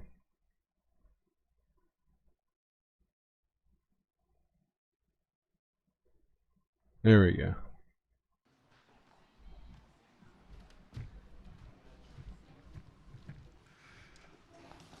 Thank you very much. Oh, we volume. We need volume. That's a lot of press. Congratulations, you bring them out. Congratulations, You really bring them Bibi. out. Today, I'm delighted to welcome... Congratulations, Bibi. You get the best ratings. You see the very best ratings. Highest rated war criminal. Israeli Prime Minister Benjamin Netanyahu back to the White House. It's a wonderful feeling and a wonderful event. We had fantastic talks, and thank you very much with your staff. He's the first foreign head of state to visit during our administration, and Bibi, I want to say it's an honor to have you with us. Over the past 4 years, the U.S. and the Israeli alliance has been tested more than any time in history. In what way? But the bonds of friendship and affection between the American and Israel. What does that mean? Our relationship has been tested more than any time in history? By what? I wish he had quantified that. More than any time in history? I think they've received more aid in the last year than at any other yearly sort of Another year in history. So what does that mean? How has it been tested? Are like protesters or something? What does he mean? People have endured for generations, and they are absolutely unbreakable. They are unbreakable. I'm confident that under our leadership, the cherished alliance between our two countries will soon be stronger than ever. We had a great relationship. We had great victories Immediately, together if 4 not years sooner. ago. Not so many victories over the past 4 years, however. In my first term, Prime Minister and I forged a tremendously successful partnership that brought... What? What? Not so many victories, though. What are you talking about? Israel has been, with impunity, bombing everyone around them with zero consequences. I mean, if that's not a victory, what's the L there, aside from the obvious, right? Like, what is he talking about? Peace and stability to the Middle East like it hadn't seen in decades. Together we defeated ISIS. We ended the disastrous Iran nuclear deal, one of the worst deals ever made, by the way. Some say it led to what's going on right now. Iranian regime. We starved Hamas and Iran's other terrorist proxies, and we starved them literally, and we starved them financially. Illegal. Hamas and Iran's other terrorist proxies, and we starved them like they had never seen before. Resources and Starved them. Disappeared for them. Starved them like we've never seen before. Yeah, yeah, that's scarily accurate. I don't think he means what he is actually saying. I don't think he actually hears it. I recognized Israel's Like, he capital, is- opened the American embassy. While Palestinians are starving in the Gaza Strip, Donald Trump is touting this starvation, this literal starvation of children, women, men, and Hamas, as a victory. It's great. In Jerusalem and got it built. Who by the needs way. aid if you can count Built that it as a to victory? Just not only designated it, but got it built at a price that nobody's seen for 40 years. We got it built. It's beautiful. All God. Jerusalem stone, right from nearby, and it's something that's very special. Look at that. Benjamin Netanyahu is like nodding. Like, yeah, it's great. I love that we have a U.S. embassy in our capital now. It wasn't before, but it's great now that we have the U.S. here. So if anybody tries to attack us, we have U.S. troops on the ground in 15 seconds. Immediately, if not sooner. Thank you, O Trump. King Trump. And recognized Israeli sovereignty over the Golan Heights, something that they talked The about Israeli for 70 victory over the years, and Golan. They weren't able to get it. And The illegal annexation of the Golan Heights. It's a great success. Illegal.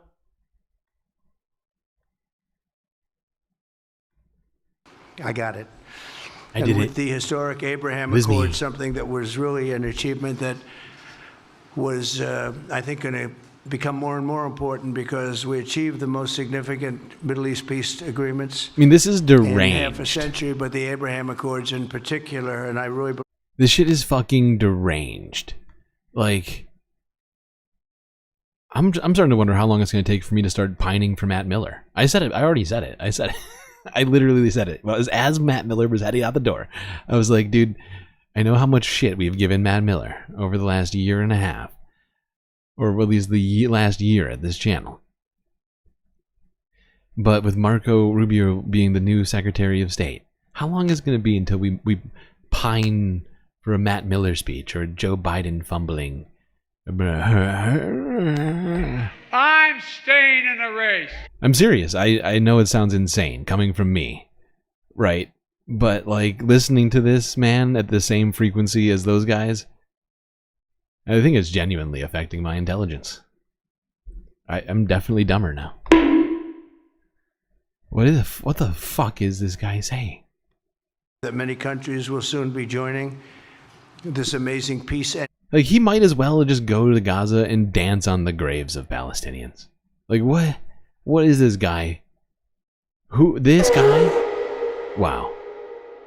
Economic development transaction. It really is a big economic development transaction. I think we're going to have a lot of people signing up very quickly. Unfortunately, for 4 years, nobody signed up. Nobody did anything for 4 years except in the negative. Unfortunately, the weakness and incompetence of those years, those past 4 years, the grave damage around the globe that was done, including in the Middle East, grave damage all over the globe. The horrors of October 7th would never have happened if I were president. The Ukraine and Russia disaster would never have happened if I were president. China. Over the past 16 months, Israel has endured a sustained, aggressive, and murderous assault on every front, but they fought back bravely. You see that and you know that. What we have witnessed is an all-out attack on the very existence of a Jewish state in the Jewish homeland. The Israelis have stood strong. Wow. That he can stand here and continue to say that there's this existential threat to Jewishness in the Middle East right now is wild. He's been sitting there talking to Miriam Adelson and all of Benjamin Netanyahu's aides for the last 24 hours or whatever since they've been in town, since they've been in the country, in contravention of the desires of the ICJ and ICC at The Hague. And just lapping it all up, coming out here with the hottest takes, the most insane shit I think I've heard in the last year on all of this. When I heard this, I was just like, what just happened? What just happened? Did the timeline, did the Matrix, did we just have a shift in the Matrix? What is it called? A deja vu? Was there a... The code just... What happened? And united in the face of an enemy that has kidnapped, tortured, raped, and slaughtered innocent men, women, children, and even little babies. I want to salute... Wow. Like we hadn't heard that enough. But the way he talks about it, as if, you know, as if the Palestinian deaths are like, during this entire speech, you will notice that he does not seem to express any actual concern for Palestinians. If anything, the only thing that he expresses is this sort of kingly pity, you know, where from the Golden Tower he looks down at the, you know, peasants living among the rubble and, you know, suggests why would they want to live in the rubble? They could have cake and eat it too. And that's about as close as he gets to recognizing the plight of Palestinians in any real way. And it's just, it's utterly horrifying. The Israeli people for meeting this trial with courage and determination and unflinching resolve. They have been strong. In our meetings today, the Prime Minister and I focused on the future, discussing how we can work together to ensure Hamas is eliminated and ultimately restore peace to a very troubled region. It's been troubled, but... I love how even though there's been a ton of images of Hamas being completely fine in the streets of Palestine during the hostage releases, and he's still like claiming, hey, the great victory, Israel defeated Hamas. They're all gone now. It's over. Even though Hamas is they're the ones releasing the hostages still. It's just fascinating. Is this how you get the ceasefire agreement to stay good, making speeches like this? Restore peace to a very troubled region. It's been troubled, but what's happened in the last 4 years has not been good. I want to thank Prime Minister Netanyahu for working closely What's happened in the last 4 years? Transition team. It's not been good. Special envoy, we have to thank Benjamin Steve Witkoff for his great work. Fantastic job. National Security Advisor Mike Waltz. Thank you, Mike, for working so well with us. Thank you. Wow. 6 people clapped. In addition, Marco Rubio, who is on the phone right now. Don't worry about it, little Marco. Gentlemen, we say, and he's going to be great. And Pete, Little Marco's listening to us on a little phone. Scott, congratulations! I see you're here, and Caroline's been doing a great job. She's really probably talked about more than anybody here. She's done a fantastic job, and thank you very much, Caroline. We're proud of you. Caroline, we'll only be satisfied when all of these problems are solved, and we have the team to solve them, and that's going to happen. And it's going to happen, I think, very quickly. I also strongly believe that the Gaza Strip, which has been a symbol of death and destruction for so many decades, and so bad for the people anywhere near it, and especially those who live there, and frankly, who's been really very unlucky. It's been very unlucky. It's been an unlucky place for a long time. So unlucky. They just happen to keep getting bombed. I don't know how. It's super weird. come on! It's like this is basically as far as he gets to being, you know, sympathetic to Palestinians. I can't understand why they're still there. Doesn't even make sense. They keep getting bombed, but they don't leave. It's crazy. Being in its presence just has not been good, and it should not go through a process of rebuilding and occupation by the same people that have really stood there and fought for it and lived there and died there and lived a miserable existence there. Instead, we should go to other countries of interest with humanitarian hearts, and there are many of them that want to do this, and build various domains. Now, what's fascinating about this is that Israel has bombed most of those countries or seized parts of their territory in the last 15 months, right? Whether it's Lebanon or if it's Syria, right? They left the Golan Heights and entered into the Syrian Golan Heights through the buffer zone and put tanks and military personnel into southern Syrian towns, western towns, villages along the border. They blasted Syria's entire military, right? They went from the ports all the way into the cities and even struck things that were non-military, like the Ministry of the Interior of Syria. We saw that footage, right? They have bombed Yemen. They've bombed Iran. Who is going to take this bullshit? Like, of the people they haven't bombed, is like, there's a few. There's like 2 or 3, I guess, technically. But yeah, they also took Egypt. They took part of the Rafah crossing. They occupied Egypt. They occupied Egypt during this whole thing, right? What in what world does any of this shit make any sense? That will ultimately be occupied by the 1.8 million Palestinians living in Gaza, ending the death and destruction and, frankly, bad luck. This can be paid for by neighboring countries of great wealth. It could be. I almost forgot about that part of the sentence. The luck thing, like as if it did, as if it's just like, oh, it's just happenstance that they kept getting bombed. Bombs were raining down. God was just dropping bombs from heaven, you know. So unlucky. God was just bombing a bunch of stuff that day. Just kept bombing the same place. I don't know where God's getting all those bombs from. I know we don't fund them. It's like, what in the actual fuck? Lucky? Unlucky? What is that? That is, he's pretending as if the United States and Israel have zero zero responsibility for any of this. It's like, it's just unlucky. The bombs just keep hitting Gaza all the time. I don't know what'll stop it. Maybe if we just get all of them out of there. They're just so unlucky.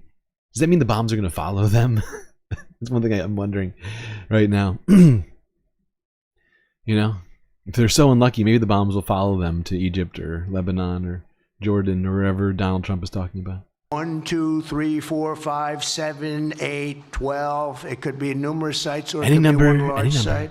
10,000. But the people will be able to live in comfort and peace, and we'll make sure something really spectacular is done. They're going to have peace. They're not going to be shot at and killed and destroyed. Not going to do that. This civilization of wonderful people has had to endure. The only reason the Palestinians want to go back to Gaza is they have no alternative. No alternative. It's right now a demolition site. This is just a demolition site. Virtually every building is down. They're living under fallen concrete that's very dangerous and very precarious. They instead can occupy all of a beautiful area with homes and safety, and they can live out their lives in peace and harmony instead of having to go back and do it again. We're going to give the Palestinians Italy. Just going to give them the coast. It'll be fine. I've already talked to Giorgia Meloni, or whatever her name is. It's going to be great. The U.S. will take over the Gaza Strip. With the rest of them to Cyprus.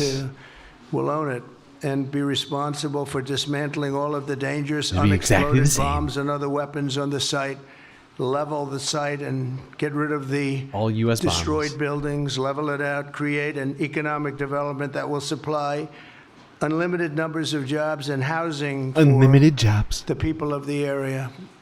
Unlimited jobs for Palestinians. Can you do that for us too? Can we get unlimited jobs in the United States? That sounds great.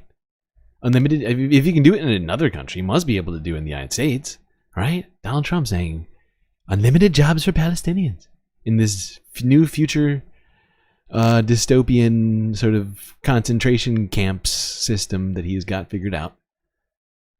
Unlimited jobs. I wonder what those jobs will entail. It's fascinating. Do a real job, do something different. Do something Just can't different. go back. If you go back, it's going to end up the same way it has for 100 years.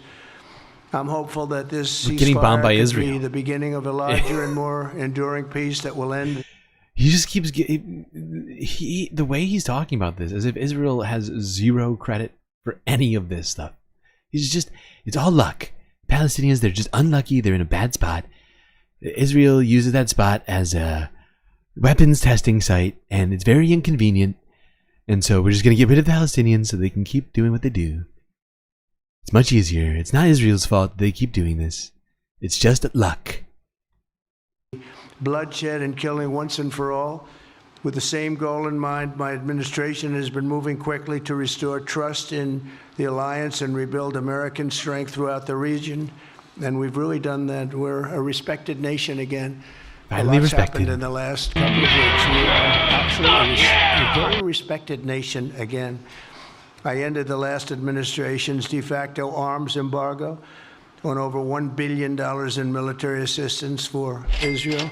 And I'm also pleased to announce that this afternoon, the United States withdrew from the anti-Semitic UN Human Rights Council and ended all of the support for... I love that. I don't think Benjamin Netanyahu even heard about this. He's just sort of nodding in such excitement. He's like, oh my God, really? The United States just withdrew from the UNHS, like HRC? Really? I didn't even hear about it until this speech. The United States withdrew from the UN HRC, Human Rights Council, because according to, I guess, Miriam Adelson and Rob, or whatever his name is, Mr. Waltz, all these other people, Benjamin Netanyahu's attaches, told Donald Trump, oh, that's really bad. We got to get rid of that. Very anti-Semitic UNHRC.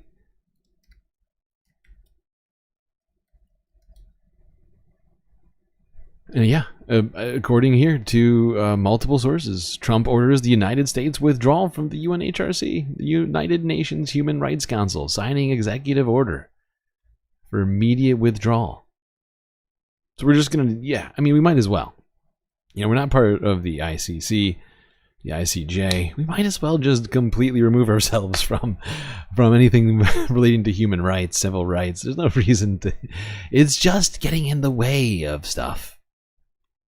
Plans. UN Relief and Works Agency, which funneled money to Hamas and which was very disloyal to humanity. So Today disloyal. I also took action to restore a maximum pressure policy Illegal. on the Iranian regime, and we will once again enforce the most aggressive possible sanctions, drive Iranian oil exports to zero, and diminish the regime's capacity to fund terror throughout the region and throughout the world. We had no threat when I left office Iran was not able to sell oil. Nobody was buying oil because I said, don't buy it. If you buy it, you're not doing any business with the United States. And Hamas was not being funded. Hezbollah was not being funded. Nobody was being funded. There would never have been an October 7th. 2 weeks ago, I once again designated the Houthis as a terrorist organization. They're trying to destroy world shipping lanes, and that's not going to happen. And over the weekend, I ordered airstrikes against senior ISIS leaders hiding in the caves of Somalia and took them out. Here in America, we've begun the process of deporting foreign terrorists, jihadists, and Hamas sympathizers from our soil, just as we have people that are extremely evil, and we're sending them out of our country. They came from jails. They came from mental institutions and insane asylums. And gets off the rails here, starts talking about a bunch of random shit. I think we're going to go to some of the clip vids of this now.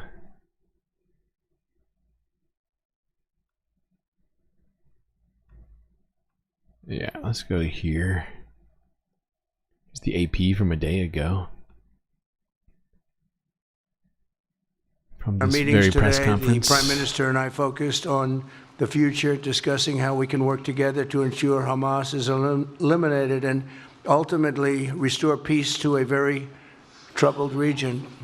It's been troubled, but what's happened in the last 4 years has not been good.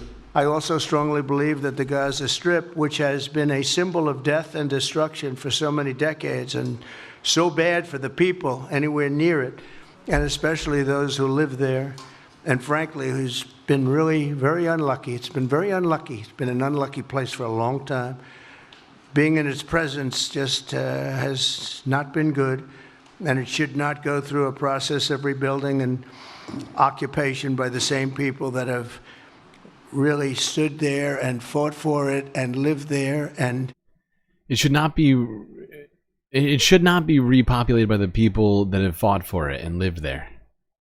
Palestinians. Died there and lived a miserable existence there. Wow. Instead, we should go to other countries of interest with humanitarian hearts, and there are many of them that want to do this, and build various domains that will ultimately be occupied by the 1.8 million Palestinians living in Gaza, ending the death and destruction and, frankly, bad luck. This can be paid for by neighboring countries of great wealth. The U.S. will take over the Gaza Strip, and we will do a job with it, too. We'll own it and be responsible. I think this is the first time Benjamin Netanyahu is hearing this one. Maybe not. But there we go.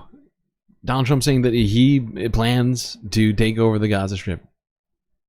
U.S. boots on the ground, I guess. Humvees, tanks, whatever else. You know, Blackwater, sort of private military, whoever else. I mean, Donald Trump is literally saying here the U.S. is going to take the Gaza Strip.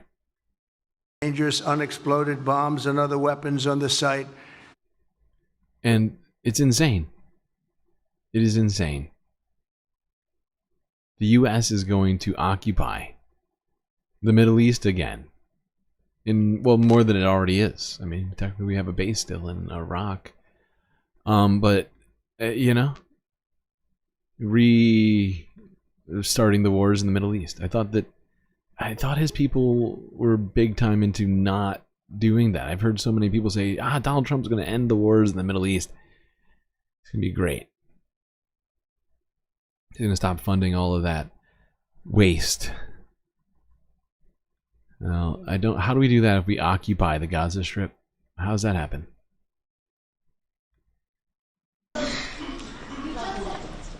You just said that you think all the Palestinians should be relocated to other countries. Does that mean that you do not support a two-state solution? It doesn't mean anything about a two-state or one state or any other state. It's a U.S. state. It means that 51st we want to state. have U.S. Give Palestine. people a chance at life. They have never had a chance at life because the Gaza. It's going to change East Palestine in Ohio to just regular Palestine. And then we're going to call this new East Palestine. Strip has been we're going to pronounce it like that too. Living there, it's been horrible. Hamas has made it so bad, so dangerous, so unfair to people. And by doing what I'm recommending that we do, it's a very strong recommendation, but it is a strong recommendation. By doing that, we think we're going to bring perhaps great peace to long beyond this area. And I have to stress, this is not for Israel. This is for everybody in the Middle East, Arabs, Muslims. This is for everybody. This would be where they can partake in terms of jobs and living and all of the other benefits. And I think it's very important. It just doesn't work the other way. You know, you can't keep trying. They just has been going along for so many decades you can't even count. You just can't keep doing. You have to learn from history. You can't keep doing the same mistake over and over again. Gaza is a hellhole right now. Wow. It was before the bombing started, frankly. He could learn from history in that ethnically cleansing Palestinians has not gone super good in the past, right? Some might say that has been one of the main elements why people have maybe turned to people who the U.S. and Israel have deemed as terrorists, like Hamas or the Jenin Brigades or whatever else that they complain about. You know, maybe ethnically cleansing Palestinians doesn't fix anything. We could learn that from history. I guess it just depends on who your history teacher is or what books you're reading, what sort of lessons you might take from history. And we're going to give people a chance to live in a beautiful community that's safe and secure. And I think you're going to see a tremendous outflowing of support. I can tell you, I spoke to other leaders of countries in the Middle East, and they love the idea. They say it would. They love it. I wonder who said they love it. Iraq?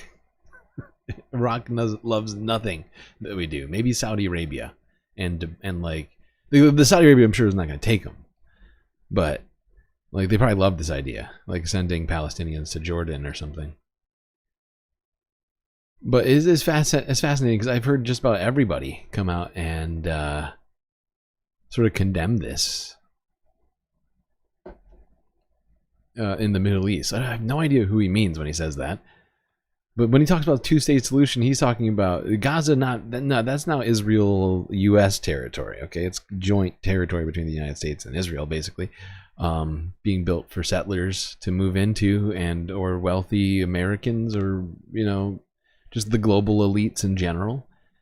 Donald Trump's friends, Elon Musk's friends, people like that. And seems to suggest that a two-state solution will have to occur in someone else's country, I guess, like Egypt. And at some point, I can't remember where it was in the speech, because I just don't, it was super long. But at some point, he basically suggests that maybe they increase the borders of Egypt back, or decrease the borders of Egypt back, and make a Palestinian state there in between Egypt and Israel on, I guess, Egypt's own territory in the Sinai.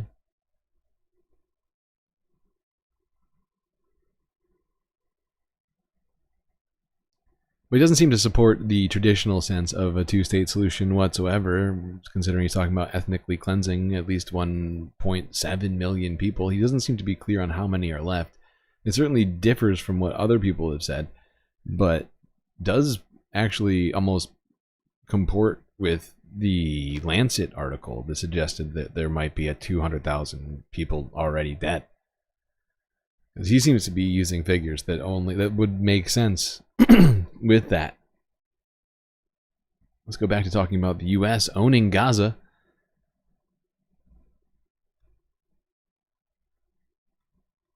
Mr. President, given what you've said about Gaza, did the U.S. send troops to help secure the security vacuum? As far as Gaza is concerned, we'll do what is necessary. If it's necessary, we'll do that. We'll do what's necessary. Take over that. We'll put piece, boots on the ground. Develop it, create thousands and thousands of jobs, and it'll be something that the entire Middle East can be very proud of. But everybody feels that. Even Benjamin Netanyahu thinks that's insane. There's so many moments where you can see it on it. He tries not to do it. I keep catching him. but Donald Trump keeps saying things that he's never heard before. The Middle East is going to be super proud of what happens next.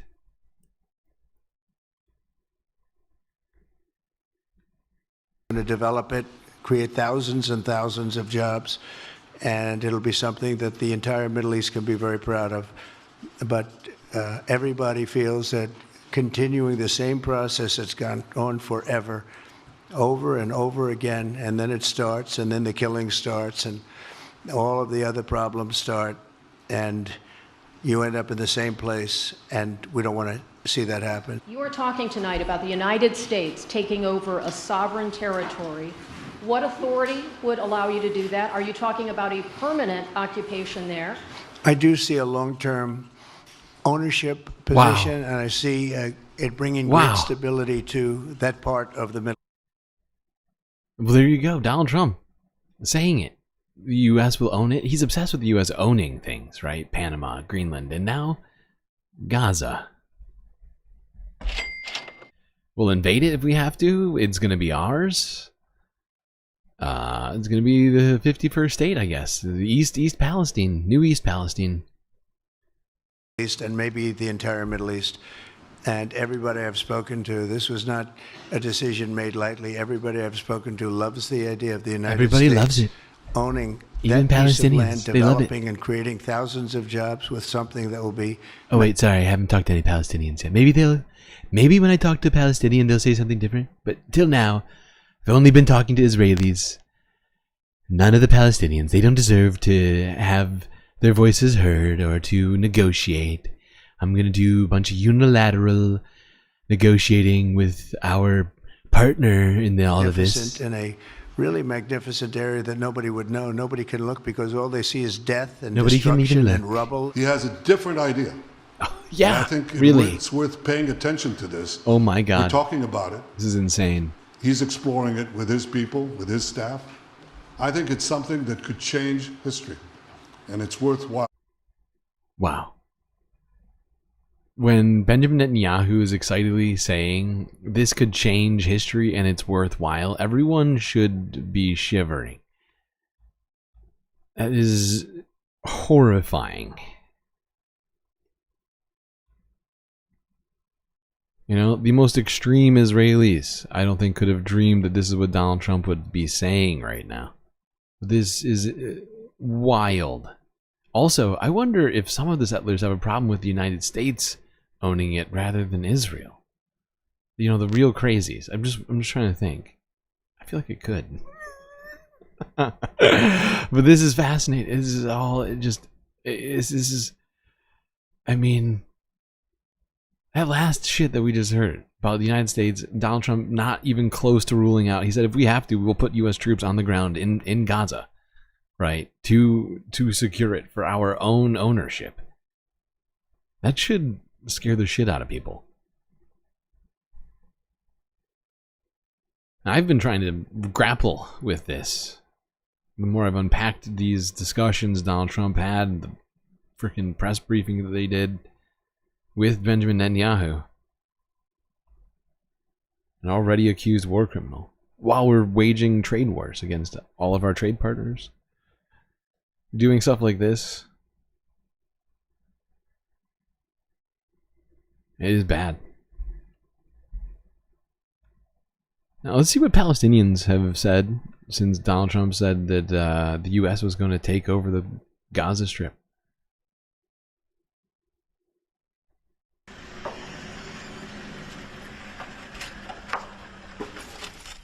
Trump's remarks are illogical. We have lived here through war for a year and 6 months, and then he comes and he says we should leave our land. This is our land and the land of our ancestors. It's difficult to leave it, or for him to bring in other people to populate it. That will not happen. Uh-oh. That will not happen. We will not leave our land or our country. The depopulation of Gaza is nothing but a dream for them. As soon as the roads to northern Gaza were reopened, most residents returned, despite the fact that there is no life there. As soon as No water, no streets, no houses. The destruction is so severe, the houses are unrecognizable. Despite this, people are holding on to their country, their land, and their homeland. It is impossible, no matter what Trump or anyone else says. We are rooted here. As Palestinian poet Mahmoud Darwish said, we will remain as long as the thyme and olives remain. This is our country. If they want 2 states, fine. If not, we remain here. Where else would we go? We won't go anywhere. This is our land, the land of our ancestors. They are the ones who came from the other side of the world, bringing killing, destruction, and displacement, and then treating us like that. Yeah. I wonder if this sentiment from these few Palestinians we just heard from is representative of the whole population. Let's see what Palestine's own envoy to the UN had to say.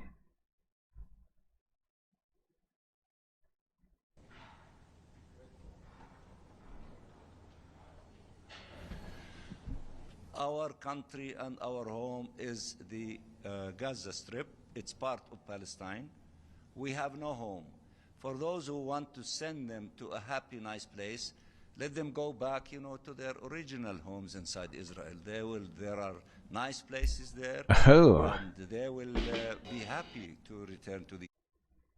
God damn it! Don't do this to me. To these places, but in the meantime, our homeland is our homeland. If part of it is destroyed, the Gaza Strip, the Palestinian people selected the choice to return to it.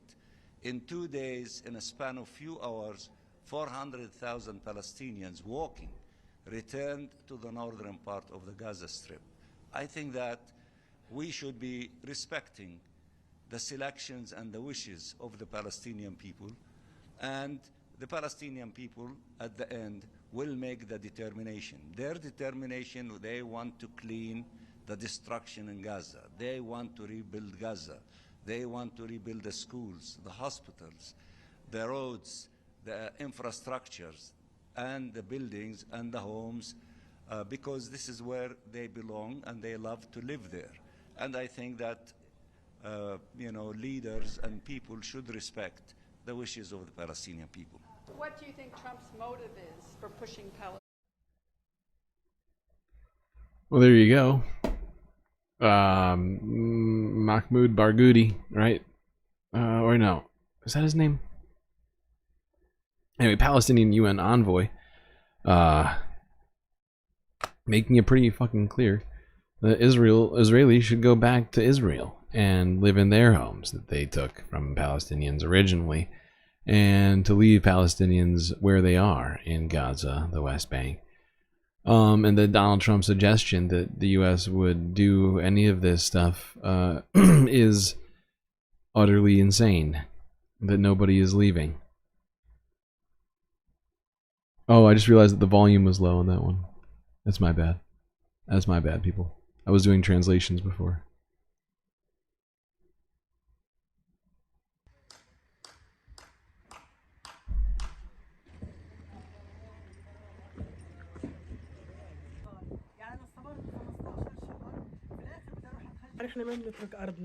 We won't leave our land and our country. We are living here. Despite the destruction and everything, we are here, and we will remain here. We are not terrified by his intimidations, Netanyahu's intimidations, or any intimidation. We are here in our country. This is our country and our land. Despite the destruction and despite everything, we will stay in the Gaza Strip. Trump will fail, and the countries that support Trump will fail. We are against his decision. Let him go and implement this decision with the Israelis. If they want the Jews, let them take them to their side. We are here sitting in our land on top of the rubble. We will rebuild it with our own hands. If they do not want to rebuild it, we will build it, or we will settle in tents. We will stay in anything and figure things out for ourselves. Since the 1950s, they've been talking about displacing Palestinians to Sinai. In the past, there were demonstrations and marches in the Gaza Strip, and this project, the displacement, failed several times.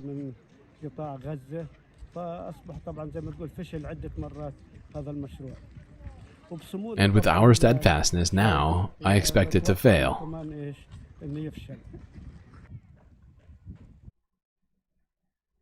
Yeah, there's some history Donald Trump could learn from. They've tried before, this whole ethnic cleansing thing you're talking about. That's what the Gaza Strip is.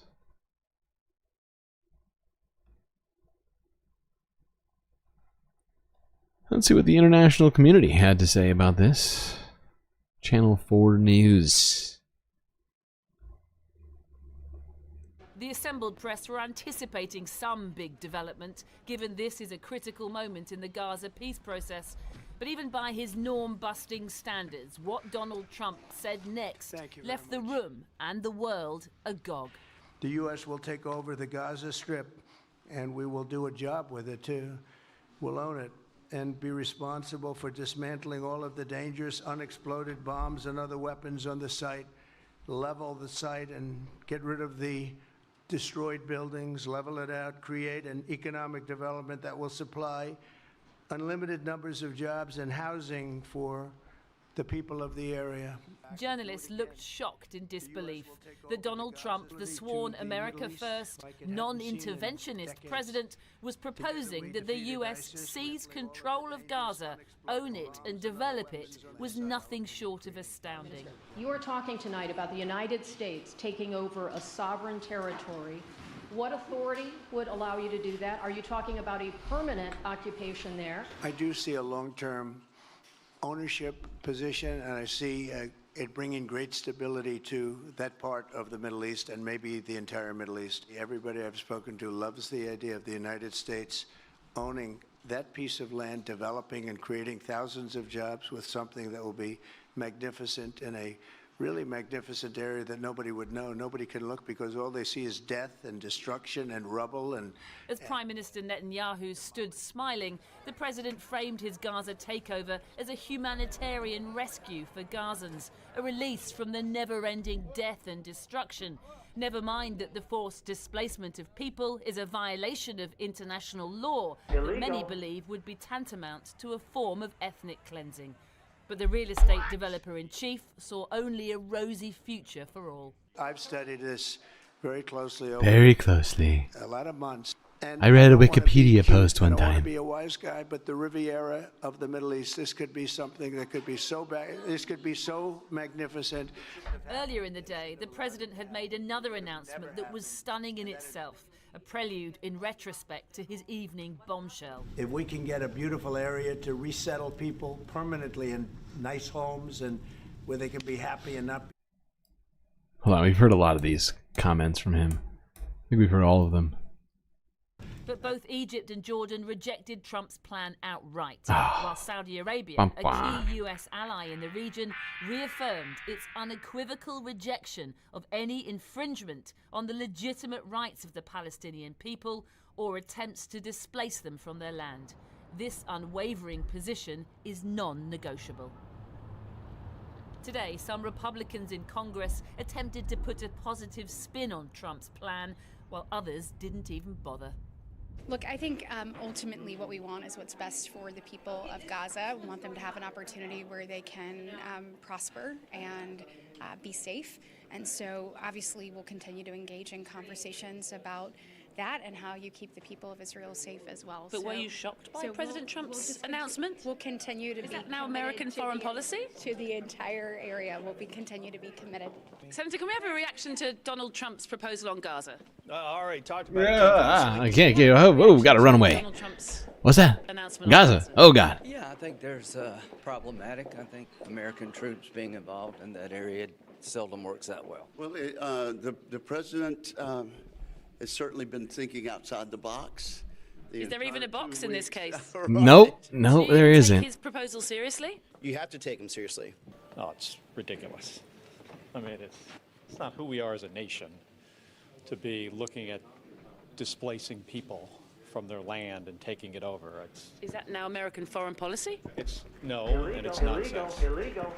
But it is what the President of the United States, today welcoming his new Attorney General, just proposed. the most radical intervention in the Middle East since the invasions of Iraq and Afghanistan that could upend the fragile peace process in Gaza just as it was about to enter its critical second phase. Can we ask about your Gaza proposal? A lot of people are talking about, obviously, got a lot of attention. Everybody loves it, but this is just not the right time. But Everybody loves it. Whatever his thinking, he declined to comment today. Perhaps because he doesn't know the answers. He's still filling in the blanks himself. Policy on the fly. It wouldn't be the first time. Well, everyone in DC is still trying to digest exactly what happened here last night. You heard the shock reaction up on the hill there behind me in my piece today. I was actually in the room in the White House last night, and I can tell you that jaws dropped when Donald Trump made his big announcement. Was it off the cuff? Was it a negotiating tactic? Who knows? He was reading it off the teleprompter, so certainly some pre-thought had gone into it. Yeah. So many questions there. Just Trump would not insane to answer think. any of those himself today, but his press secretary did make some comments. She stressed that what Donald Trump had said was coming from his humanitarian heart, she said, and she was asked at one point if he was prepared to remove Palestinians from Gaza by force. She wouldn't answer that. She simply said that he was prepared to rebuild Gaza. She was pressed again. Was Donald Trump prepared to put American boots on the ground? I am saying that the president... He is prepared. Fuck Carolyn Levitt and what she has to say. Donald Trump himself said it.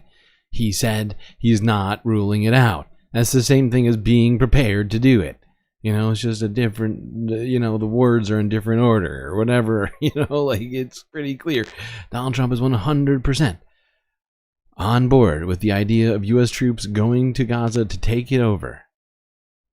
Has not committed to that yet, she said. He has committed, though, not to use American funds for the rebuild. She doesn't say where the money would come from. She said that he had spoken today to the leaders of Egypt, of Bahrain, of Saudi Arabia. She didn't tell us what they had said. And she also mentioned that he would be hosting here next week in Washington, D.C., the King of Jordan. Now, that will be a momentous today, as today is a momentous day, as every day is, frankly, a momentous day here in Washington, D.C. Certainly is. Thanks, Siobhan.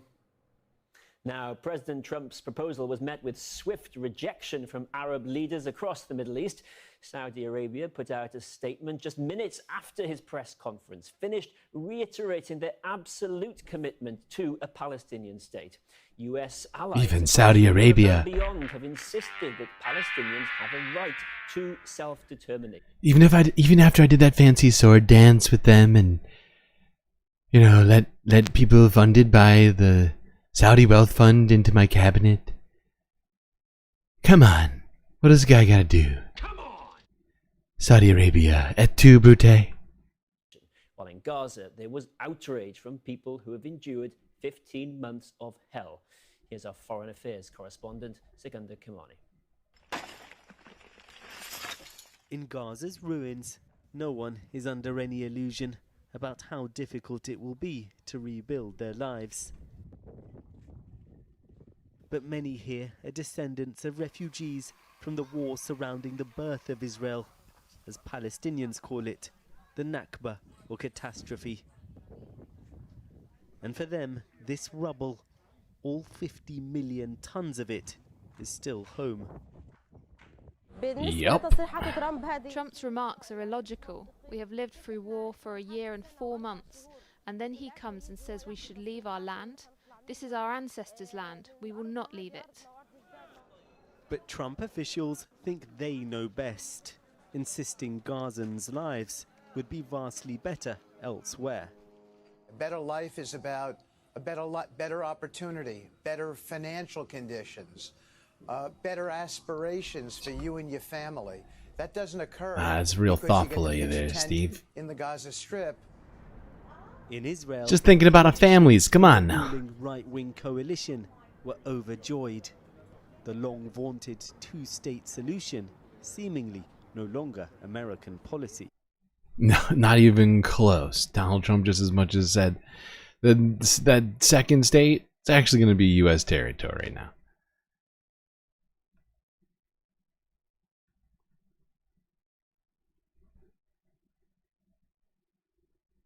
All right, now let's go on to this. This is something when I saw this headline, I was like, I double taked it. I was like, what the fuck is that?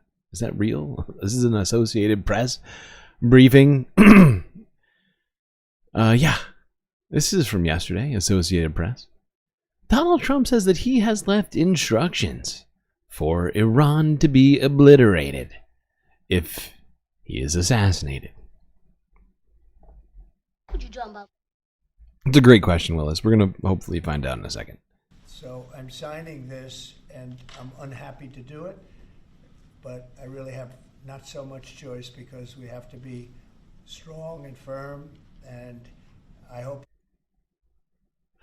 This dude, we need to have all, for the safety of the planet, we need to have all pens removed from the White House. So this man cannot sign any executive orders. Just can't find a pen. Can't find a pen, can't sign any new executive orders. They all left. I don't know what happened. Pen elves or something stole them in the middle of the night. I hope that it's not going to have to be used in any great measure at all. It'd be great if we could have a Middle East and maybe a world at total peace. We don't want to be tough on Iran. We don't want to be tough on anybody. No. We just can't have a nuclear war. Mr. President, are you going to engage in conversations with your counterpart in Iran? I would.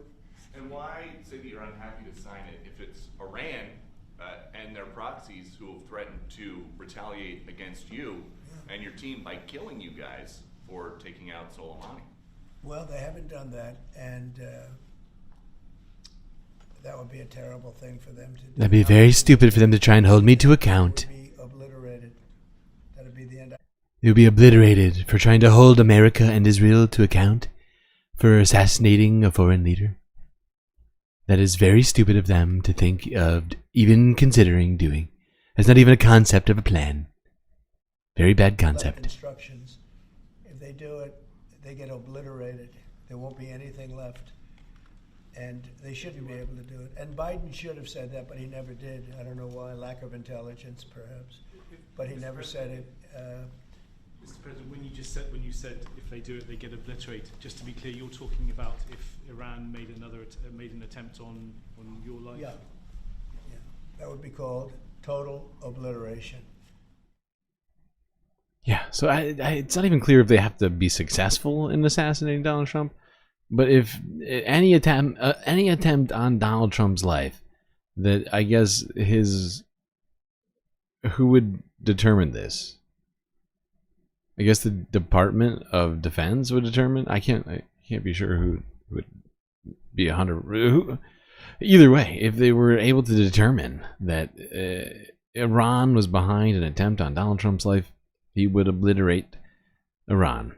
Just full stop. What that means, we can only imagine. I assume it has something to do with nuclear weapons. Now, you know how earlier in the stream I pretended like maybe Saudi Arabia would be on board with this? Of course, I knew. I had already watched the videos. I already knew that Saudi Arabia had vehemently disagreed with Donald Trump's assessment of this situation in writing. Very, very forceful response from them, from Jordan, from Egypt.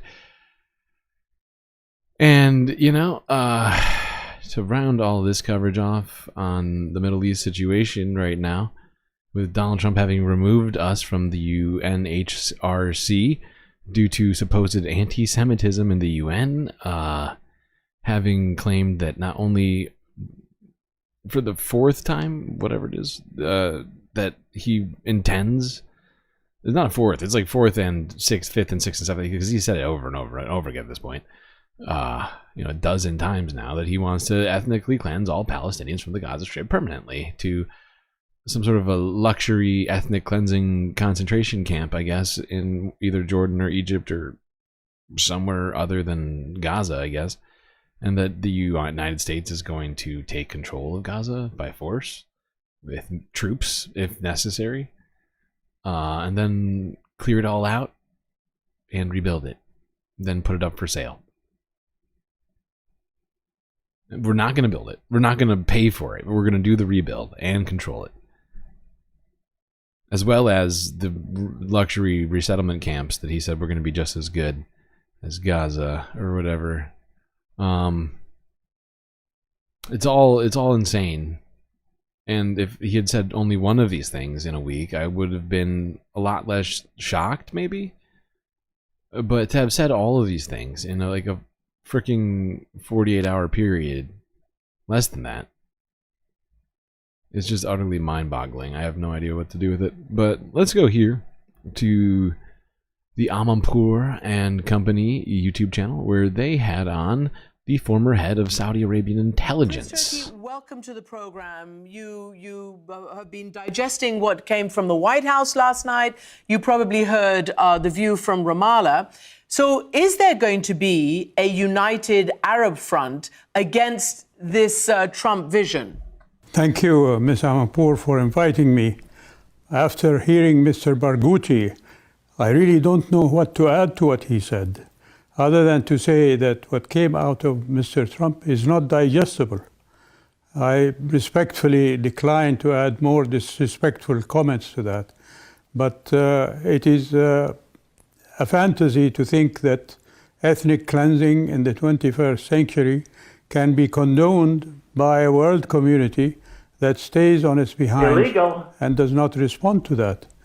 The problem in Palestine is not the Palestinians. It is the Israeli occupation. And this has been clear and understood by everybody. Hence, you have United Nations resolutions calling for the quid pro quo of land for peace from 1967 until now. The Arab Peace Initiative, of course, is based on that and offered Israel not only diplomatic relation, but all of the things that Israel wanted, from trade, from normalization, etc., in return for the establishment of a Palestinian state. You know, I think Donald Trump, I think he, to some degree, knows that his voters voted for a dictator. He said it. He would be the dictator on day one. And they voted for it. And now he's taking that to heart. I think he genuinely believes he's the king now of an empire. And he's basically just enacting his will from one place to the next. Fascism here, deportations there. And then, you know, what seems to be immediately pushing for territorial aggression against, like, just anybody and anything. It doesn't matter if it's halfway across the world. He's talking about, you know, making Panama the United States, Greenland.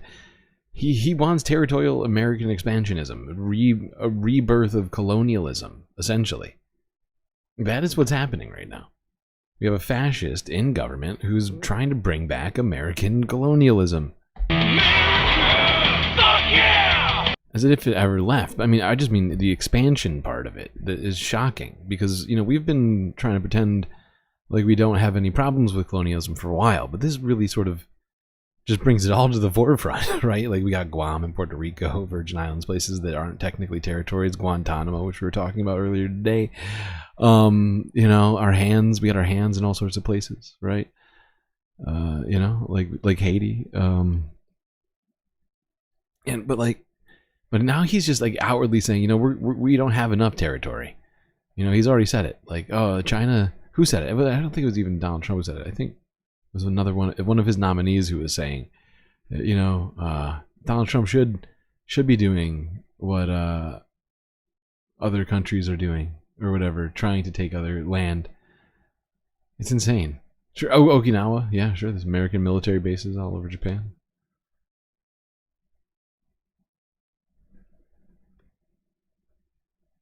Start counting military bases, we're in trouble.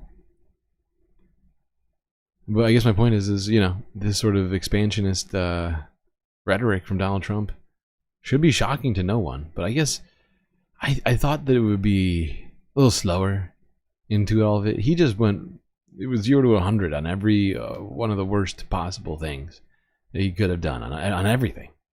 It is mind-boggling to me just how complete the crazy is. Here, we'll listen to a little bit more of this. Sorry.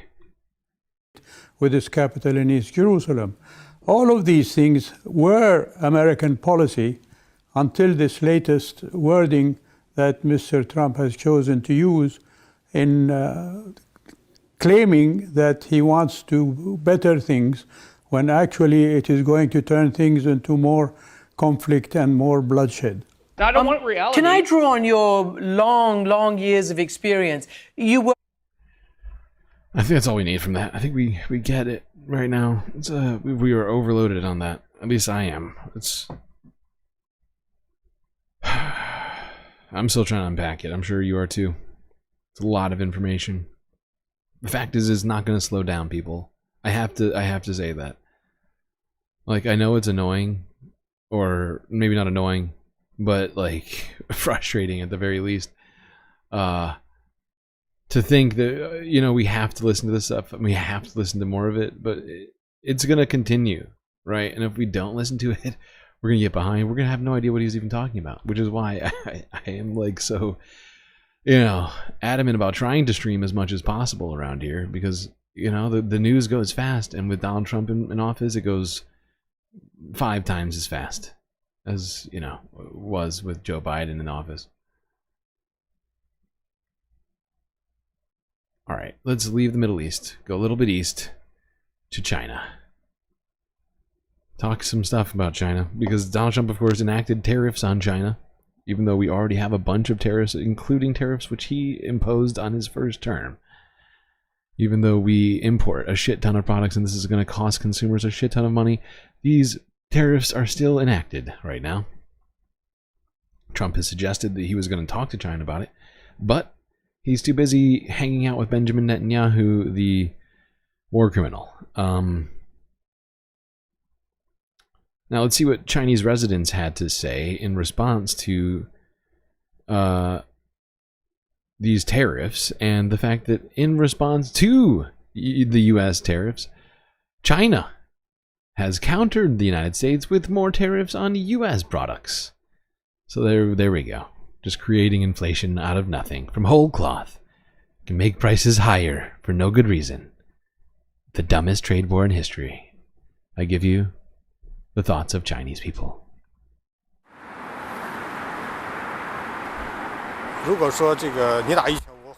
It's like you punch me and I punch you back. If it goes on back and forth like this, things may develop into serious consequences with the escalation of confrontations. I think China's counter-strike is necessary because enduring blindly may not be recognized by the other party. We should strike back properly so that we can sit down on an equal base for discussion.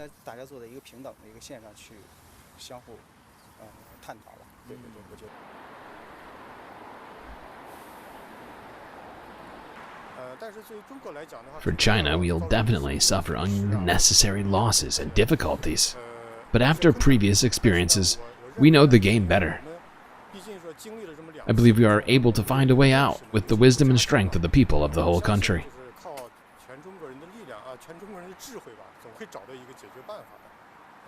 I don't think it's a huge problem. There you go. Chinese people seem to know this game. They've been tariffed for a long time. And they think that China should tariff the United States, even if it costs them more money. Because why should they have to sit there and, you know, have their businesses threatened by Donald Trump with his tariffs? I mean, it's honestly pretty pragmatic considering they are going to have to pay more money. But in the estimation of that one guy, you know, laying there and doing nothing is not going to be recognized by Donald Trump as some sort of acquiescence, or like it's going to be seen as weakness, right? And I think that's actually a fair estimation of things, if I understood him correctly. Oh, I have these out of order. Whatever, go here. Talk more about this counter-strike tariffs. Days for the world economy. Just after midnight on Tuesday, President Trump of the United States put 10% tariffs on imports from China, and the Chinese retaliated almost immediately by saying they'd start taxing U.S. products including coal, crude oil, and big engine cars. Chinese also restricted exports of critical minerals that are important to the U.S. tech industry, and they launched an investigation into Google's alleged antitrust practices. However, the Chinese have delayed their retaliation until February 10th, and that's going to leave some time for negotiation, and President Trump and Chinese President Xi Jinping are expected to meet within the next few days. Well, there you go. There'll be 3 days until those tariffs take effect. China, much more diplomatic than the United States, certainly under Donald Trump, and he enacted his tariffs immediately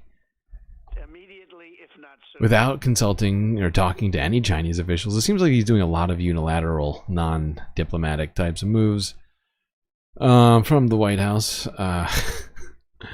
Meanwhile, China attempting to at least work with Donald Trump, giving us a week of leeway, I guess, technically. From when first Donald Trump made the tariffs, right? I think I'm doing the math right on that. God, it's hard to keep track of when things happen now. I think that's a full week. All right, let's go now here to this. Some good old racism in Congress.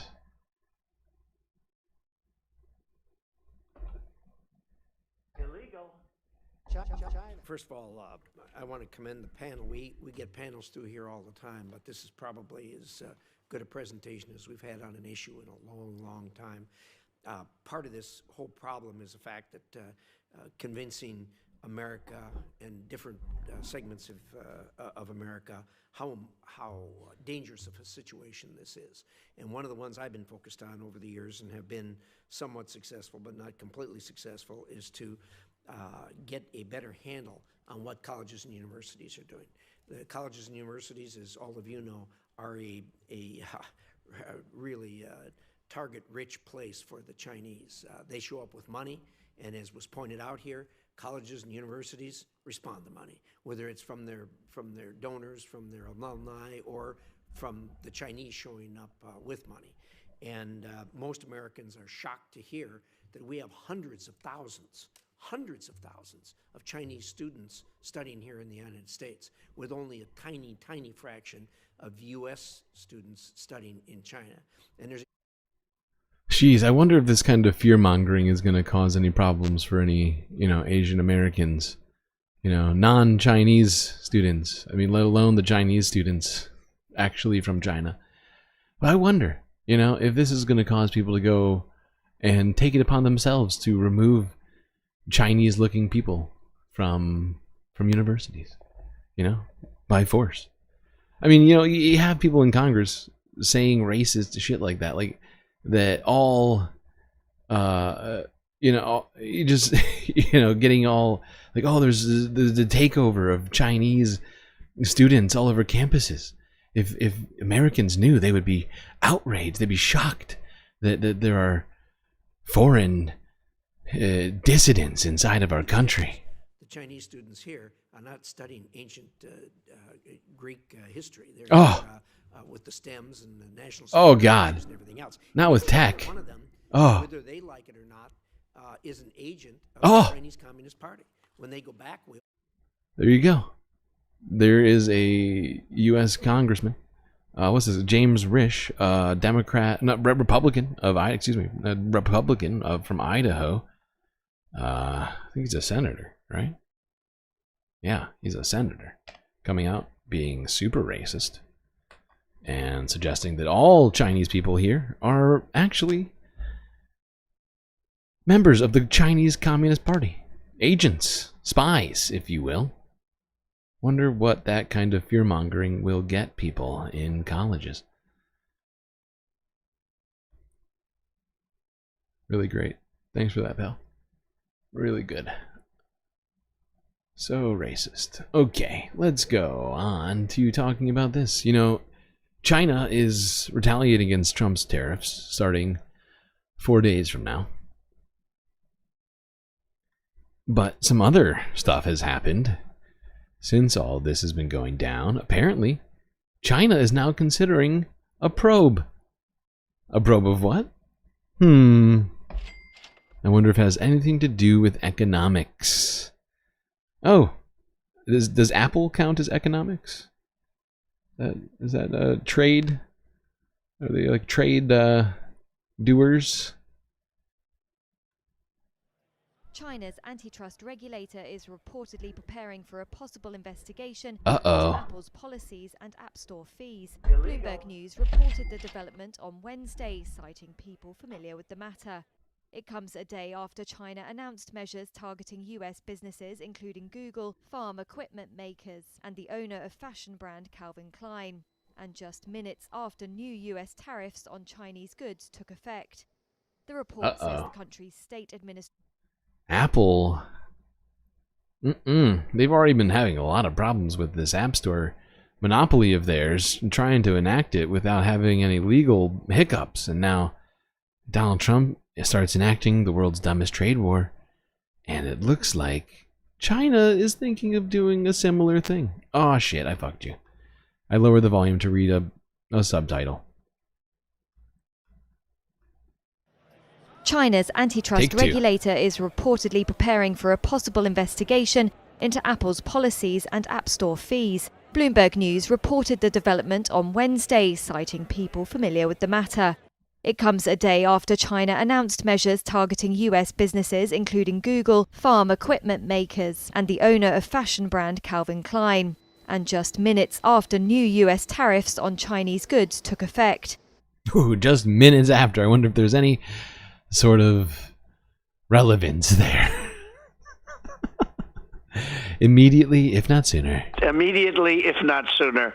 So yeah, you know, Apple's App Store has been struggling to maintain its monopoly everywhere, being accused of antitrust monopolistic practices in the EU. I'm pretty sure the FTC was accusing them at some point under Lena Khan, who is no longer there. But, you know, China now too, shockingly and suddenly, directly after Donald Trump enacted tariffs against the country, they started looking into one of the biggest companies, U.S. companies inside of China, which I don't know exactly what the number is, but like 90% of Apple's manufacturing happens in China, among other things. You know, they need China. And if China starts coming after them, oh boy, they're in trouble. Because they've been trying to break the Chinese cell phone market for a long time. They've been doing okay, trying to, you know, compete against like Huawei, some of the other Chinese manufacturers. I don't think this is going to help them in their plan.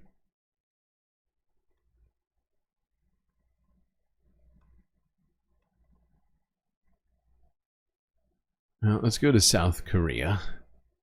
As the impeachment trial of Yoon Suk-yeol is still going on. As you may know, he's been claiming that he had to do the martial law. He's changed stories a couple times, actually, but he was saving democracy by doing the martial law. And it was actually a joke. It wasn't that serious. Something like that.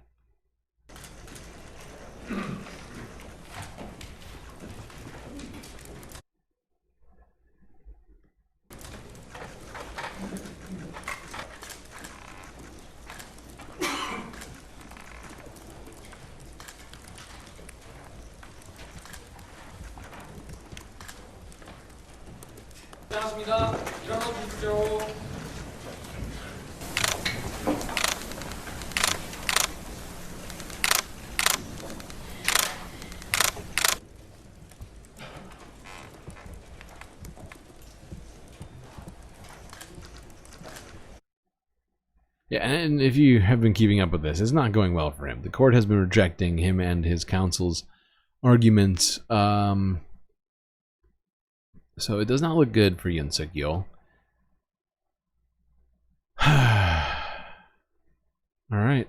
Oh my god, I just realized that was our last story. How was I not paying attention? Wow. We got through everything. And it is crazy late. Wow. Holy shit. Great job, everybody.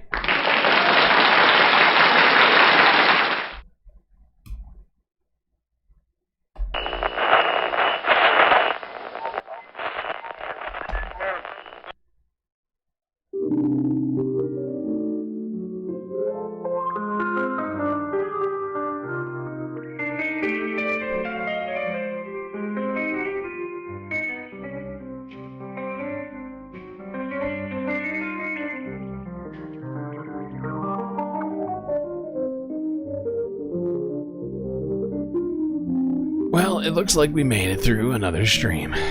It was quite long and also difficult, but thankfully we had each other to get through it.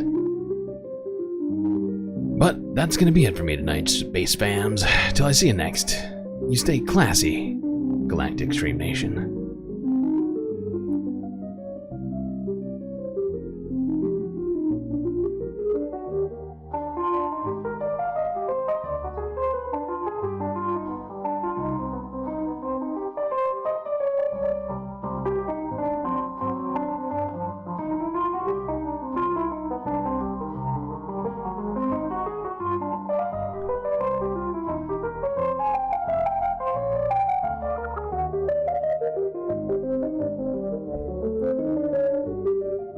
Can't forget this. These are your galactic patrons. Gabby, Goth Dogs, Aaron W, Schmegley, PB, Mitty, Afroponics, Gnarl by Nature, Interplanet Janet, Techno's gone. I forgot. Robot Cat, Disco Wolf, Calibrating, D-Cypher, Geo Dragon, The Anti-Corporatist, Obsessive Audio, Moanoa, Nadia, Choki, Skelts, Dracy Eva, Mrs. Jen, Omegastar, Sasha G, Pitchforks Dragon, Vincent Morales, Donald James X. That's right, all these people here have helped produce the show which your eyes and ears just got done enjoying. You can too, by going to the website for just a few US dollars a month.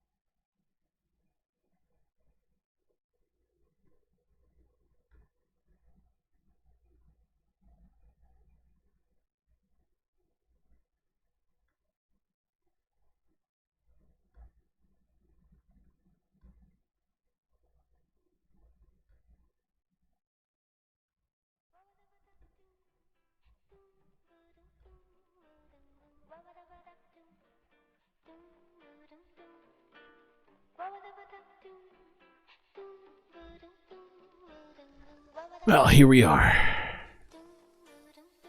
Super secret, late night, after hours Galactic chill stream engaged. Also, welcome to Galactic Individual Godcat. Good to see you've decided to take the plunge, become a member, become even more galactic than you already were. What just happened to the music? What's going on? What is happening?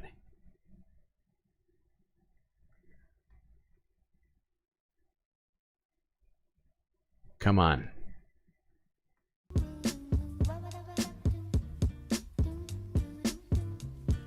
There we go.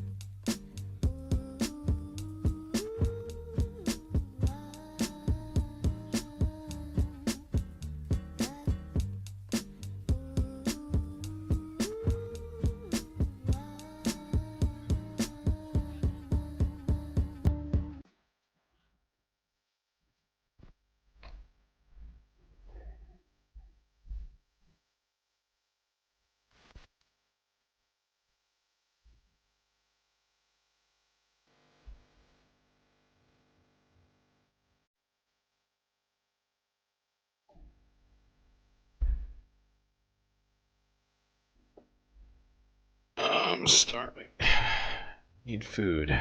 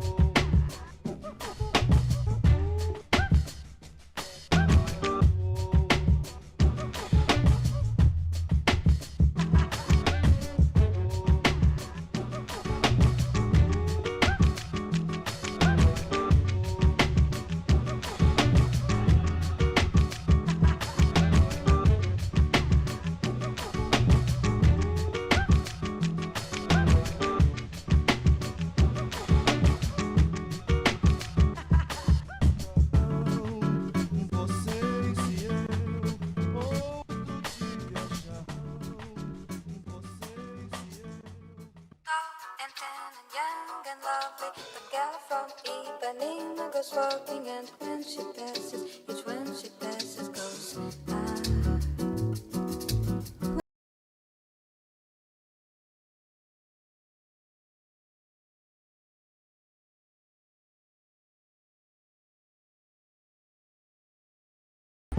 And young and lovely, the girl from Ipanema goes walking, and when she passes, each when she passes goes.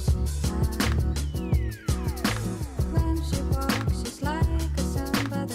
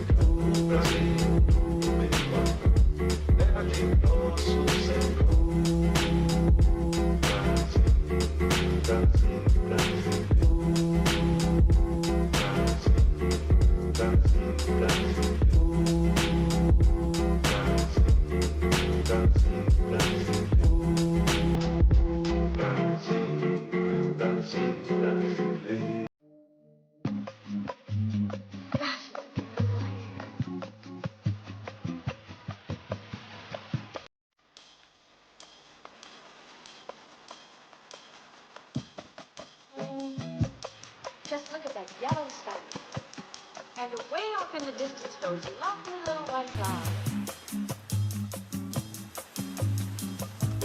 Get a drink, have a good time now. Welcome to paradise, paradise. Você me vê sorrindo à toa. Se você me vê sorrindo à toa.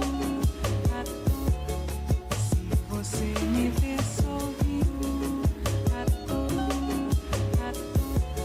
Se você me vê sorrindo à toa. Se você me vê sorrindo à toa.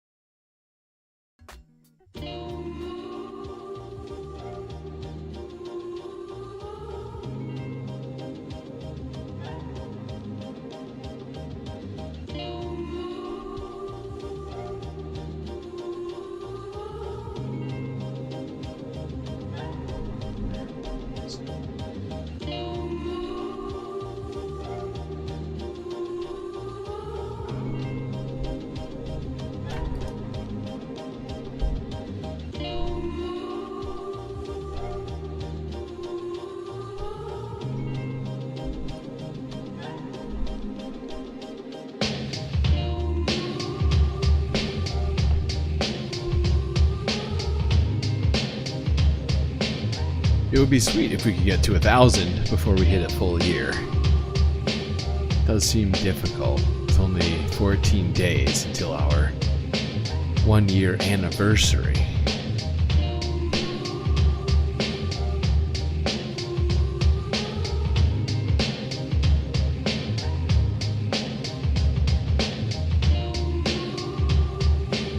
I feel like there's gotta be a way.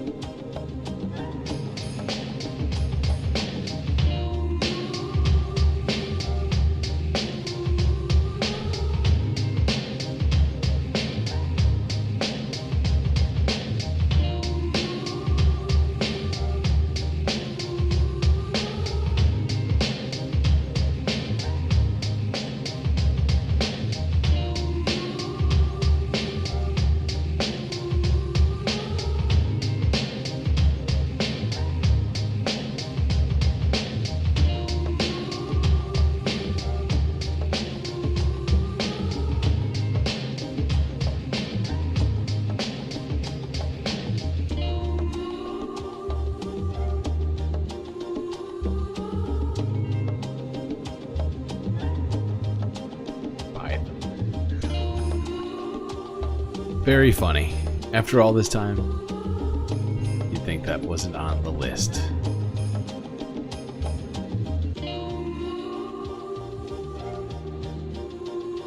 I feel like at this point that would bastardize all of this if I went and started buying subs all of a sudden.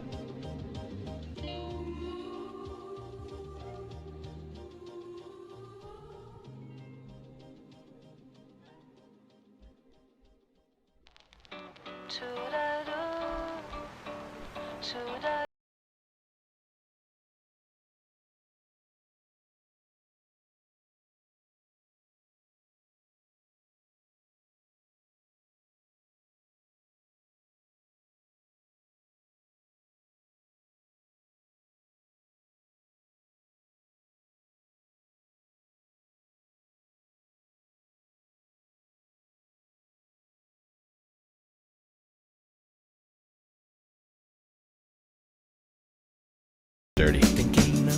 Dirty. Basing myself to such a level.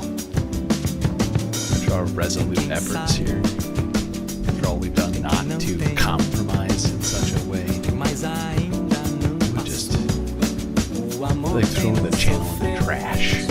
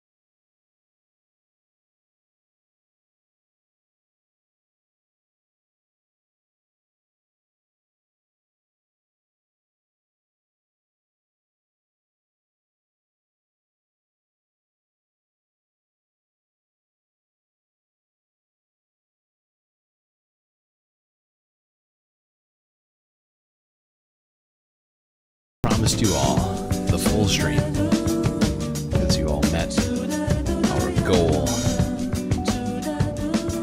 I'm afraid we have, at least to my estimation, at the very least, met those requirements. We went through all of the content. We have the super secret late night after hours Galactic chill stream. And I think that's going to be it, I'm afraid. Hope you all enjoyed.